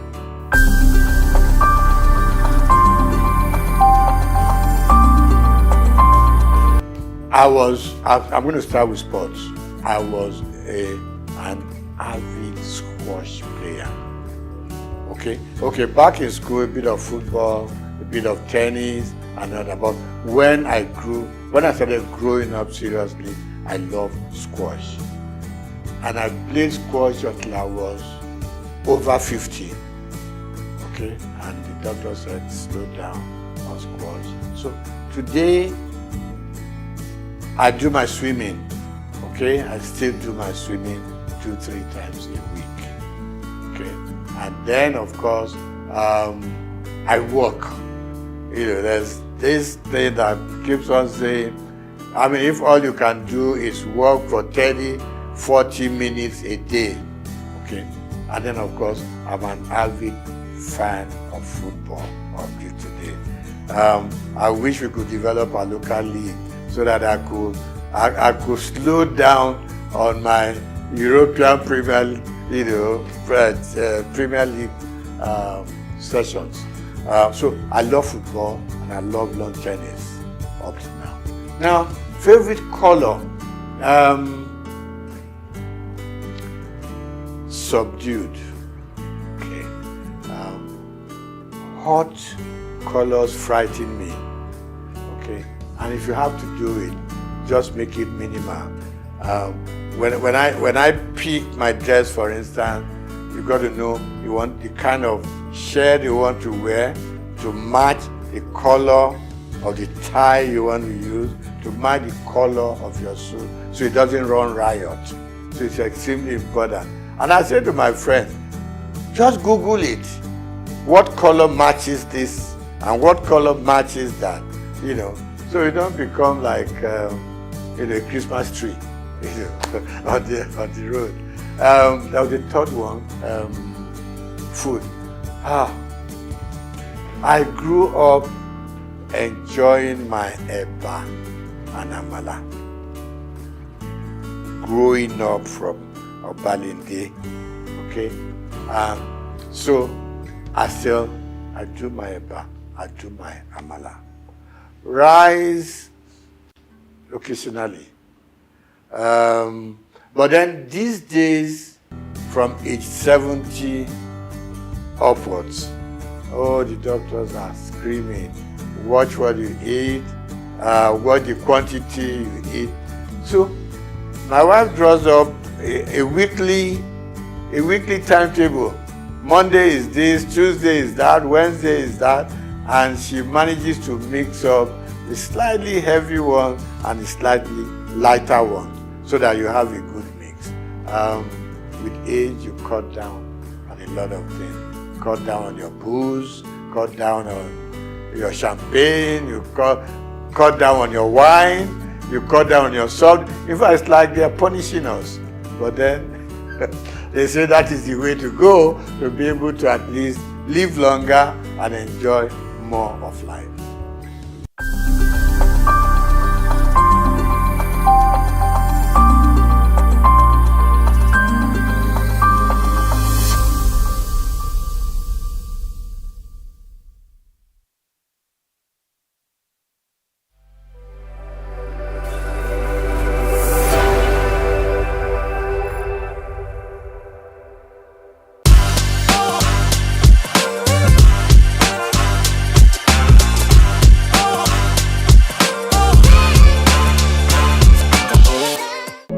Teach us to number our days, that we may apply our heart unto wisdom. This ancient phrase isn't just scriptural, it is a guiding principle embraced by people from all walks of life, whether for fun or for genuine wisdom.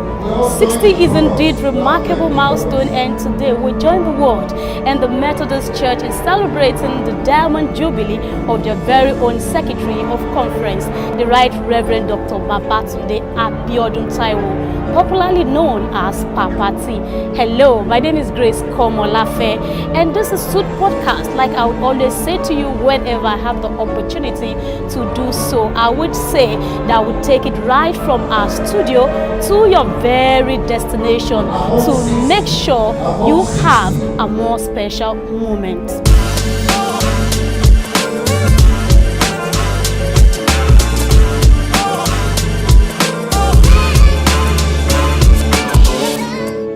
Today is truly a special occasion for Dr. Babatunde Abiodun Taiwo, celebrating Diamond Jubilee, and you can feel the joy in the air as friends, family, and well-wishers gather to celebrate him.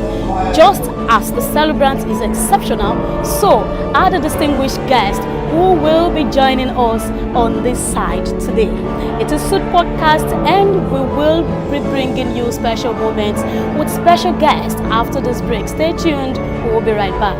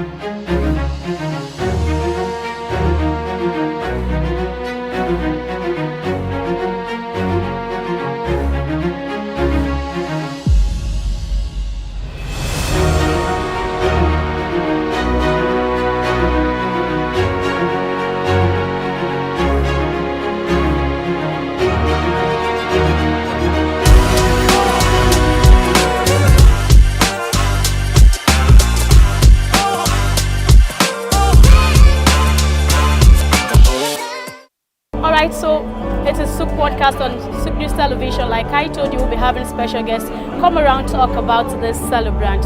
It's a pleasure having you here today, sir. He's the Right Reverend Dr. David Adekoya. I would like you to tell us more about yourself. About myself, by the special grace of God, I'm a Methodist bishop. Before becoming bishop, I served this church as the income monitoring coordinator for several years. And even as bishop of the Diocese of Elekuro, I am currently the conference income monitoring advisor. I served for years as bishop before his election or elevation as the secretary of conference. And we find out that at the time of contemplating of whom to select as the secretary of conference, we discovered that the former prelate, His Eminence Dr. Chukwuemeka Kanushe, really did his research very well to pick somebody who is capable for the assignment, the best person for the assignment. Apart from that, I have a relationship with him this way. I succeeded him at Elekuro. He was the bishop of that diocese, and I took over from him. Immediately he was elevated as secretary of conference.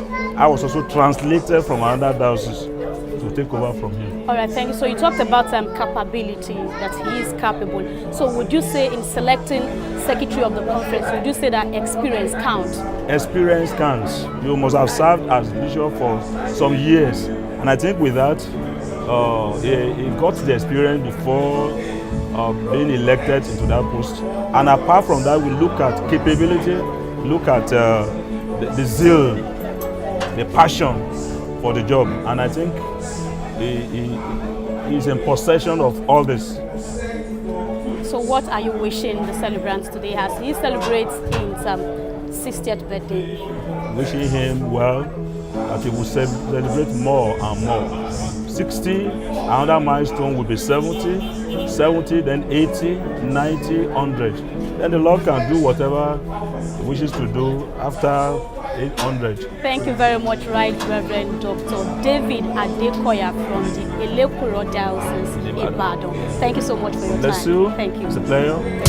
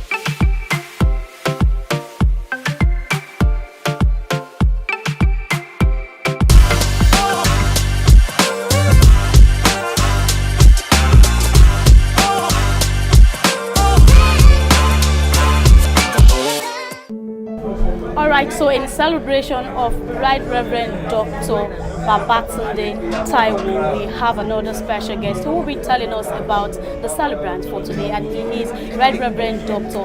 Kolade Fadaunsi from Ibadan. So I don't mix it up, can you tell us more about yourself? Thank you very much. My name is Very Reverend Kolade Fadaunsi. I'm the director of the Institute of Church and Society of the Christian Council of Nigeria, based in Ibadan. Great, so celebrating the secretary of the conference, so tell us, how can you measure his work so far in the period he has, taken that position? The Right Reverend Dr. Babatunde Taiwo was my tutorial master when I was in the seminary. He was then the presbyter of the Methodist Church, Bodhicha, in Ibadan. So then he was a thorough person, fine person, personality, a refined gentleman, a brilliant scholar, a leader by excellence. And he served at the time as the bishop of the Diocese of Eleko, based in Ibadan also. So I've been following him for these years. Eventually became the secretary of conference for the Methodist Church Nigeria, and that gives him the opportunity to refine the administrative structure of the church. So he is the chief administrator and works closely with the prelate of the church, and he has given his best. All these years, he has been able to carry the church to a position of enviable status.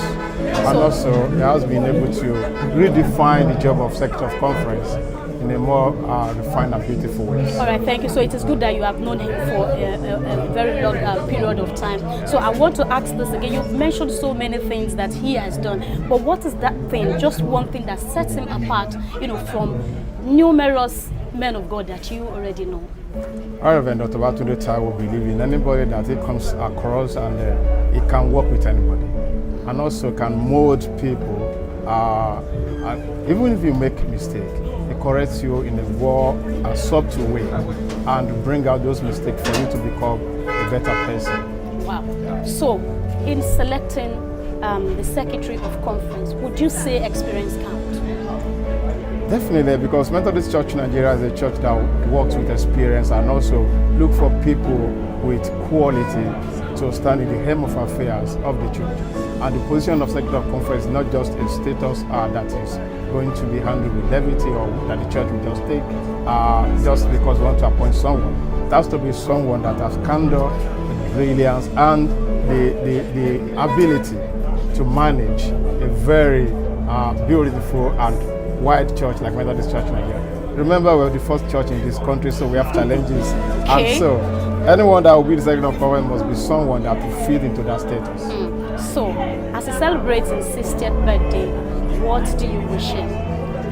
I want to join others to wish him long line of prosperity. Prosperity not in financial times, but prosperity in earthwise, prosperity in more wisdom, prosperity in total commitment to God, and prosperity all around him, beautifully for him to be able to advance the kingdom here, and also for him to also enjoy the labor that he has put into his service.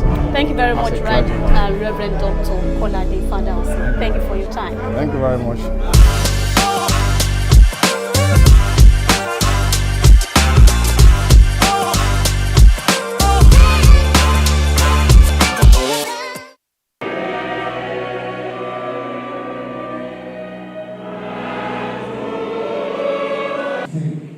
His life seemed as ruined and wrecked as the battered ship. He was trying to steer through the storm. Of the original version of the Swedish, beginning with O Star God, and then verse Biscaya. Several years later, verse 2, if you are above 60, you join the people who took the first verse to take the second verse. If you are below 60, you will take the third verse by praying to God.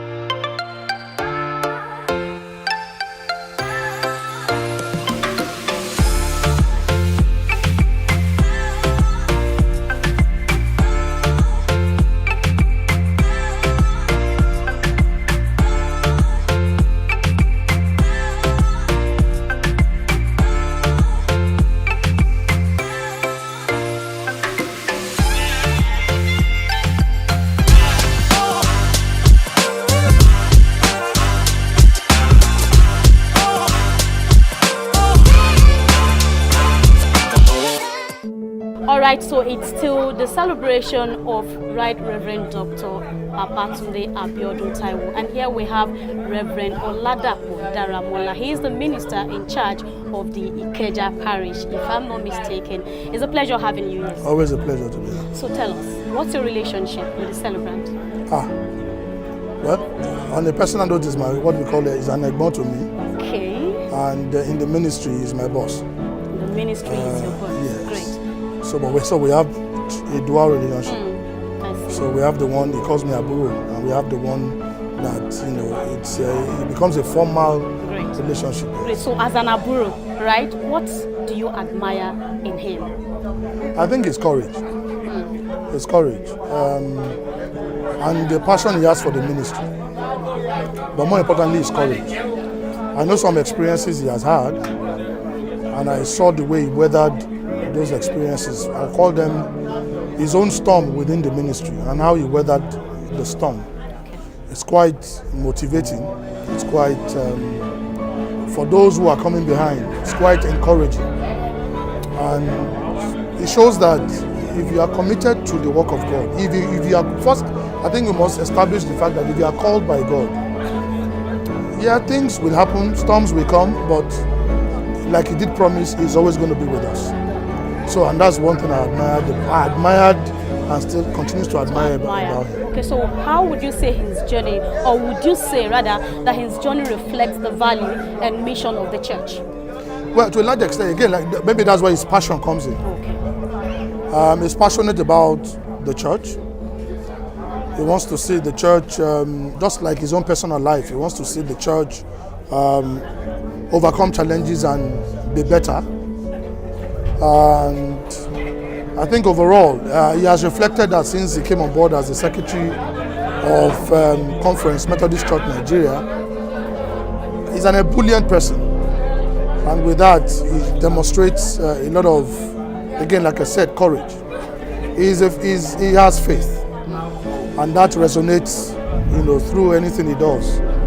He never believes anything is impossible. And so, in his personal life, it has shown, and has also reflected on his journey as a member of the episcopate in the Methodist Church Nigeria. All right, so before we let you go, tell us your wish for him as he celebrates this. I just wish him all the best in life. I wish him gets to higher grounds. I wish his wife, and who is like an egbon to me also. Okay.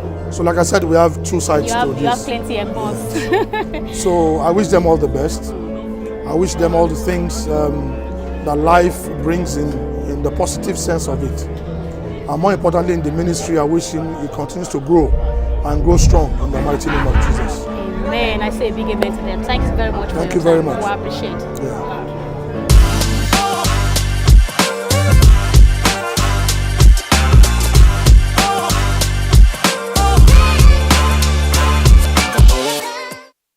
Reverend and Sister Timothy Olatuji of Irisha North. Right Reverend and Sister Goiga. The Bible reference is Galatians chapter 1, verses 4 to 5.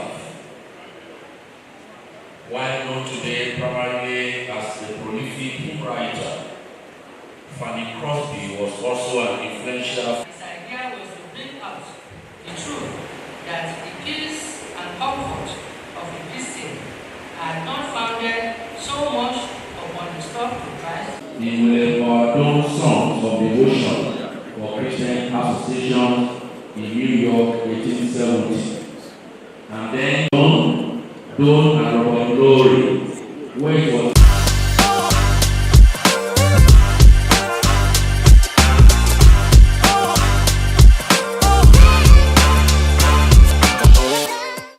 Alright, it is still the Diamond Jubilee of Right Reverend Dr.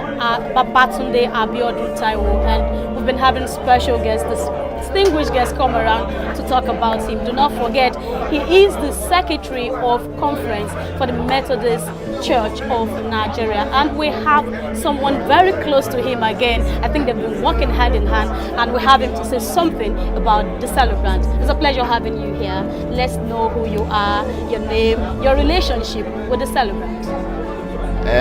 My name is Very Reverend Uchenna Onukube, and the Director of Administration, Methodist Church Nigeria, and in the diaspora.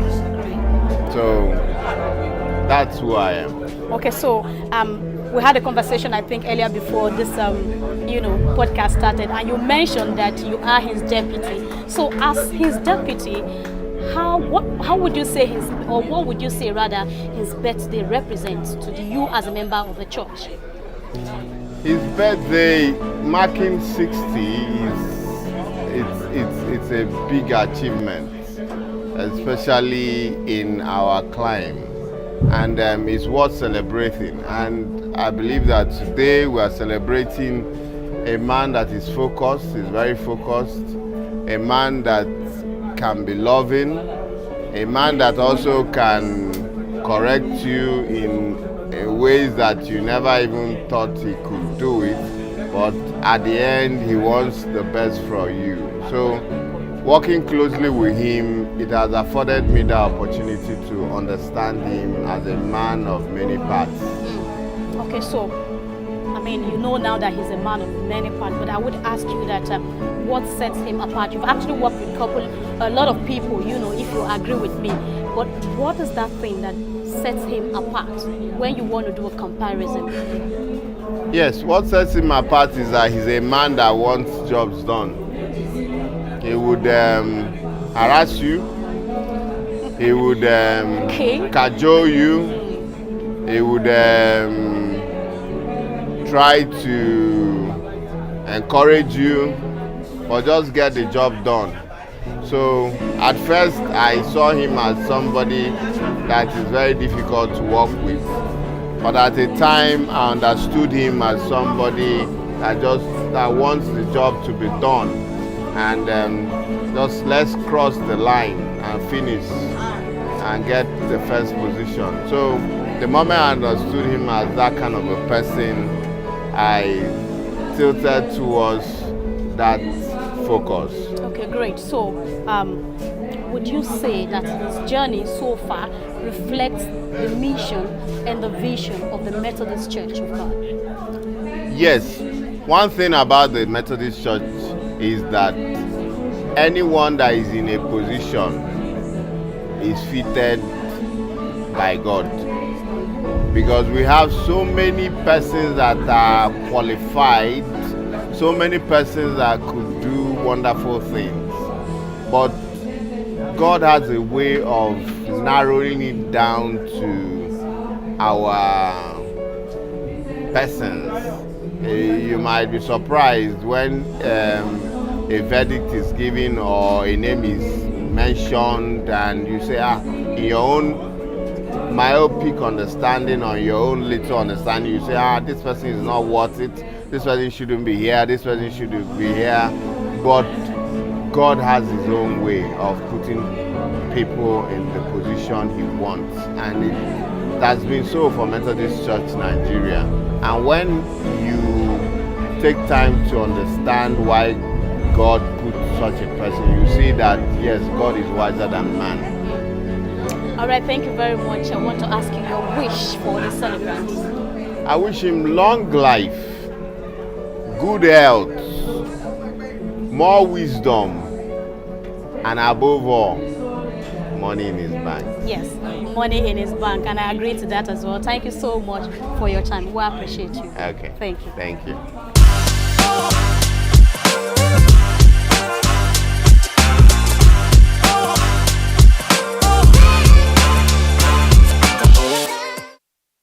Can you feel the joy in the air and the kind of conversation that has been going on here? Yes, obviously you would agree with me that Right Reverend Dr. Babatunde Abiodun Taiwo is a special person. Yes, because you would agree with me again that every testimonial has been positive, and positive. Okay, so we still have a lot of people coming around that will be sharing their experience about the celebrant. But again, we will take a break. Before we take a break, let me remind you that we can bring our studio. Yes, literally. I am saying that we can move Souq podcast from our studio to your destination anywhere in the world. It doesn't matter. Just reach out to us and we will be right there to make your event more memorable and fun. Let's take a break, and when we come back, we'll be having more of this conversation. We'll have more special guests come around to talk about the celebrant. It is his Diamond Jubilee celebration, and it's no joke. It's no joke. It is the grace of God for him to have lasted this long, and we know that he's still going to spend many more years on the planet Earth. We'll be right back.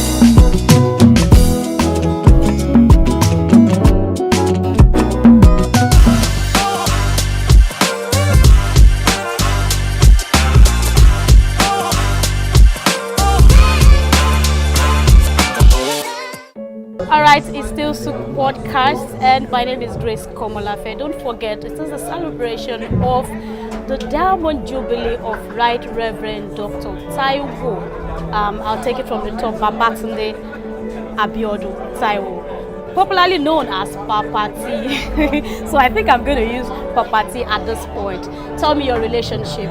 Okay, before we go into you telling me your relationship, I think I need to let our people understand who we have here. So we have the very Reverend Patrick Bamidele. Okay, he is the Secretary of Conference Education Secretary. Okay, so he is the Conference Education Secretary. So tell me, what's your relationship with Papa T? Papa T is my direct boss. Okay. I report directly to him, and he's one of the best bosses I've ever worked with. Okay, him being a boss, a direct boss to you, how would you say his leadership has influenced you as a person? Wow. He is a very good leader, a practical Christian, a man with human face, a man who is prepared to listen to you and then come up with solutions, especially when you are in crisis. He's the people's man. He is well loved. And no wonder we call him the new Dawn. Papa T happened to teach me when I was in the seminary. He was my teacher. And we have a name we call him then. When he's teaching you, he flows. So we say, flow out. Oh, okay. we call him flow out. I see. Okay, so at any point, were there a time you felt, oh, I don't think I can work with this person? At any point in time? Not at all. Wow. If I have my way, I will work with him until I retire from Methodist Church Nigeria. That's great. So tell me how, if his journey so far reflects the value and the mission of Methodist Church. Come again. So I asked, his journey so far, would you say it reflects the mission and the vision of Methodist Church Nigeria? Of course. So tell us about it. Of course. If we have to trace his life. When I say his life as a Methodist, I think Methodist Church Nigeria is lucky to have a bishop like him. He has attracted so many things, so many positive things to the church. So you can see the crowd in there. That's the testimony of the kind of person he is. Like I say, he's a gift to the church, and we are proud of him. Thank you very much. So what do you wish him today? What do you wish him all today? The very best life can offer. And then many more gracious years ahead. And when the fullness of time comes, we shall all meet over there in heaven, including you. Amen. Amen. We look forward to that. Amen. Thank you so much. Thank you very much. We appreciate Thank you. it. God bless you. Amen. All right.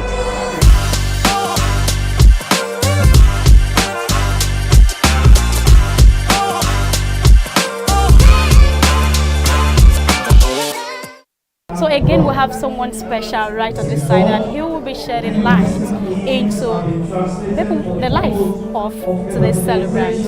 And he is the Right Reverend Eneche Godwin Ojobo. It's a pleasure having you. Very reverend. Okay, very reverend. Pardon me. So you can tell us more. Let's meet you again. All right. I am very reverend Eneche Godwin Ojobo. Okay. Head Media and Communications. Okay. Methodist Church Nigeria. Great. So tell me, what's the relationship between you and the celebrant? Yes, he's my boss, my direct boss. Okay. In fact, he is one of the arrowheads God used to bring me to the media office, and he had been a close ally and friend, so that he will give me counsel and advice based on what to do in the office. And he is a father, he's a mentor, he's a pragmatic leader, he's very eloquent and very widespread. In fact, he is the only Yoruba bishop who had traveled through the East and also to the Middle Belt and have been a bishop of the Igbo people. So I see you people call him Papa T, so let me call him now. Papa T is celebrating 60. What does that represent to you as someone working close with him? Yes, like I said, Papa T for everybody means a different thing. Okay. For us, we copied it from his equals because he always tried to play the role of a father even while he was young, and then he has a baby face. Of course, you can see that at 60 he's still looking more like someone who is around 40, 45, 50. Yeah. You know, so I call him Papa T because I feel it very comfortable for me because he plays the role of both father, boss, friend, and everything. So as the Secretary of Conference, Methodist Church of Nigeria, what would you say he's doing differently? Yeah, well, like I said earlier, he is one of the oldest bishops as at the time he became the Secretary of Conference. That's one thing that you can't take from him. And then he is also the only sitting SOC who is celebrating 6th year on the seat. And then, like I said earlier, he is the only Yoruba bishop who had pastored the Igbo people in Umuahia East and had been in Edo Delta, and then is also a bishop here in the city. So he is well traveled, and he is one of the most connected bishops who actually brought in the C.C. Williamson training of Methodist connection to Nigeria, and he's well connected both outside and internally. He is highly connected. In fact, as at the time he came in at a very time where he came with the prelate. We refer to him as the SOC New Dawn. You know, the church was indebted, but then he didn't close his eye from it. Neither did he close his eyes from supporting the prelate in development. So he's quite a very specific bishop who is interested in the growth and development. So he's using his connections to ensure the stability of the church. Great. So do you see yourself in his shoes in the near future? Well, I wouldn't say that. I wouldn't say that. In the near future, we don't say now. Yes, I wouldn't say that, because you see, there are shoes that you will project to sit on. And I think I really don't envy the seat of an SOC at all. Yes, because the work there is so much. It's beyond just ecclesiastical and pastoral. It is beyond administration. It has to do with understanding history, understanding administration, and then taking serious risk, because the truth is, you are just like the shock absorber to whatever happened. The prelate is an ecclesiastical head, and the SOC is the administrative arm. So he takes some decisions and he works based on canonical obedience. So whether good or bad decision by the prelate, he is the shock absorber. So I see things just from a pastoral way. So I could actually just say, okay, maybe leadership. Okay. But when it comes to SOC, it's administration. Okay, so tell us your wish for him today. Wow. Seriously, I wish him good health, long life and prosperity. And above all, joy and happiness, because that's what I derive anytime I see him and his wife. Thank you. Thank you so much for your time. You're blessed. I appreciate it. Thank you. All right.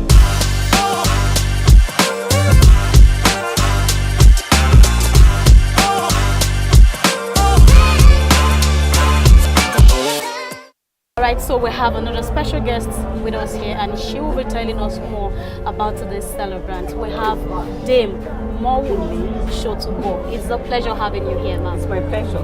Great. So tell us, what's your relationship with the celebrant? The celebrant is a brother to me. No, not biological brother, but you can have brothers that are even closer to you than your biological brother. I've known him for over 30 years, and he's been a fantastic person in the ministry. Apart from the ministry, he's very close to my family. There's any time I call him, it's very handy. And he has a fantastic wife too. I thank God for them. Great. So as the secretary of conference for Methodist Church, what would you say are those special things that he has been doing? Special? Yes, those special things he has been doing as a secretary of the conference. Well, as the secretary of conference, I think he coordinates all the ministers under him. He coordinates everything in the church, and everything the patriarch does, he coordinates it. You know, he's in charge of the Methodist at the conference level, and he's doing the work very well. May God continue to be with him, guide him, and show him direction. Amen. So you mentioned earlier that aside from being a brother from the church, he's also related to you outside church. So looking at his leadership skills in the church and his involvement with the family, you know, how would you weigh this? If you want to measure it, how would you weigh it? Naturally, I think he has a fantastic leadership quality. God blessed him with that. So we should just continue to pray for him. He's holding the fort very well. And our prayer is, you know, it should not derail. We should just continue to pray. Right. So what do you wish him as he celebrates his Diamond Jubilee? Well, I wish him a very, very glorious return. As he celebrates his Diamond Jubilee, by God's grace, he will celebrate 70, 80, 90, 100. And the Lord will grant him all his heart desires. The Lord will bless him, bless his family, continue to uphold him as he continues with his work as the Secretary of the Methodist Conference. Thank you very much.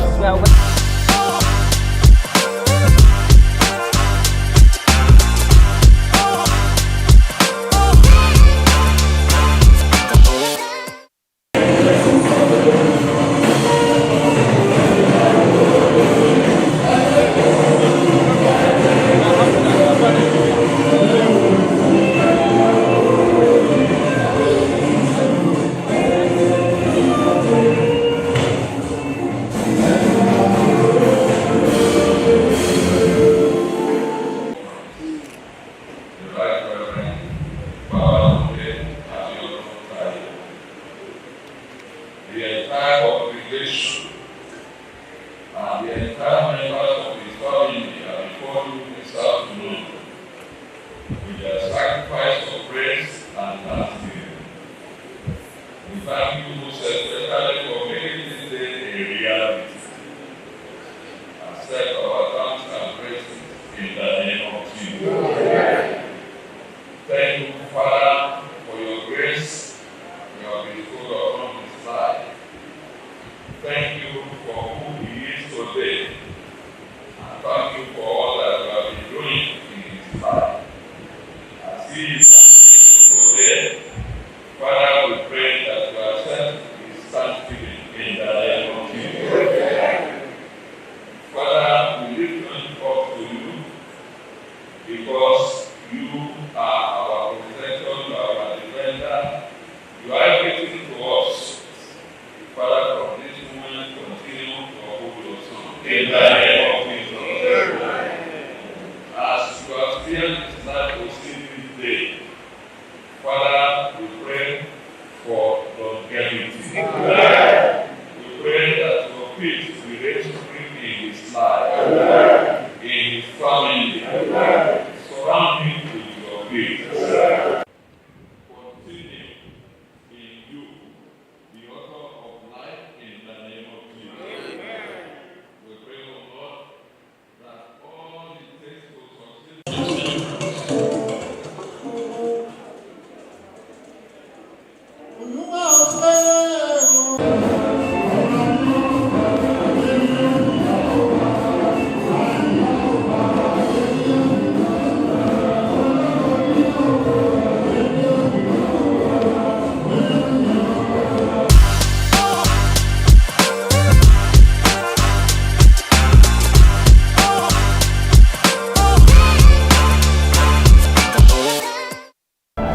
And now we have the Right Reverend Dr. Iyang Effiong. He is the bishop in charge of evangelism and discipleship. It's a pleasure having you here. Thank you. Yes, please tell us, what's your relationship with the celebrant? We have a very good relationship. Number one, he's my colleague, my senior colleague. Okay. Number two, he is the number 2 clergyman in Methodist Church Nigeria, the secretary of conference, which I followed him as a number 3 clergyman in Methodist Church Nigeria headquarters. So he is the secretary of conference, he is in charge of administration, and everything goes through him in terms of administration. Okay. So, and working with him is a good thing. So tell me, what do you admire about his leadership? But you have this, you cannot predict him when you meet with him. Okay. If you stay with him, he doesn't like any word to say. He will say, he will sustain you with a lot of ideas, good ideas. He will advise you. He will also encourage you in a lot of things, most especially concerning the church. It's like he had the whole idea of Methodism in his head. Wow. So was there a time when you felt like, look, I think I can work with him, or the pressure is much, I just want to take a break? Was there ever a time? Humanly, there must be a time like that. Okay. But as the condition of the work and the policy as a church, you cannot avoid working with one another. I see. Because so how were you able to pull through? There's no way you work with a human being that you may not have one issue or the other. But a way to manage that issue makes you a good leader. Okay. Yeah. So there is no way you can not have such things. All right. So he's celebrating 60 today. Yeah. What does that represent to you as someone, the number 3, right, to him? What does that mean to you? I really thank God for him, because so many people were born the same day with him. I don't think they are alive to see today. So for him to be 60 today is a blessing from God. It's something to celebrate. So for us to come here, we have seen his lifestyle as encourage others, and also an encouragement to me as a person.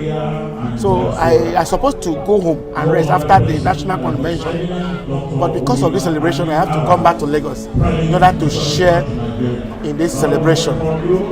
So in the position he's occupying, let me just ask you this. Is it a position that expires, or you just have to be there till God says, yes, it's time to move? Do you have maybe 2, 3, 4 years tenure and all of that? We have a tenure.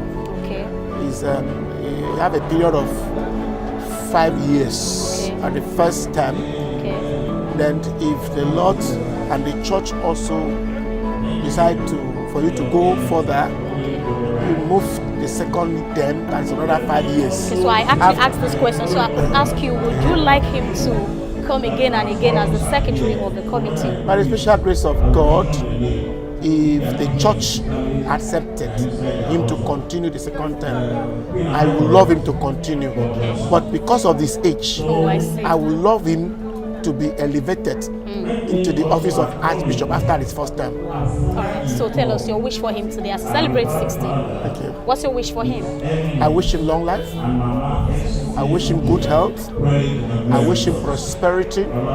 I wish him divine connection and other connection that will help him to excel in his ministry. Thank you so much for your time. Thank you. We appreciate you. Bless you. And you didn't tell me your name, but I've told you my name. Okay, so my name is Grace Komolafe and you are watching Souq Podcast. We take it from our studio to your destination anywhere in the world. My sister, it's a pleasure meeting you. Thank you, it's a pleasure too. God bless you. Thank you, amen.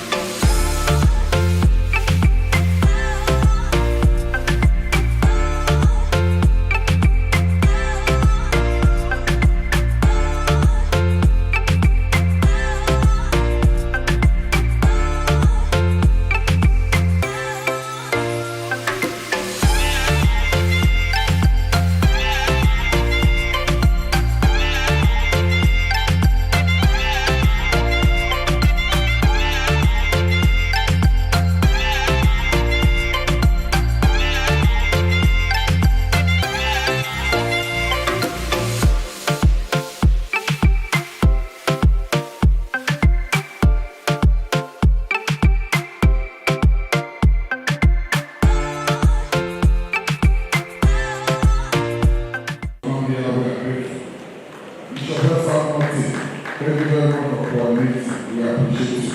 The Bishop of the Secretary General of Christian Council of Nigeria, we are very grateful. All the bishops, I salute you and God bless you in Jesus' name.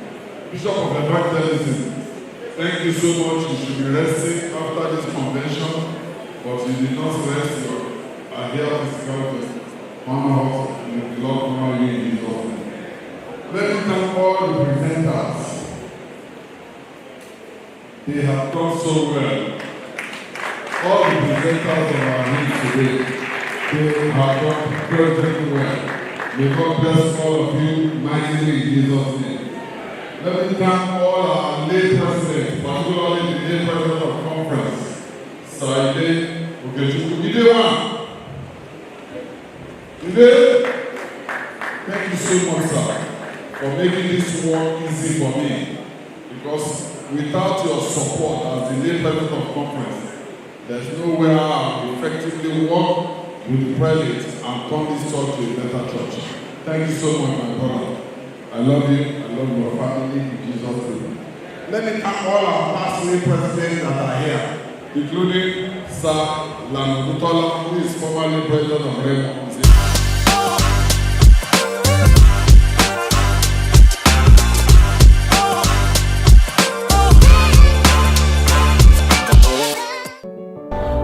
And at this very moment, I have a very close person to the celebrant, and she is the very sister of the celebrant. Her name is Mrs. Bolanle Ogunaike. It's a pleasure having you here, ma'am. Pleasure is mine. All right. Your brother, so like you mentioned off camera, you said he's your immediate junior brother. Yes. Oh, wow. So tell us, how was growing up like? Oh, we call him Papa T. Oh, way back. Way back. I see. Because he was born when my paternal grandfather died. So that's where he got his name Babatunde from. That's great. So he is a very gentleman,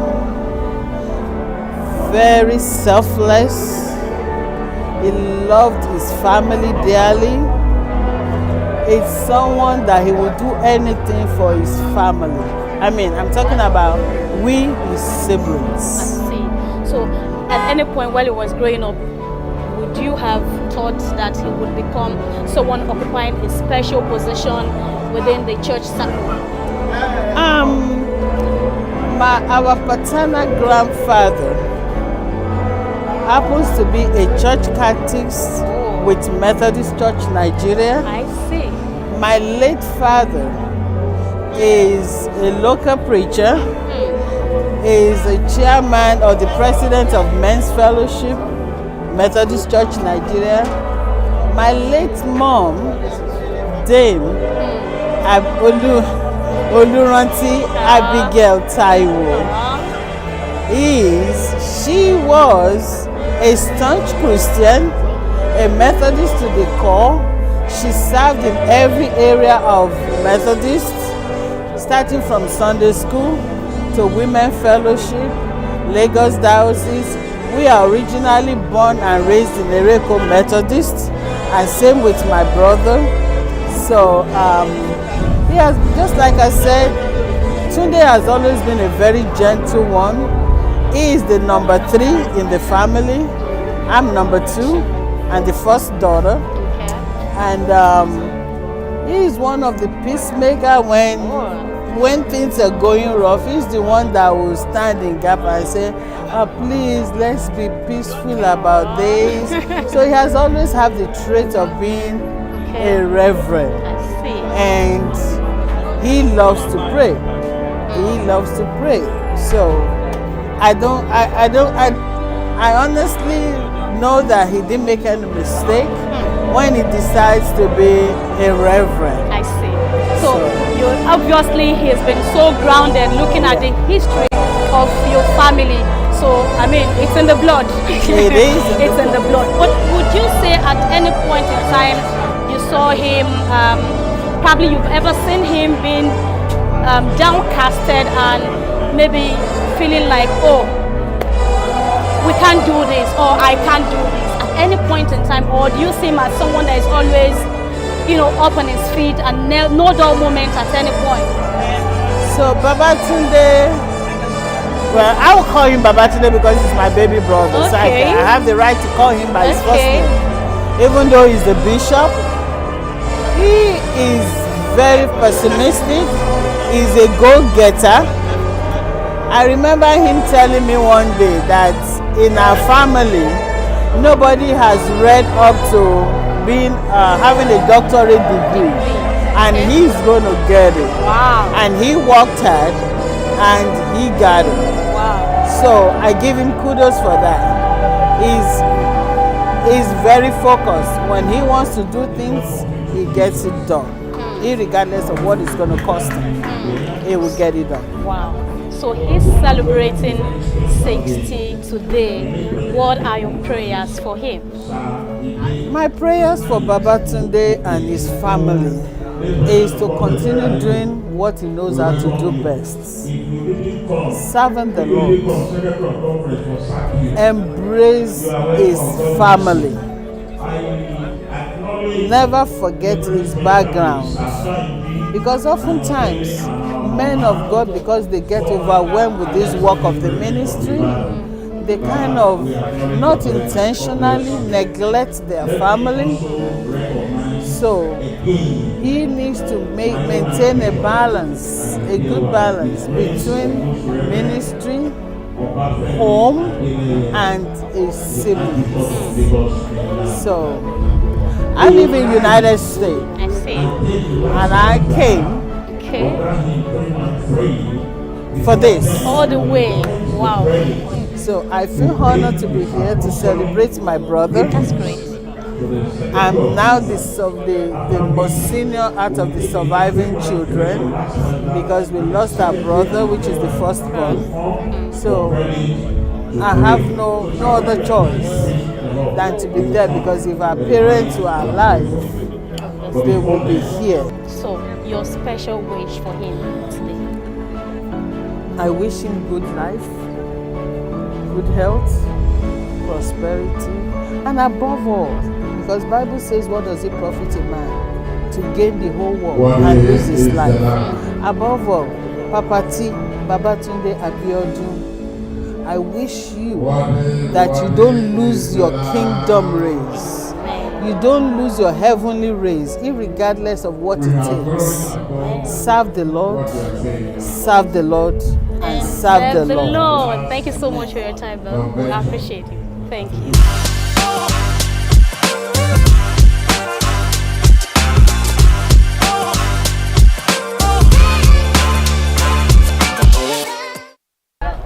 Alright, so we have very Reverend Godwin Onobo seated here with us today, and he will also be sharing moments with us on about the celebrant. It's a pleasure having you here. Thank you very much. So tell us, what's the relationship between you and the celebrant? By the special grace of God, the celebrant, the Right Reverend Dr. Babatunde, that to me and directly with the start services to the class of methodology. So having been directly right, an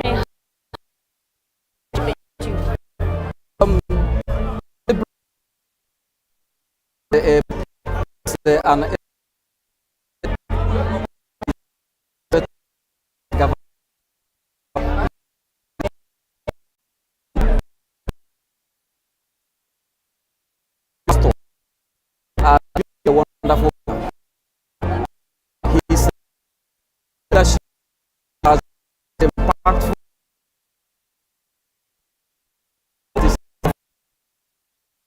There is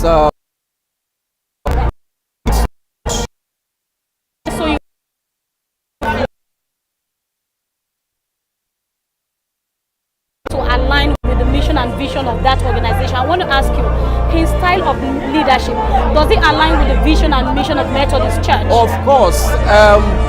He is popularly known as SOC New Dawn, and since the inception of his administration as the Secretary of Conference, the church has witnessed a lot of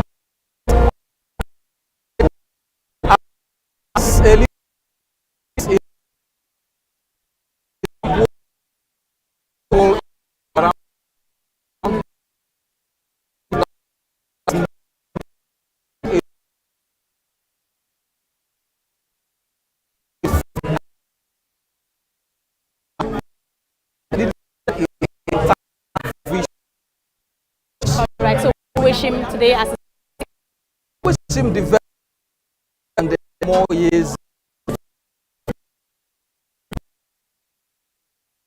Amen.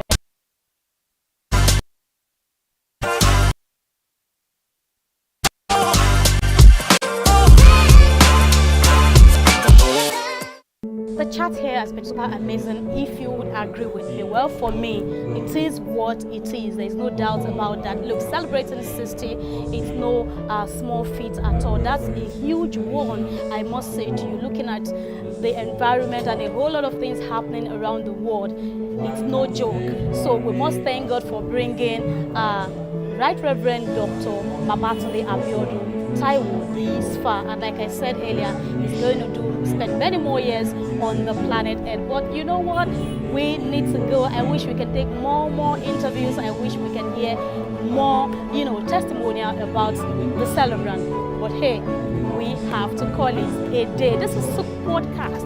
We'll take it right from our studio to your destination, anywhere in the world, any day, anytime. I remain Grace Komolafe. Reach out to us via the number scrolling on your screen or through our social media platforms. We are on YouTube, we are on Facebook, we are on Instagram, we are on Thread, and on X. Yes, until some other time, I would see you again on Souq podcast. Have an amazing time out there. Bye-bye.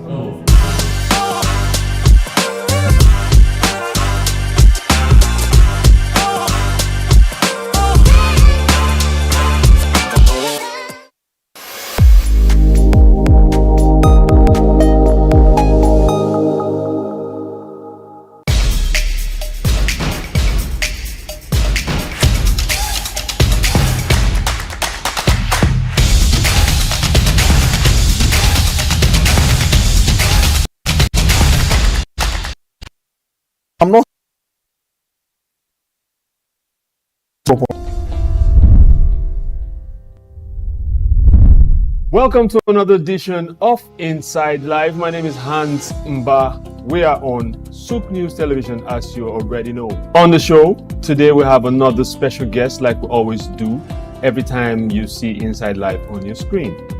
Now, this is a musician, like one of my friends likes to call it, I like to say. So, he's a musician of a different kind. This is so he performs, or he hones his skills on a different kind of stage. I will not tell the story for him, but let him do it. He's none other than Komi Flame. Komi Flames is in the house, but I like to call him Daniel Ahanji. How are you doing today?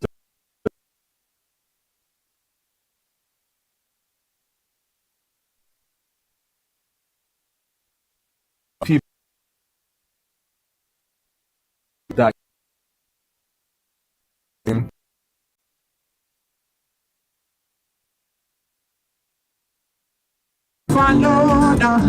all of this stress I've been under, rather my cup running over,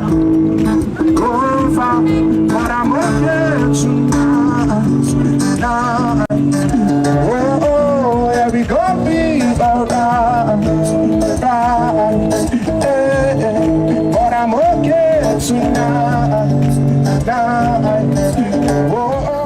Okay, if you say it like that, it's a bit iffy. So, busking, break it down for us. What does the art of busking? Because from what we know about busking, from what I know about busking, it's you see it on movies when people travel on trips. Yeah. You see people on the streets. So it's either their hearts open on the floor, they're playing a keyboard, or they're playing drums, or they're actually just singing. You know.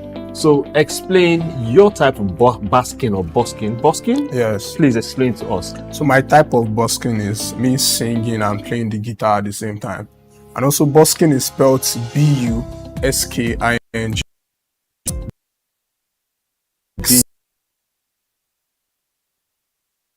It's spelled in the streets.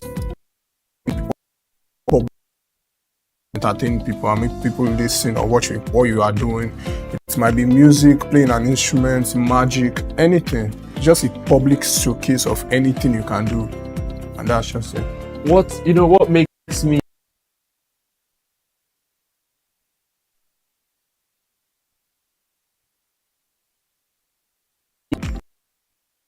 did you believe in busking? Because I know from around here, I've been around a while. I've been around music circles. I've been around, entertainment for a while. Yeah. I've never seen anyone do busking in this part of the world. Right? In this part of the world. So I really we want to get into your mind space. How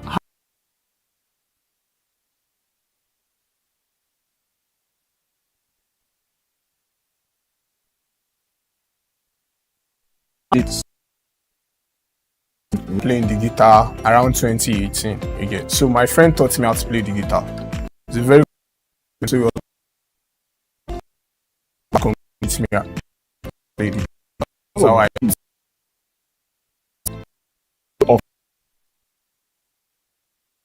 and the friend would say you play by hearing. So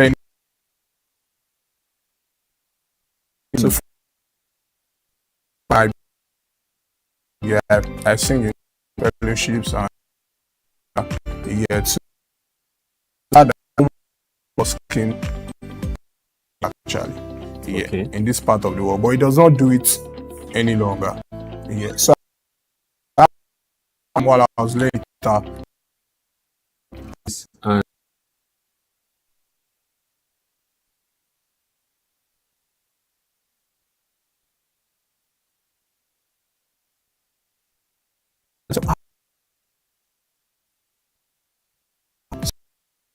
so I said that my guitar and singing skills do the same place, maybe during December, because I know normally December people are always out in the mall. So I told myself I was going to do the same thing there, and I made it happen. So that was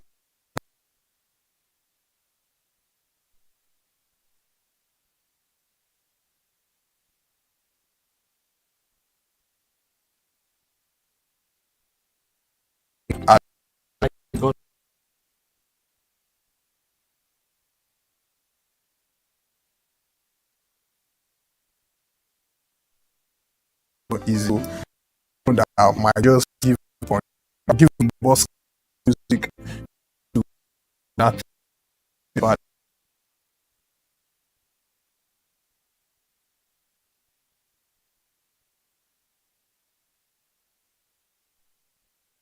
how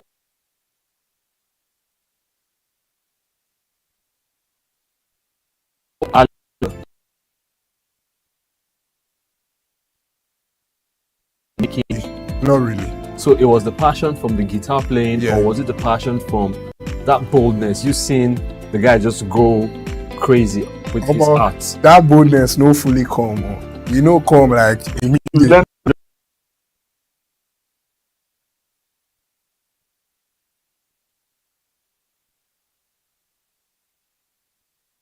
This is more than he has done.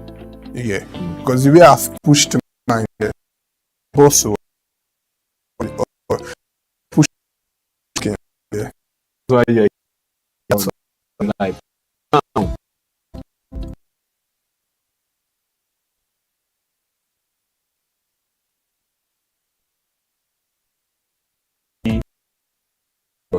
Stuff, balls, yeah. Of Lagos.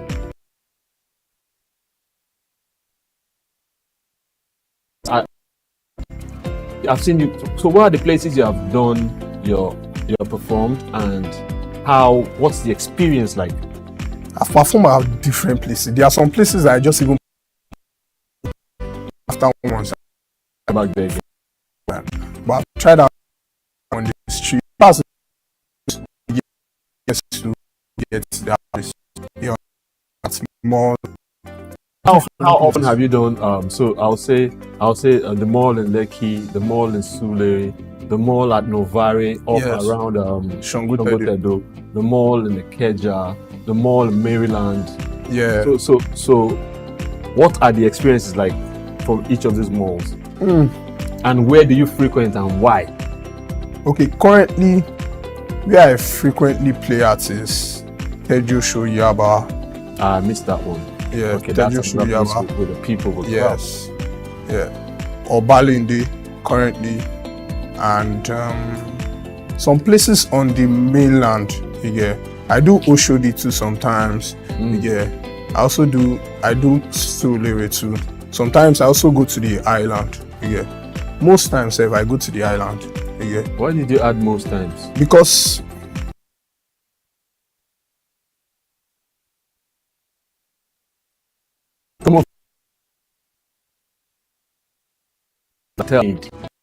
from basking at any of the malls. Tell us the truth though. Any of the malls. Let's say, should I disclose this? I make money. I know it's private information, but if you would speculate, that's fine. But because I want to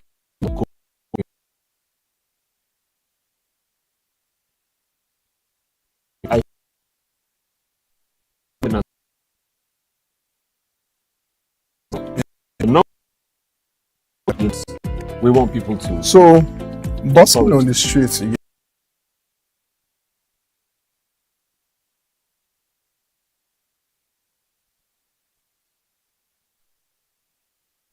Maybe 500, 300. I like that margin. Yeah. Okay. Because it can be good today, and tomorrow is going to be bloody. I know, because I've seen some basking and I'm like, dude, you guys help this guy, do something. Yeah. So which of the malls have you performed more frequently at, and why choose those particular malls to go back to? The malls I perform, the malls I can say I really perform currently frequently is the Palms Mall. I do there most times. Okay. Yeah, I guess that's the only mall. And Novari Lekki Mall. But it's been a while I went to Novari Lekki Mall. But why?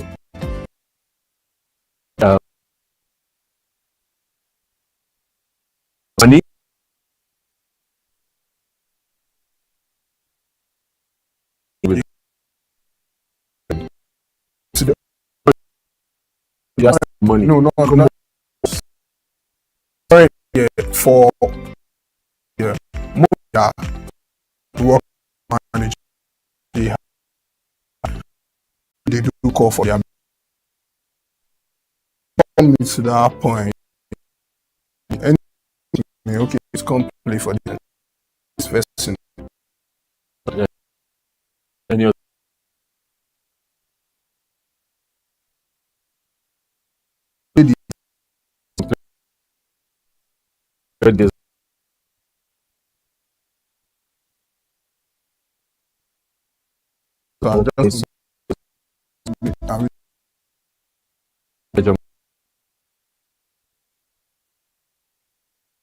Yeah. What do you mean? I play outside. At the parking lot? No, at the parking. Outside the compound? Outside the compound. How? There is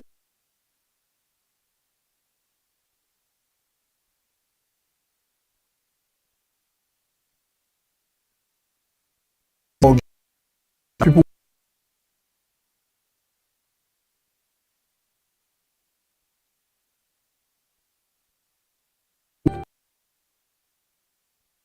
I can't.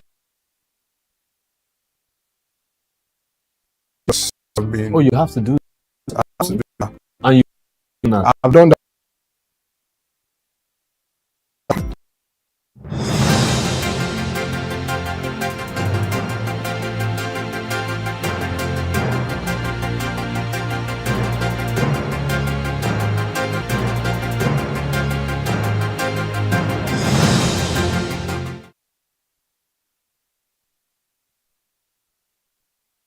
A very warm afternoon to you and welcome to the Midday News reaching you live from our studios at Souq News Television. I am Oyimpriya Krumale. Let's begin with today's top stories.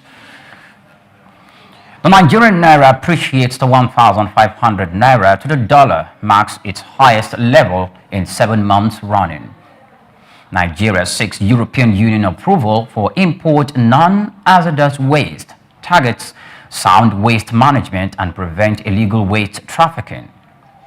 President Bola Tinubu vows to prioritize a digital economy for job creation. And the Naira targets more energy investments in 2025.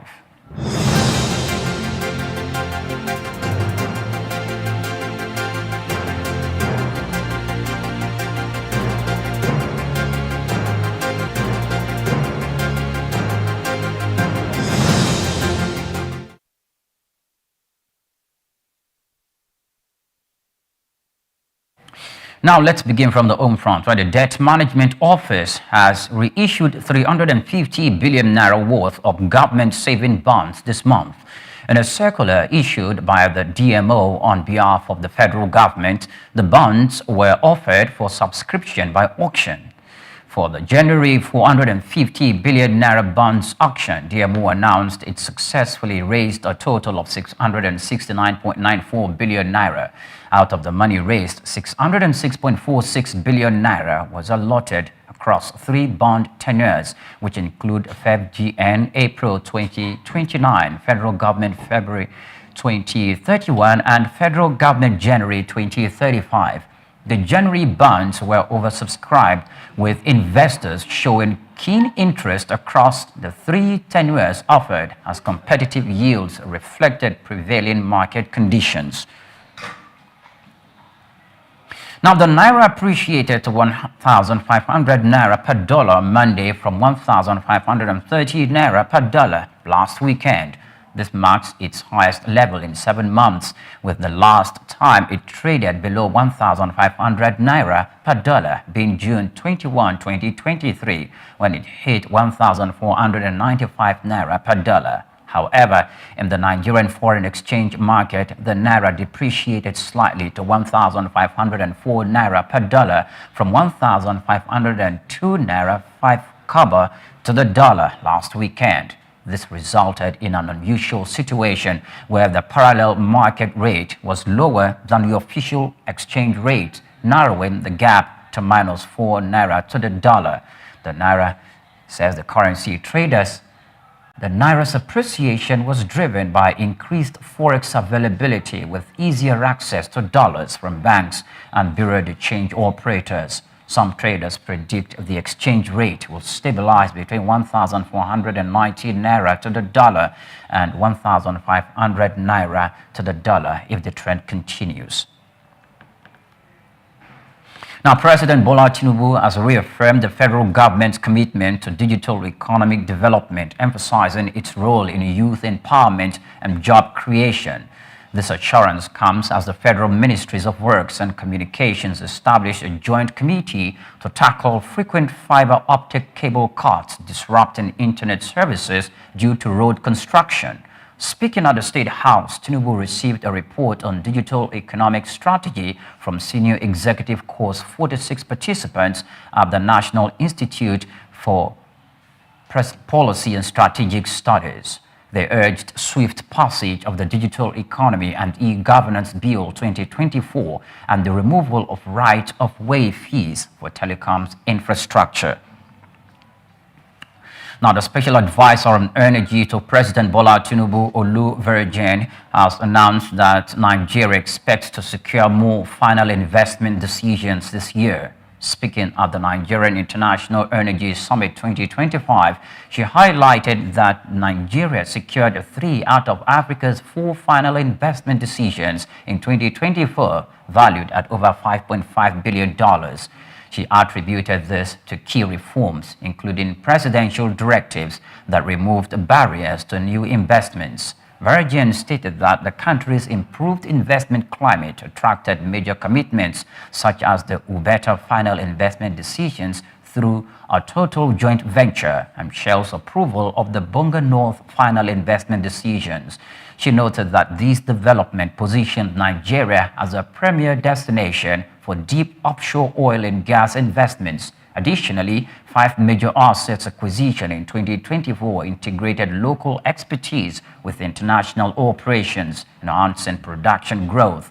Looking ahead, Verejen emphasized that Nigeria aims to restore oil production to 2.06 million barrels per day in the short term and 4 million barrels per day by 2030. She also highlighted the government's effort to improve electrification, expand domestic refining, and ensure energy security. These measures, she said, are essential for driving industrialization, economic diversification, and long-term prosperity.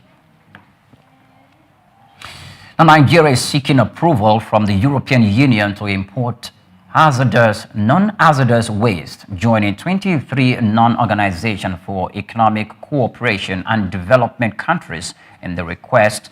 The European Commission confirmed that Nigeria, India, Malaysia, Ukraine, and others met the February 21 deadline for submission. Under the EU's new waste shipments regulations, stricter rules will govern waste exports, including a ban on plastic waste exports by November 2026. The first list of approved countries will be published in November 2026, with exports to unauthorized nations prohibited from May 2027. The EU says the move is aimed at ensuring environmental sound waste management and preventing illegal waste trafficking. Non-hazardous waste, which makes up 95.6% of Europe's solid waste, include municipal waste such as packaging, clothing, bottles, paper, and plastics. Demolition waste include concrete, bricks, and stones, and food waste. Nigeria's request aligns with its effort to manage and repurpose waste materials as part of its sustainable development goals. Nigeria Airlines ground handlers clash over new safety charges. We'll bring you more stories after this, to stay with us.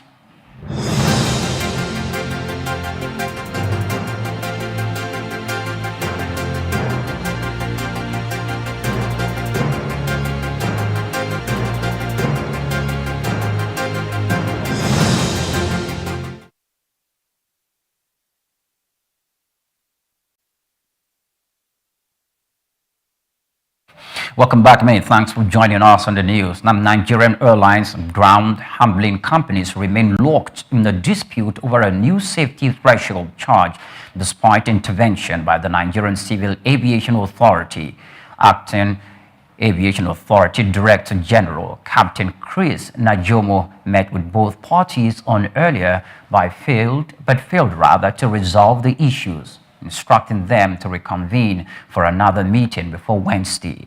The disagreement stems from a tariff hike introduced by ground handlers last year, which increased charges by 200% to align with African industry standards. If implemented, airlines will see handling costs for a Boeing 737 rise from $70,000 to $200,000 to $300,000, while fees for a CRJ aircraft could jump to $150,000 to $250,000.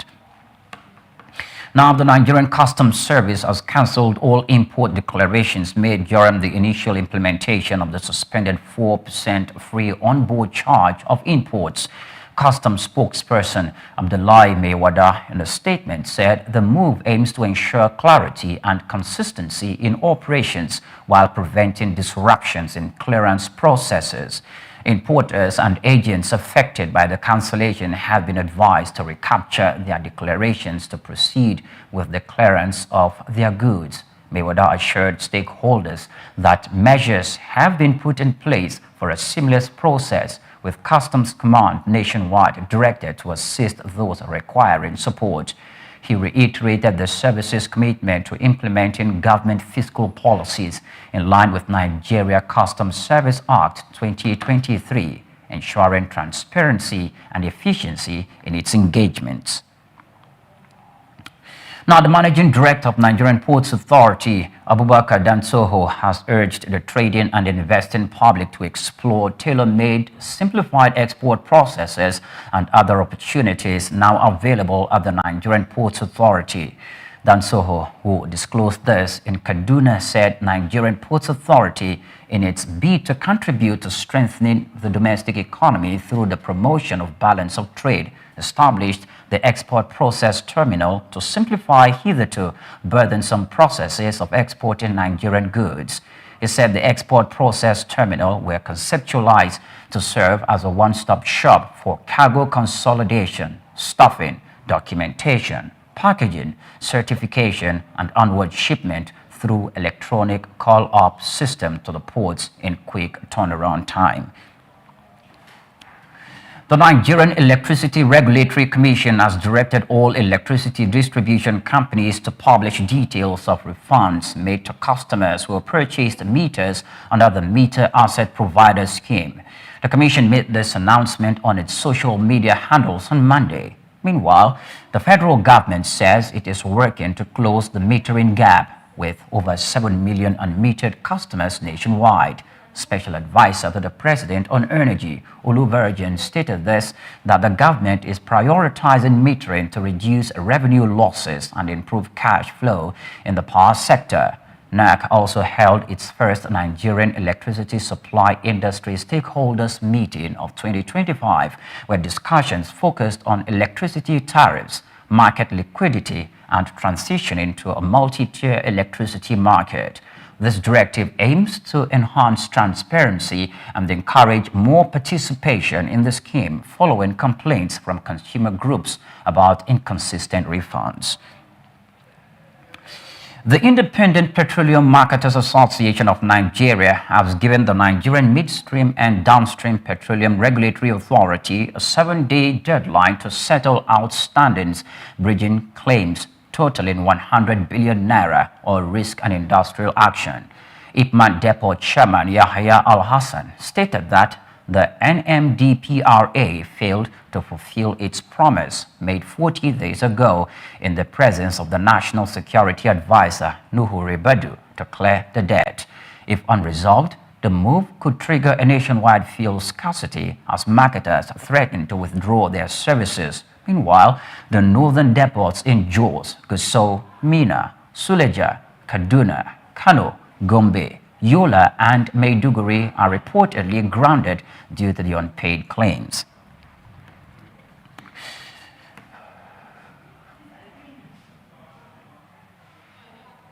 Now, some filling stations shut down as petroleum marketers threaten to halt operations across the southwest, bringing you the full story in a moment. Do stay with us.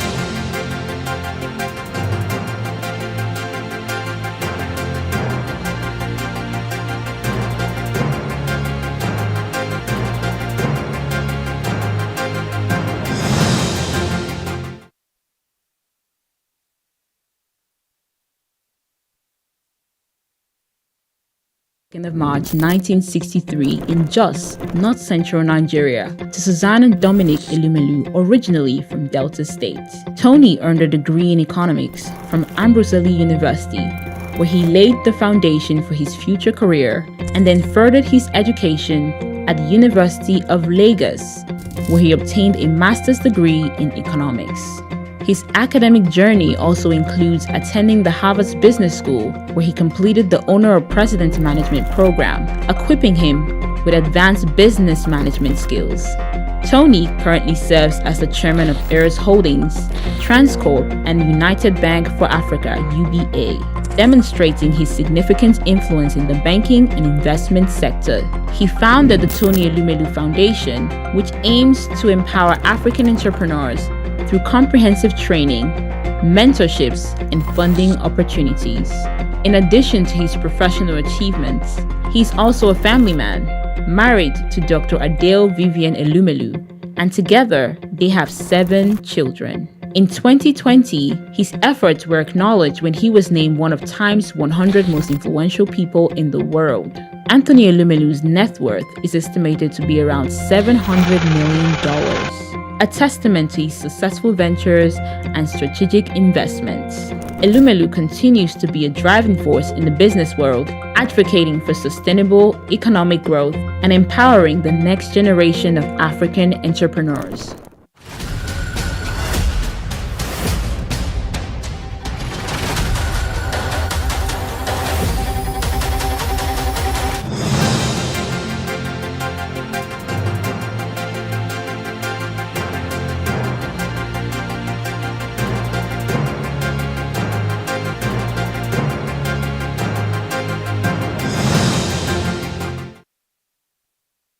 Welcome back, and many thanks for joining us on the news. Now, some filling stations across Lagos State have shut down operations as task force has been alleged of harassing tanker drivers.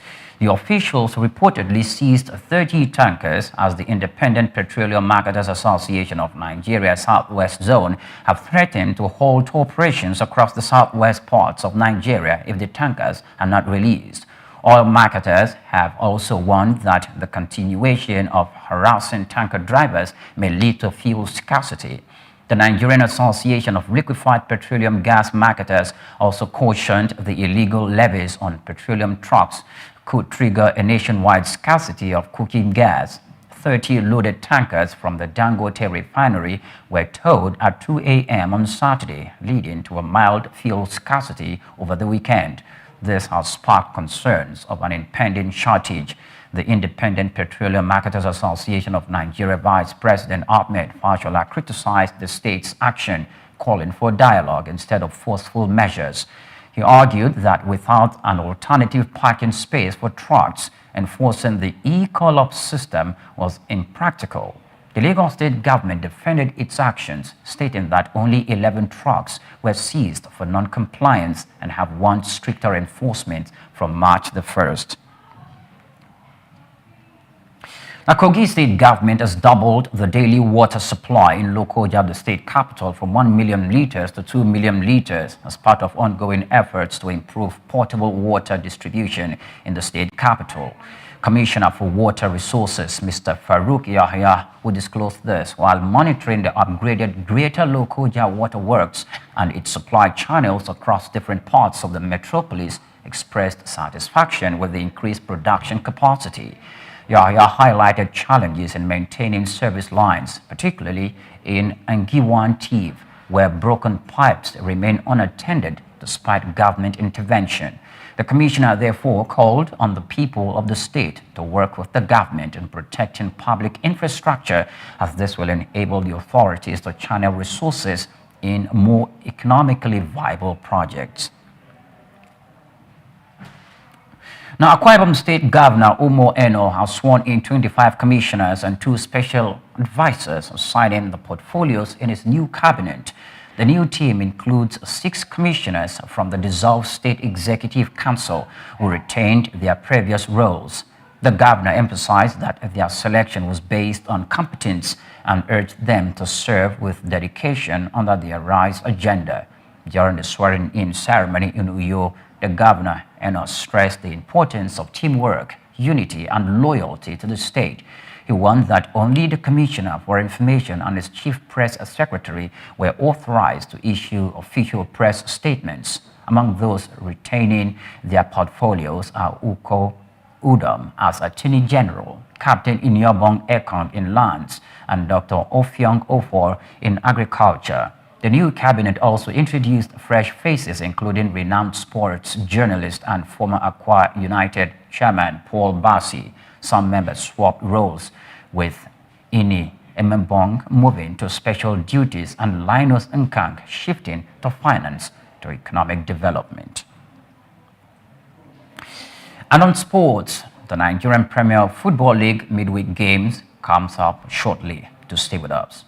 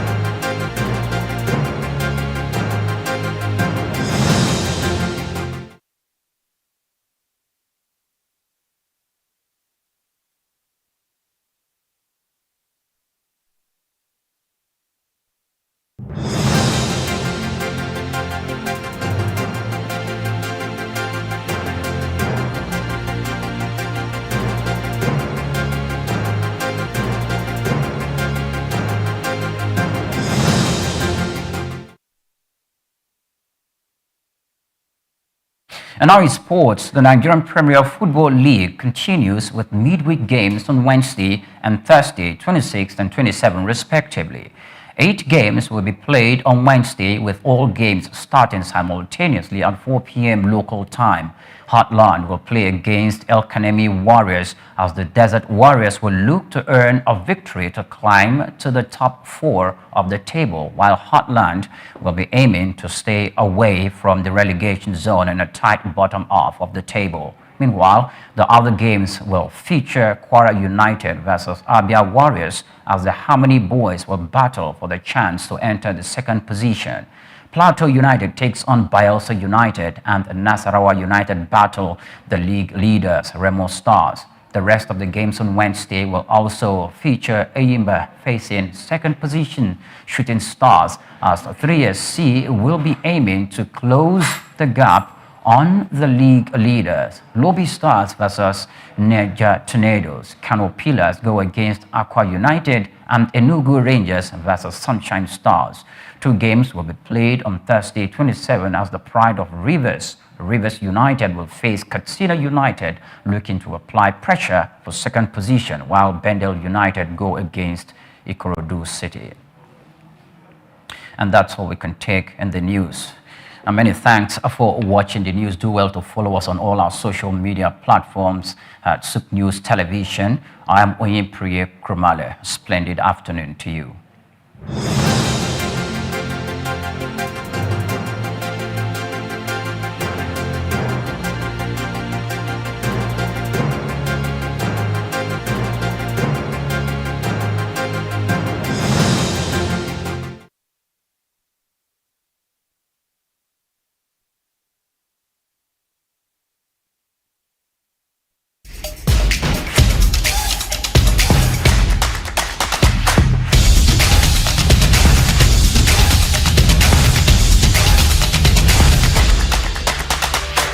I want to unleash that creativity. I want to unleash, those things that we see every day that we find amazing now. That's what's driven me personally. That's what drew me at Trace.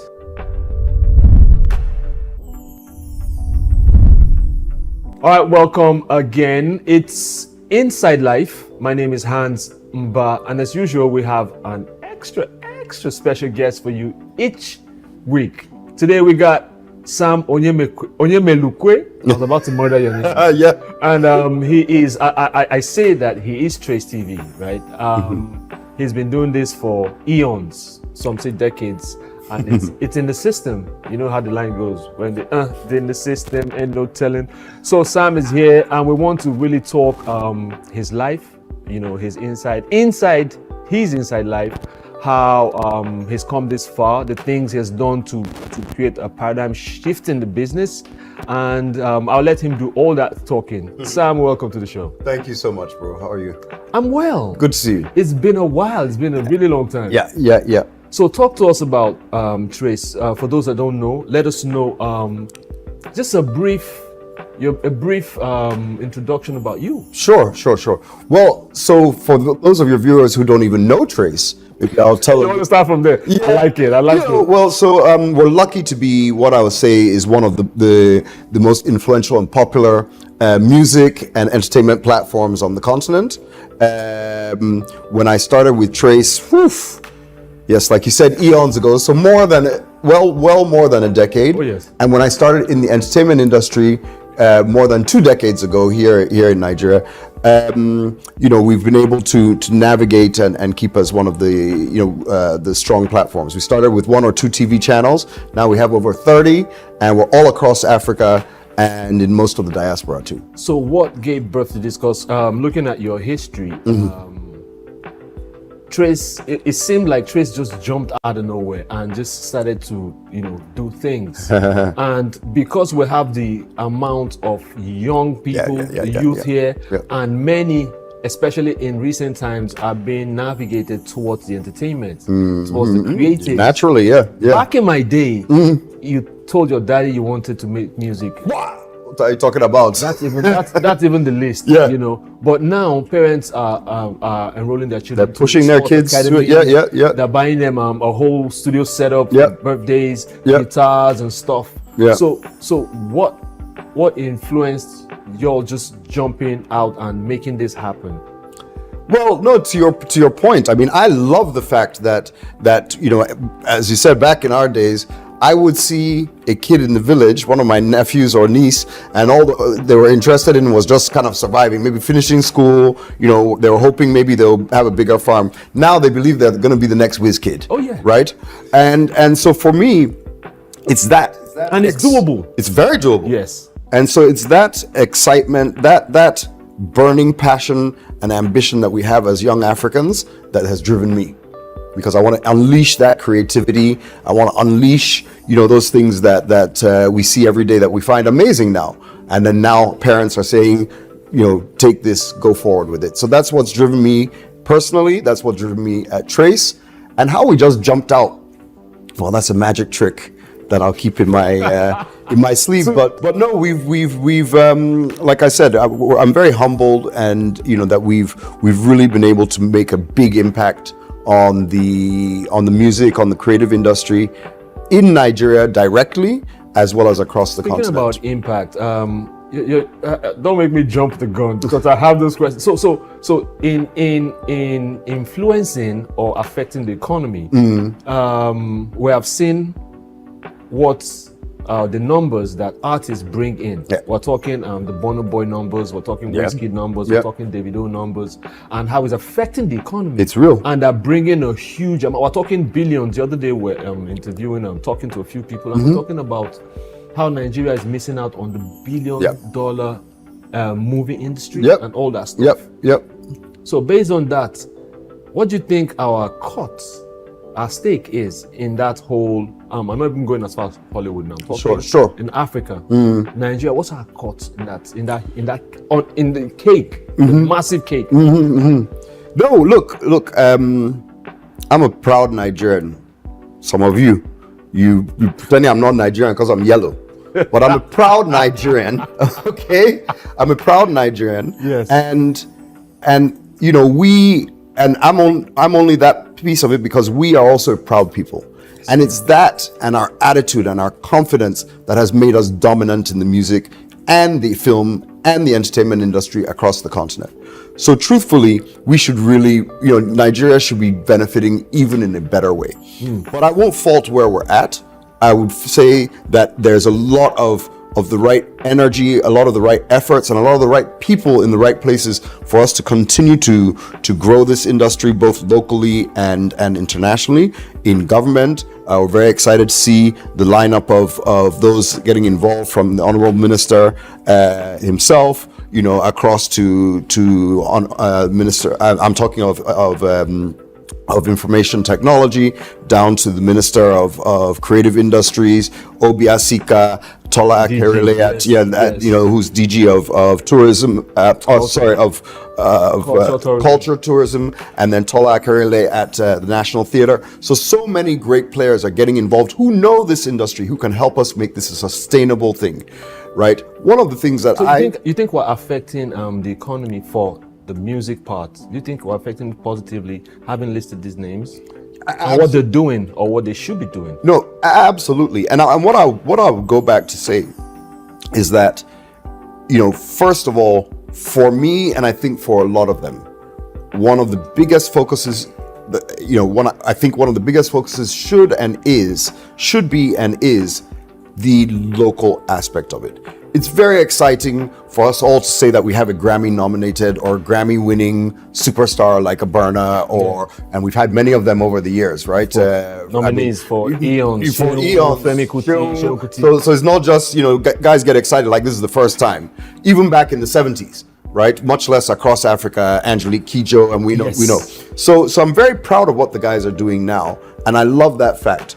But from an industry perspective and for our economy, we need to look at the local economy, right? We need to look at the local support and the local generation of wealth around this industry. Yes. For our movies, we don't have enough cinemas. What are people doing in community cinemas? What are they doing, to ensure that the people who love this content in the northernmost reaches, maybe Yola or wherever, can enjoy this content at a price and in a way that's not going to to break the bank, right? That's going to make it worthwhile so that our economy can continue to grow. And on the music industry, sure, you talked about all the big guys, music and content. Yes. You talked about all the big guys, but I also love the bottom of the pyramid. I do. Right? I love this, the fact that there are thousands of creators. I just watched your show, and you had the young man who was a busker. Yes. What's his name again? Komi Flames. Komi Flames. Yes. Come on, you have a busker on the streets of Lagos. You have thousands of guys making content, and and this also represents a huge shift and to the dynamic of what's happening in the economy, as well as the economics of it. So you have Burna Boy and whoever at the top generating literally hundreds of millions of dollars in activity. Yes. But likewise, those hundreds of thousands at the bottom are also doing the same thing. So it's a paradigm shift for our industry, for our economy. And we're loving it. You said something about we're not benefiting enough. Shed more light on it. Yeah, no, definitely. Look, one of the basic things is the protection of intellectual property. Yes. Right? On a very show like this, in the mall, I hate to say it because our economy's tight right now, so we all don't want to spend money. But even in a wedding, we're supposed to actually pay for the music we use. True. That DJ is supposed to pay music rights. I agree. The mall or the shop that you go to is supposed to play music rights. The radio station, the TV channel, we're supposed to pay music rights. But those protections and that regulation is not in place enough to generate that out of this. So our economy is being shortchanged. The creators are being shortchanged, and those of us who are behind the scenes, our businesses are getting shortchanged. But we're on the right path. I'm confident. So what can you tell us 1, 2, 3 things that you feel we can do to mitigate this? Because I say this, I also have a weekly show where we talk to hip hop artists and from down there. Right.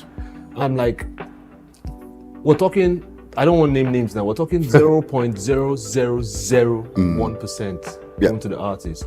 And still, many people don't feel led to, despite all the subscription and stuff, many people don't feel led to subscribe because there's a feeling that the artists are being robbed. Like you're saying now. So how do we, is it just we talk about it to shed light to it? Because they said you talk about it frequently or often enough, something gets done. But beyond that, who does the something? We're talking about. So to your point, there's multiple players in the ecosystem. There's stakeholders. Yes. And each stakeholder needs to play its part. But why I'm confident is because the money is so compelling.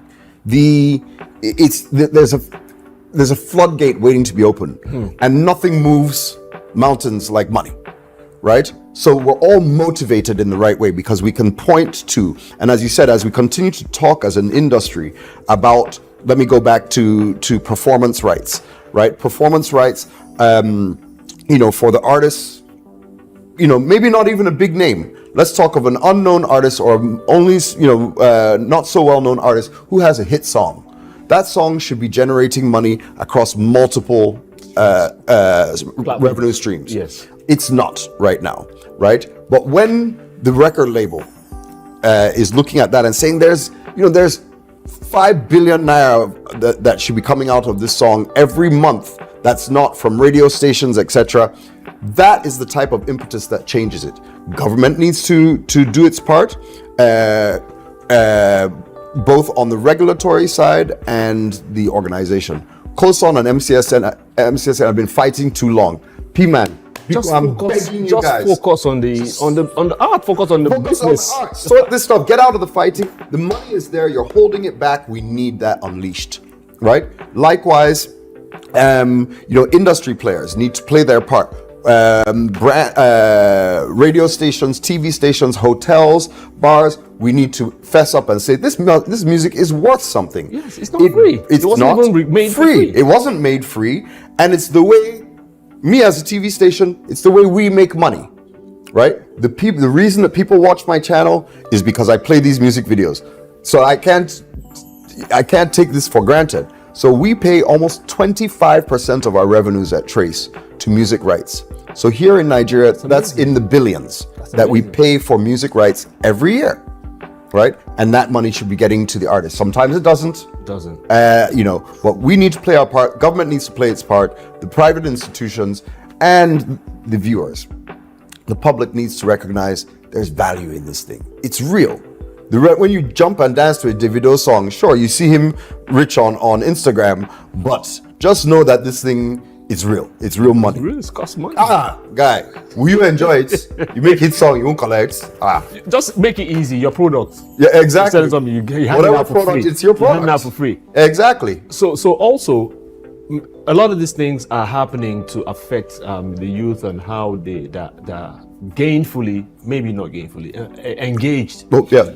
Hopefully gainfully. There was the awards you guys did, some other culture, because when the culture shifts like that, it creates opportunities, especially for the young ones, which is our focus basically. 100. So you have done the awards. Tell us about the awards in Rwanda. It was massive. I saw it and I'm like, wow. Yes. So why Rwanda? Sam, come on.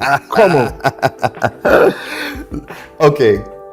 First of all, let's tee up the awards. For those that don't know about the awards, we did our first ever Trace Awards and Festival last year, almost a year ago, and we were excited because it actually did the impact that we wanted. So we truly took the entire music industry and we claimed the space as the top awards on the continent in one fell swoop. Really? One fell swoop. I mean, we had over 80 artists there from all over the continent, right? Of course, we had our big boys, the Niger boys. We had David there, Davido there, Rema there, Yemi Alade was there, Mr. Easy, Feels, the list goes on. And we dominated, my people.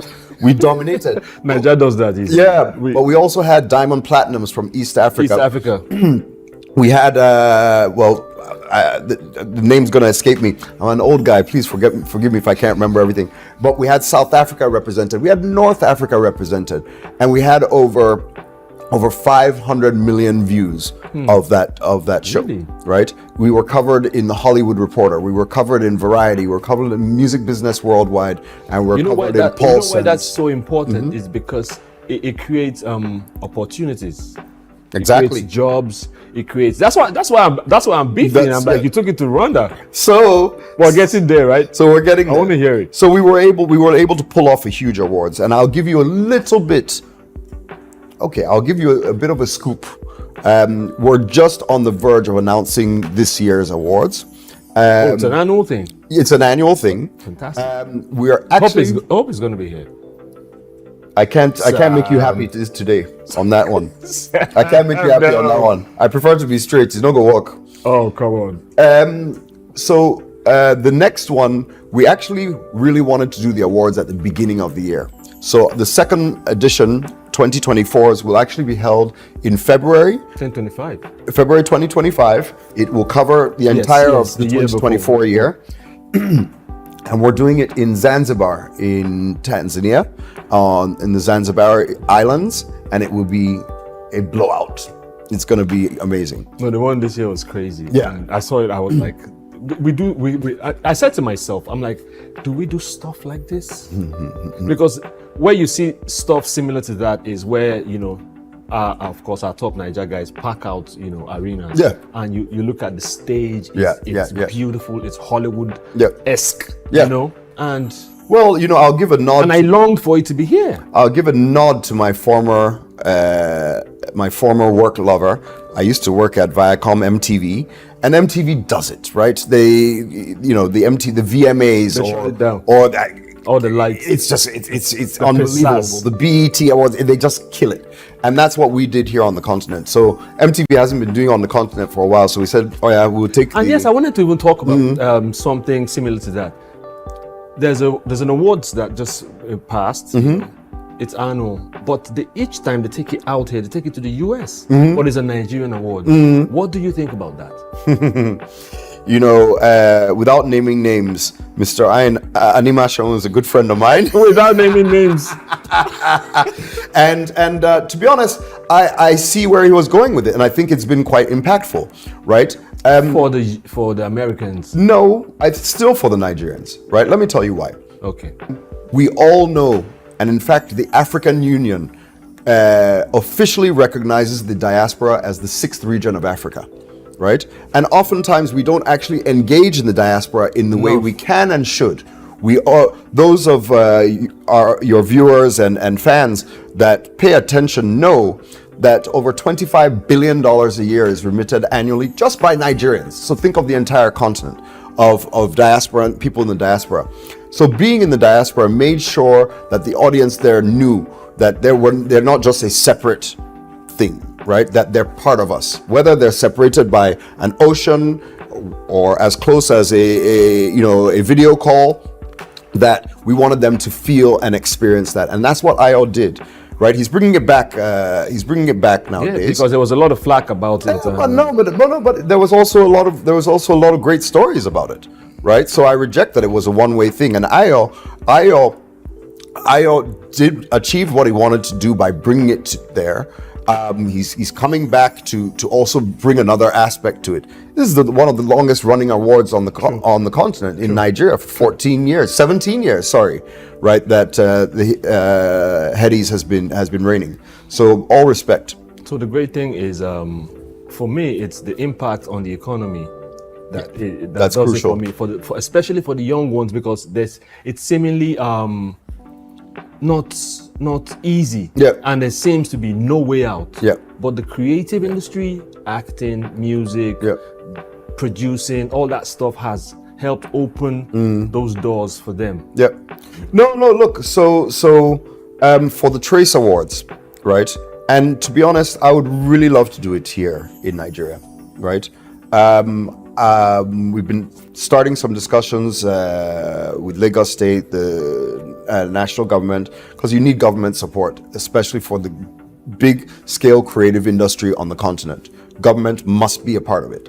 And not just our awards. We just talked about it from all the other aspects of this, right? So the creative industry needs government, right? And I'm hopeful that we can see our way to doing it here. We have some issues to sort out from our tourism aspect, travel, safety, etc. But so we're definitely open to bringing it here. But the awards that we did, the night itself, as in the cost of the night itself, was about 5 billion naira for the setup, the event, the travel, everything that happened around that night. And during that week, and even more, about a 2 to 3 week period, we generated over $30 million of economic activity.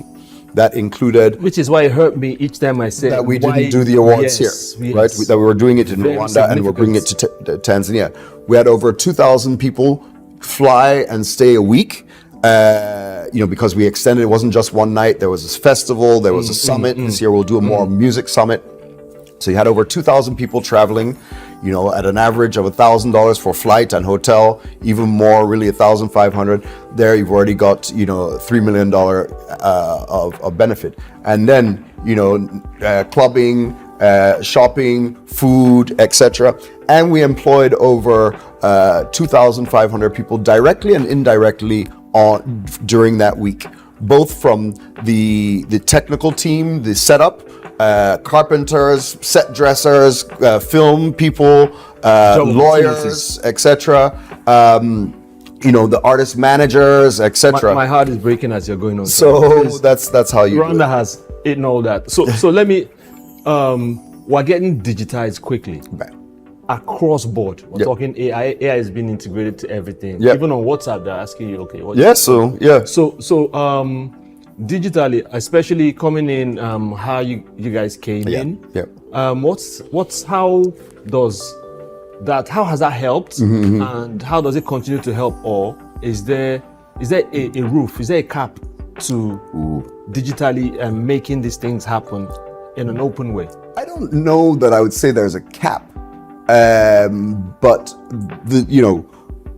technology and human innovation always sees that we find another way to do things differently, whether it's expanding and growing it, or sometimes a funny way that it just goes off to the side and you're surprised, etc. So I don't think there's an end point in sight for the innovations, the changes, and of what technology brings to our industry, and how we as consumers enjoy it, interact with it, and contribute to it. I think it's going to continue to be, a really dynamic thing.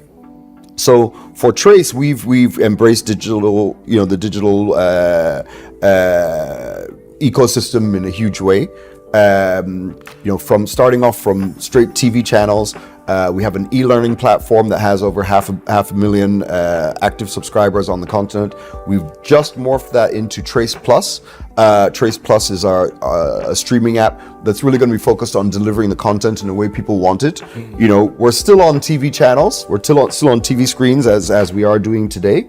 But we're all watching here. True. More as much as anything. So, we're of course embracing that. But furthermore, as an organization, let me give a small shout out again to, I love to encourage our government people, to the Honorable Minister of Information and Technology, His Excellency Bosun Tijani, for his foresight and ambitions around AI. Sometimes, especially when I was younger, I'll look at AI, or that time I wanted to launch satellites. I'd be like, Naija, what's wrong with us? We can't buy tomato yet. We're talking about AI.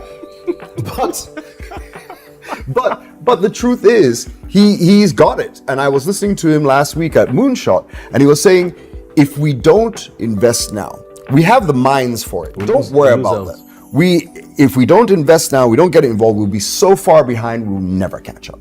Right? So yes, maybe it's not the biggest priority, and we have much more pain and give it time. But we must pay attention to it. We can't even afford 5 years to be completely uninvolved. And and let's give it to ourselves. We have the minds, we have the innovation, we have the guys who may do something amazing in the coming years with AI, and all of us will be sitting here like, yeah, now wow. And so let's let that happen. Sam, thank you so much. We could go on. Yeah.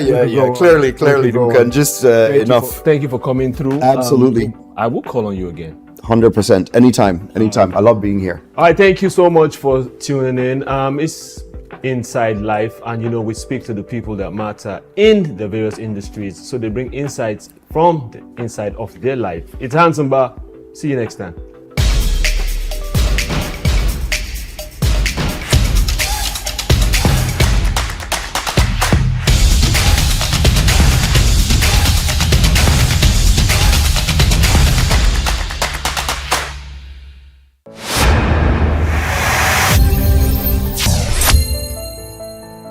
He who finds a wife finds a good thing and obtains favor from God, says the Holy Book. Among the many blessings of life, marriage stands as one of the most cherished. Today we gather to celebrate the union of Omaka and Augustine, and wedding bells rings as it marks the beginning of a new journey. Family, friends, and well-wishers are gathered together to share in their joy. My name is Grace Komolafe, and this is Souq Podcast, taking it straight from the studio to your destination, anywhere in the world. We'll be having conversations, I must say special conversations, as it relates to today's event, and that we will be doing right after this break.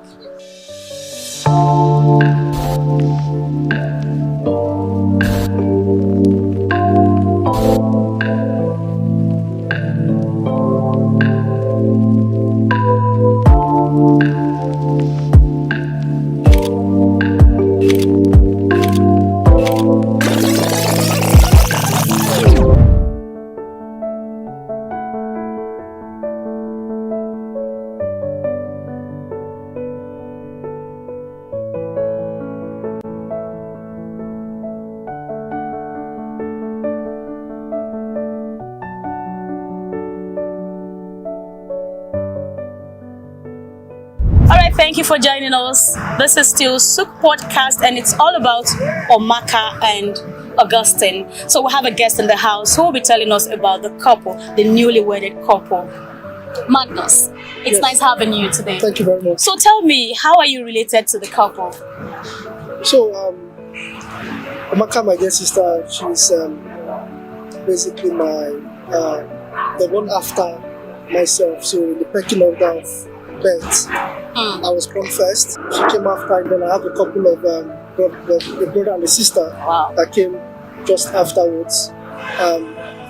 So being the sister that directly comes after me, you can understand the bond that we have. Before the rest of my siblings were born, it was just two of us. Oh yeah. Who kicked it out in the world, who did all the hide and seeks and all of these things until the rest of them came. And of course, this relationship carried on and on and on, even all the way to primary school, secondary school. We did all the naughty things that kids would do. Fun things about Omaka is she's always loved cooking. Okay. And for some reason, she ended up studying law in uni. Okay. And then did a backtrack, a 360. Or is it 360 or 180? No, I won't say one thing. I would say she did a 90 degrees and went to culinary school. And now she's now a But initially, she do not like cooking. No, she's always loved cooking. Oh, she's always loved cooking. Oh, I see. No wonder she decided to go for It was so notorious culinary. that she would take the pots and the pans in the house, take them to school. They have this home economics in secondary school. And then she would just go there and cook food. And she would come back home with nothing. And we'll say, where is the food you cooked? You took all of our dishes and then Okay, so how do you feel? How do you feel having a man, the love of her life, taking her away from you? I think it's a fulfilling experience. Being myself married, to a lovely wife, SA. I can understand, what they're both going through at the moment. The affection they have for each other, the bonding that they have for each other, the love they have for each other. and I can tell that it's genuine. And looking at the amount of time they've spent together, even before they got married, it's pretty obvious that these guys were made for each other. So there's nothing to worry about. All right. So before I let you go, tell us that beautiful moment, memory that you cannot forget about your sister. Something you just can't forget in a hurry. That's always been in your mind. Okay. Something I can't forget is the fact that whenever she's always the type that likes to manage things and manage people, and whenever she just comes around, she wants things to be organized. She's always saying, do this way, do this way, do this way. The perfectionist in that sense. I see.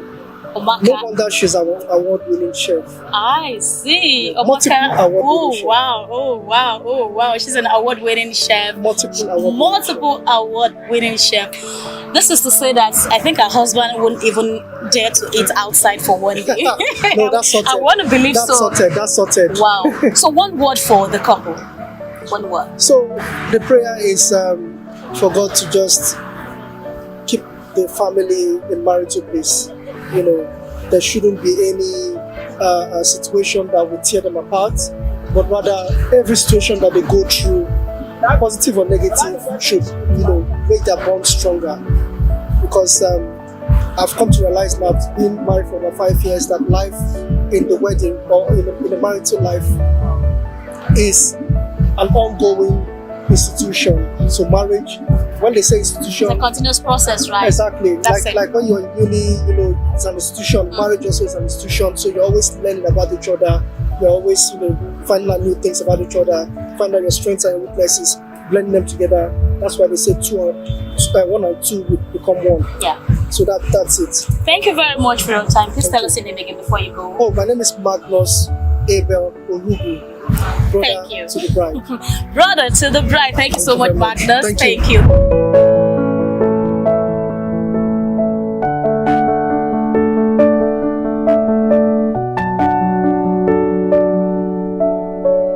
So again, I bring to you a special man. Oh yes, the father of the bride. And I'm sure he has a lot to tell us about Omaka today. Good afternoon, sir. Good afternoon. It's a pleasure. I'm fine, thank you. It's a pleasure having you at this corner. Thank you. It's all about Omaka and Augustine. How do you feel today? Tell us. Wow. I'm excited. So excited. We have been looking forward to this day, which has come. So I'm excited. And I want to thank God for a day like this. So tell me, what's that thing about your daughter, right, that you just cannot forget, and you're feeling like, oh, she's actually going away? Though we know that it's for good, but then you just have this feeling like, oh, my daughter is going away. What's that thing so special you can't forget? Oh, she's so special. So special. So she's so close to me, and as my first daughter. I see. When I had her, I was very, very happy, and it has been very easy journey, right from our baby to toddler to teenager to youth, and then to this age of maturity. So there are a lot of stories about her. So you've been in the journey for so many years. Obviously, I need not to ask about that. But I want to say, what do you have to say to this newly wedded couple? Well, they are very, very good couples. Very, very good couples. Because when I met the groom first, they don't live in Nigeria here. Okay. So when we're making a call, one of these video calls, I saw him. He looks very, very promising. Okay. But all I just said that day is that a young man, I can see you over there, but I don't know exactly what you are doing. I don't know exactly what you are doing, but I'll just take it. I'll just keep it to myself that, like, I did not see you. After saying that, when I talked to him again, I asked of his parents.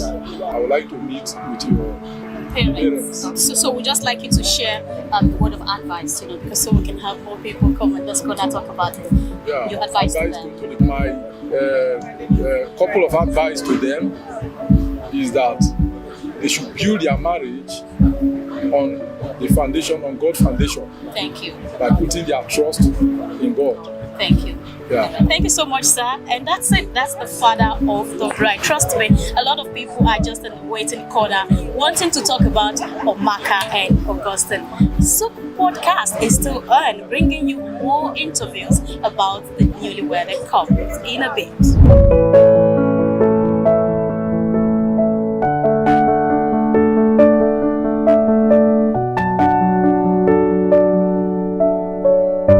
I told you, a lot of people are out there waiting to talk about Omaka and Augustine, the newly wedded bride. And right here, I have the mother of the bride sitting. And we, of course, I'm also super excited, I must say to you. Hello, it's pleased to have you here, mother. Thank you so much. So tell us, straight to the point, Omaka, I don't know why I keep saying Amaka. Anyways. Amaka. So Amaka. The child is beautiful. Her child is beautiful. I love that. And she's actually beautiful. She's a beauty. Okay, tell us about Omaka and Augustine. Omaka is my daughter. Great. So pretty and so intelligent. She knows what she wants. And she's a very patient person. When she needs something, you would think that she doesn't want it. But she calmly and steadfast, she receives it. Augustine too, they have a similar role to play in life. When they find each other attractive, I know the moment I see them, I know they come together because they are so happy with each other. You see Augustine talking to Omaka, you would think that the world is around him. Oh my! Smiling all the time, making himself so happy. Love in the air. Yes. When you see two couples God has blessed, bring together, you will see the radiation of life in them. That is how the two magnets come together. So tell me how you feel today, and we're also going to wrap up with you telling us your wish for the children. My greatest wish for them, where I did not step, let them start from it. Wherever I ended, let it be their starting point. Success, good things of life, good health, everything you can name of. Above all, I want them to know God. Thank you. Thank you very much. It's great having you.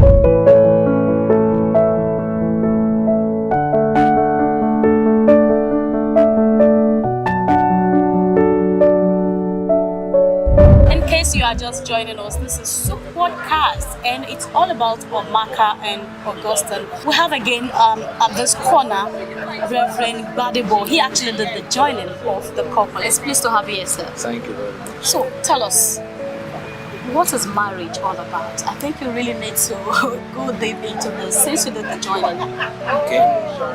Marriage is God's plan for a man and a woman. I must emphasize that fact. A man and a woman, just the two of them. Yes, okay. Not a man and a man, not a man, but a man and that is God's plan. Okay. According to the scriptures, to fulfill God's purpose here on earth, which is one, to dominate, to subdue, and procreate, and dominate the whole world, and which we have been seeing man right from Adam and Eve even up till now. And that's the purpose. And the purpose of God for marriage is to one, to avoid sexual sin, to avoid immorality, and then to create an avenue where you can have sex without feeling guilty.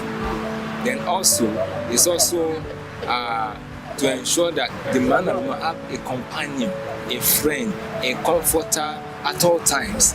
Many people in the world today are in the world, in the crowd, but they are alone. But marriage was where that is where the two of them are friends. But that is very, very vital, and they know what they are doing, and therefore the purpose of God, they will become friends of one another, and that we know that some of the problems we are seeing today that people are facing, which include loneliness, depression, all sorts of emotional issues. Okay, so a lot of marriages are crumbling today, and we really feel sad because it's a good thing to see people come together and stay together. But by the time we begin to receive reports like, oh, this marriage crumbled, or divorce here and there, we feel so worried. What would you say would be some of these reasons, and how can it be at least reduced, even if we can have that eradicated totally? It can be reduced, perhaps even eradicated.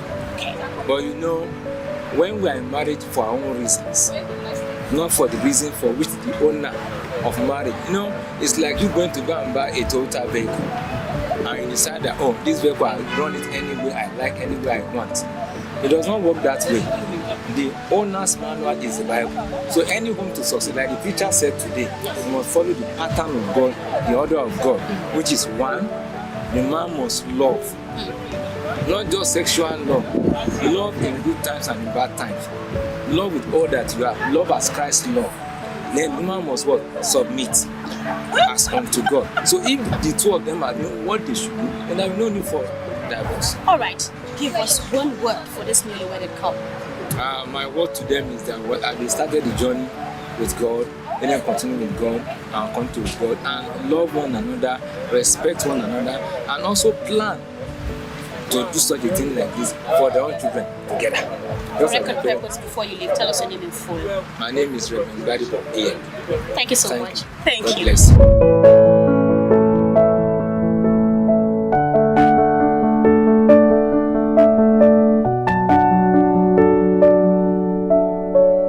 Again, we'll have a friend of the couple at this corner. It's Souq podcast, like I've told you before, and we are still on. It's all about Omaka and Augustine. Afoma, good afternoon. Hi, good afternoon. It's a pleasure having you sitting here today. Thank you for having me. Tell us about this amazing couple. I mean, I think the one unique perspective I have about them is that they are individually responsible for me meeting my husband. Oh, I see. So the first time I met him, God had invited me and my friends over to a party. And then the second time I met him, Amaka had invited me over to a different party, and then that was when at different occasions, like almost a year apart. So you're talking about how many years now? So the first meeting was in 2020, the second one was in 21. Yeah. So tell me, what is that unique thing that you just can't forget that's about them? I mean, I think it's big. It's really how close, like how slow and how slowly they've grown close together. I mean, I think initially it was friendship, and then they've just really taken their time. I think that's one thing I appreciate, and I would say about their relationship is that they took their time to get to this point. They have owned their journey. It's been theirs, 100%, and I mean, I'm not only happy for them, I'm very proud of how they've done that. Okay, so if you know them this much, tell me something about them, the food they like, the color, perhaps if you do know. I know that Amaka is an expert in particular kind of cuisine, and then, you know, she's a chef. One thing I find interesting about your relationship is that Gus also cooks once in a while, and then I know Amaka doesn't really like cooking at home. So I think it's a very weird, I think it's something I find weird, but I mean, that's their dynamic. All right, thank you so much for your time. For record purpose, could you just tell us your name in full again? Sure, Afoma Ofodiwi Karibo. Thank you so much. Thank you so much. Thanks.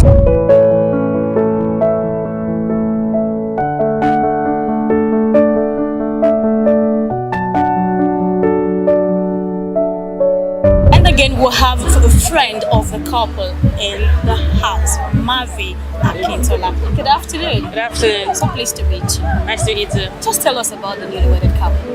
Well, of course, Amaka and Gus, they're my friends from Abu Dhabi, but I've known Amaka since law school, but I met Gus in Abu Dhabi. So tell me something special about this couple. Something special was, we didn't expect them to get married. Really? Yeah. Okay, so why? So just because they're just very different people. They don't conform to the norms, and they live life on their own terms, and they're not very traditional, so to speak. So they're very modern, very contemporary. So when they decided that you're going to get married, I was like, wow, Seriously? hallelujah. Yes, exactly. Yes. Okay, so But it we're was- really happy for them. Yes. So it was a lot of surprise for virtually 100%. Yes. Wow. So your prayers and wishes for them? Lots of money, good health, long life, prosperity, and a peaceful and a happy home. Thank you so much. Thank you so much for having me. Thank you. Take care.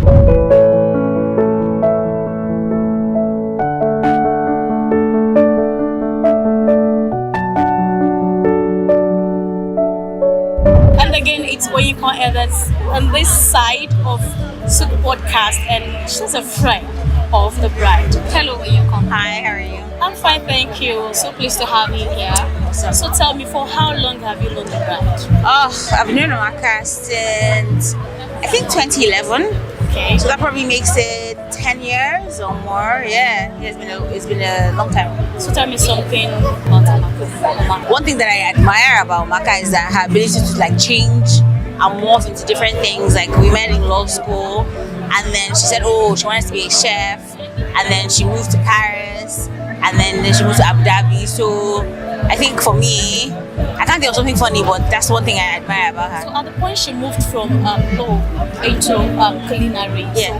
So what did you think? What came to mind for you? It was just interesting. I just thought, oh, that's interesting. Like from law to culinary, and she used to do these dinners for us where we would come to her house in Isheri, and she would cook for us, and she would try different things, or we'll go to our friend Damsel's house, and like those times were so great because it was sort of at the beginning of her journey, and we sort of were with her to see that, and now to see where she is, and like having creating a menu in a restaurant in Abu Dhabi and opening up a second restaurant. So like it's been a journey, and I'm just so proud of her. I think that's what. As a long-time friend, have you seen Amaka in her downtime, and how were you able to give the necessary support? I think like Omaka doesn't dwell, which is what that's why she's a good friend. Like she might be down, but she's still like active. You won't know that she's so sad, and she doesn't show it. Yeah, and she just moves on. Like, oh, something's happening, I'm just gonna move on. So yeah. So your wish for them? I wish you guys lots of happiness and love, and that you continue to be friends, and that this marriage will be like the most amazing thing that both of you have ever done. So yeah. Thank you so much. No problem. Thank you.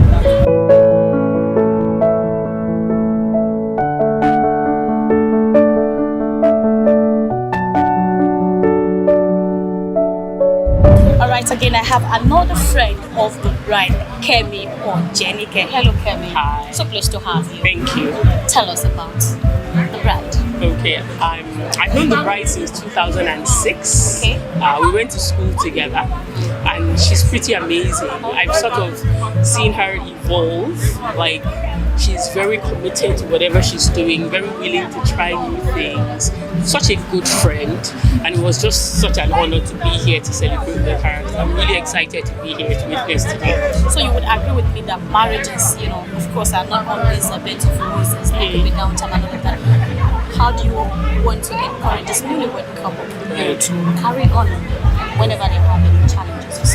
Well, I think essentially taking it on as any important project that you would, understanding that it's a lifetime commitment, and giving it your best, being willing to let go of certain things, being willing to compromise,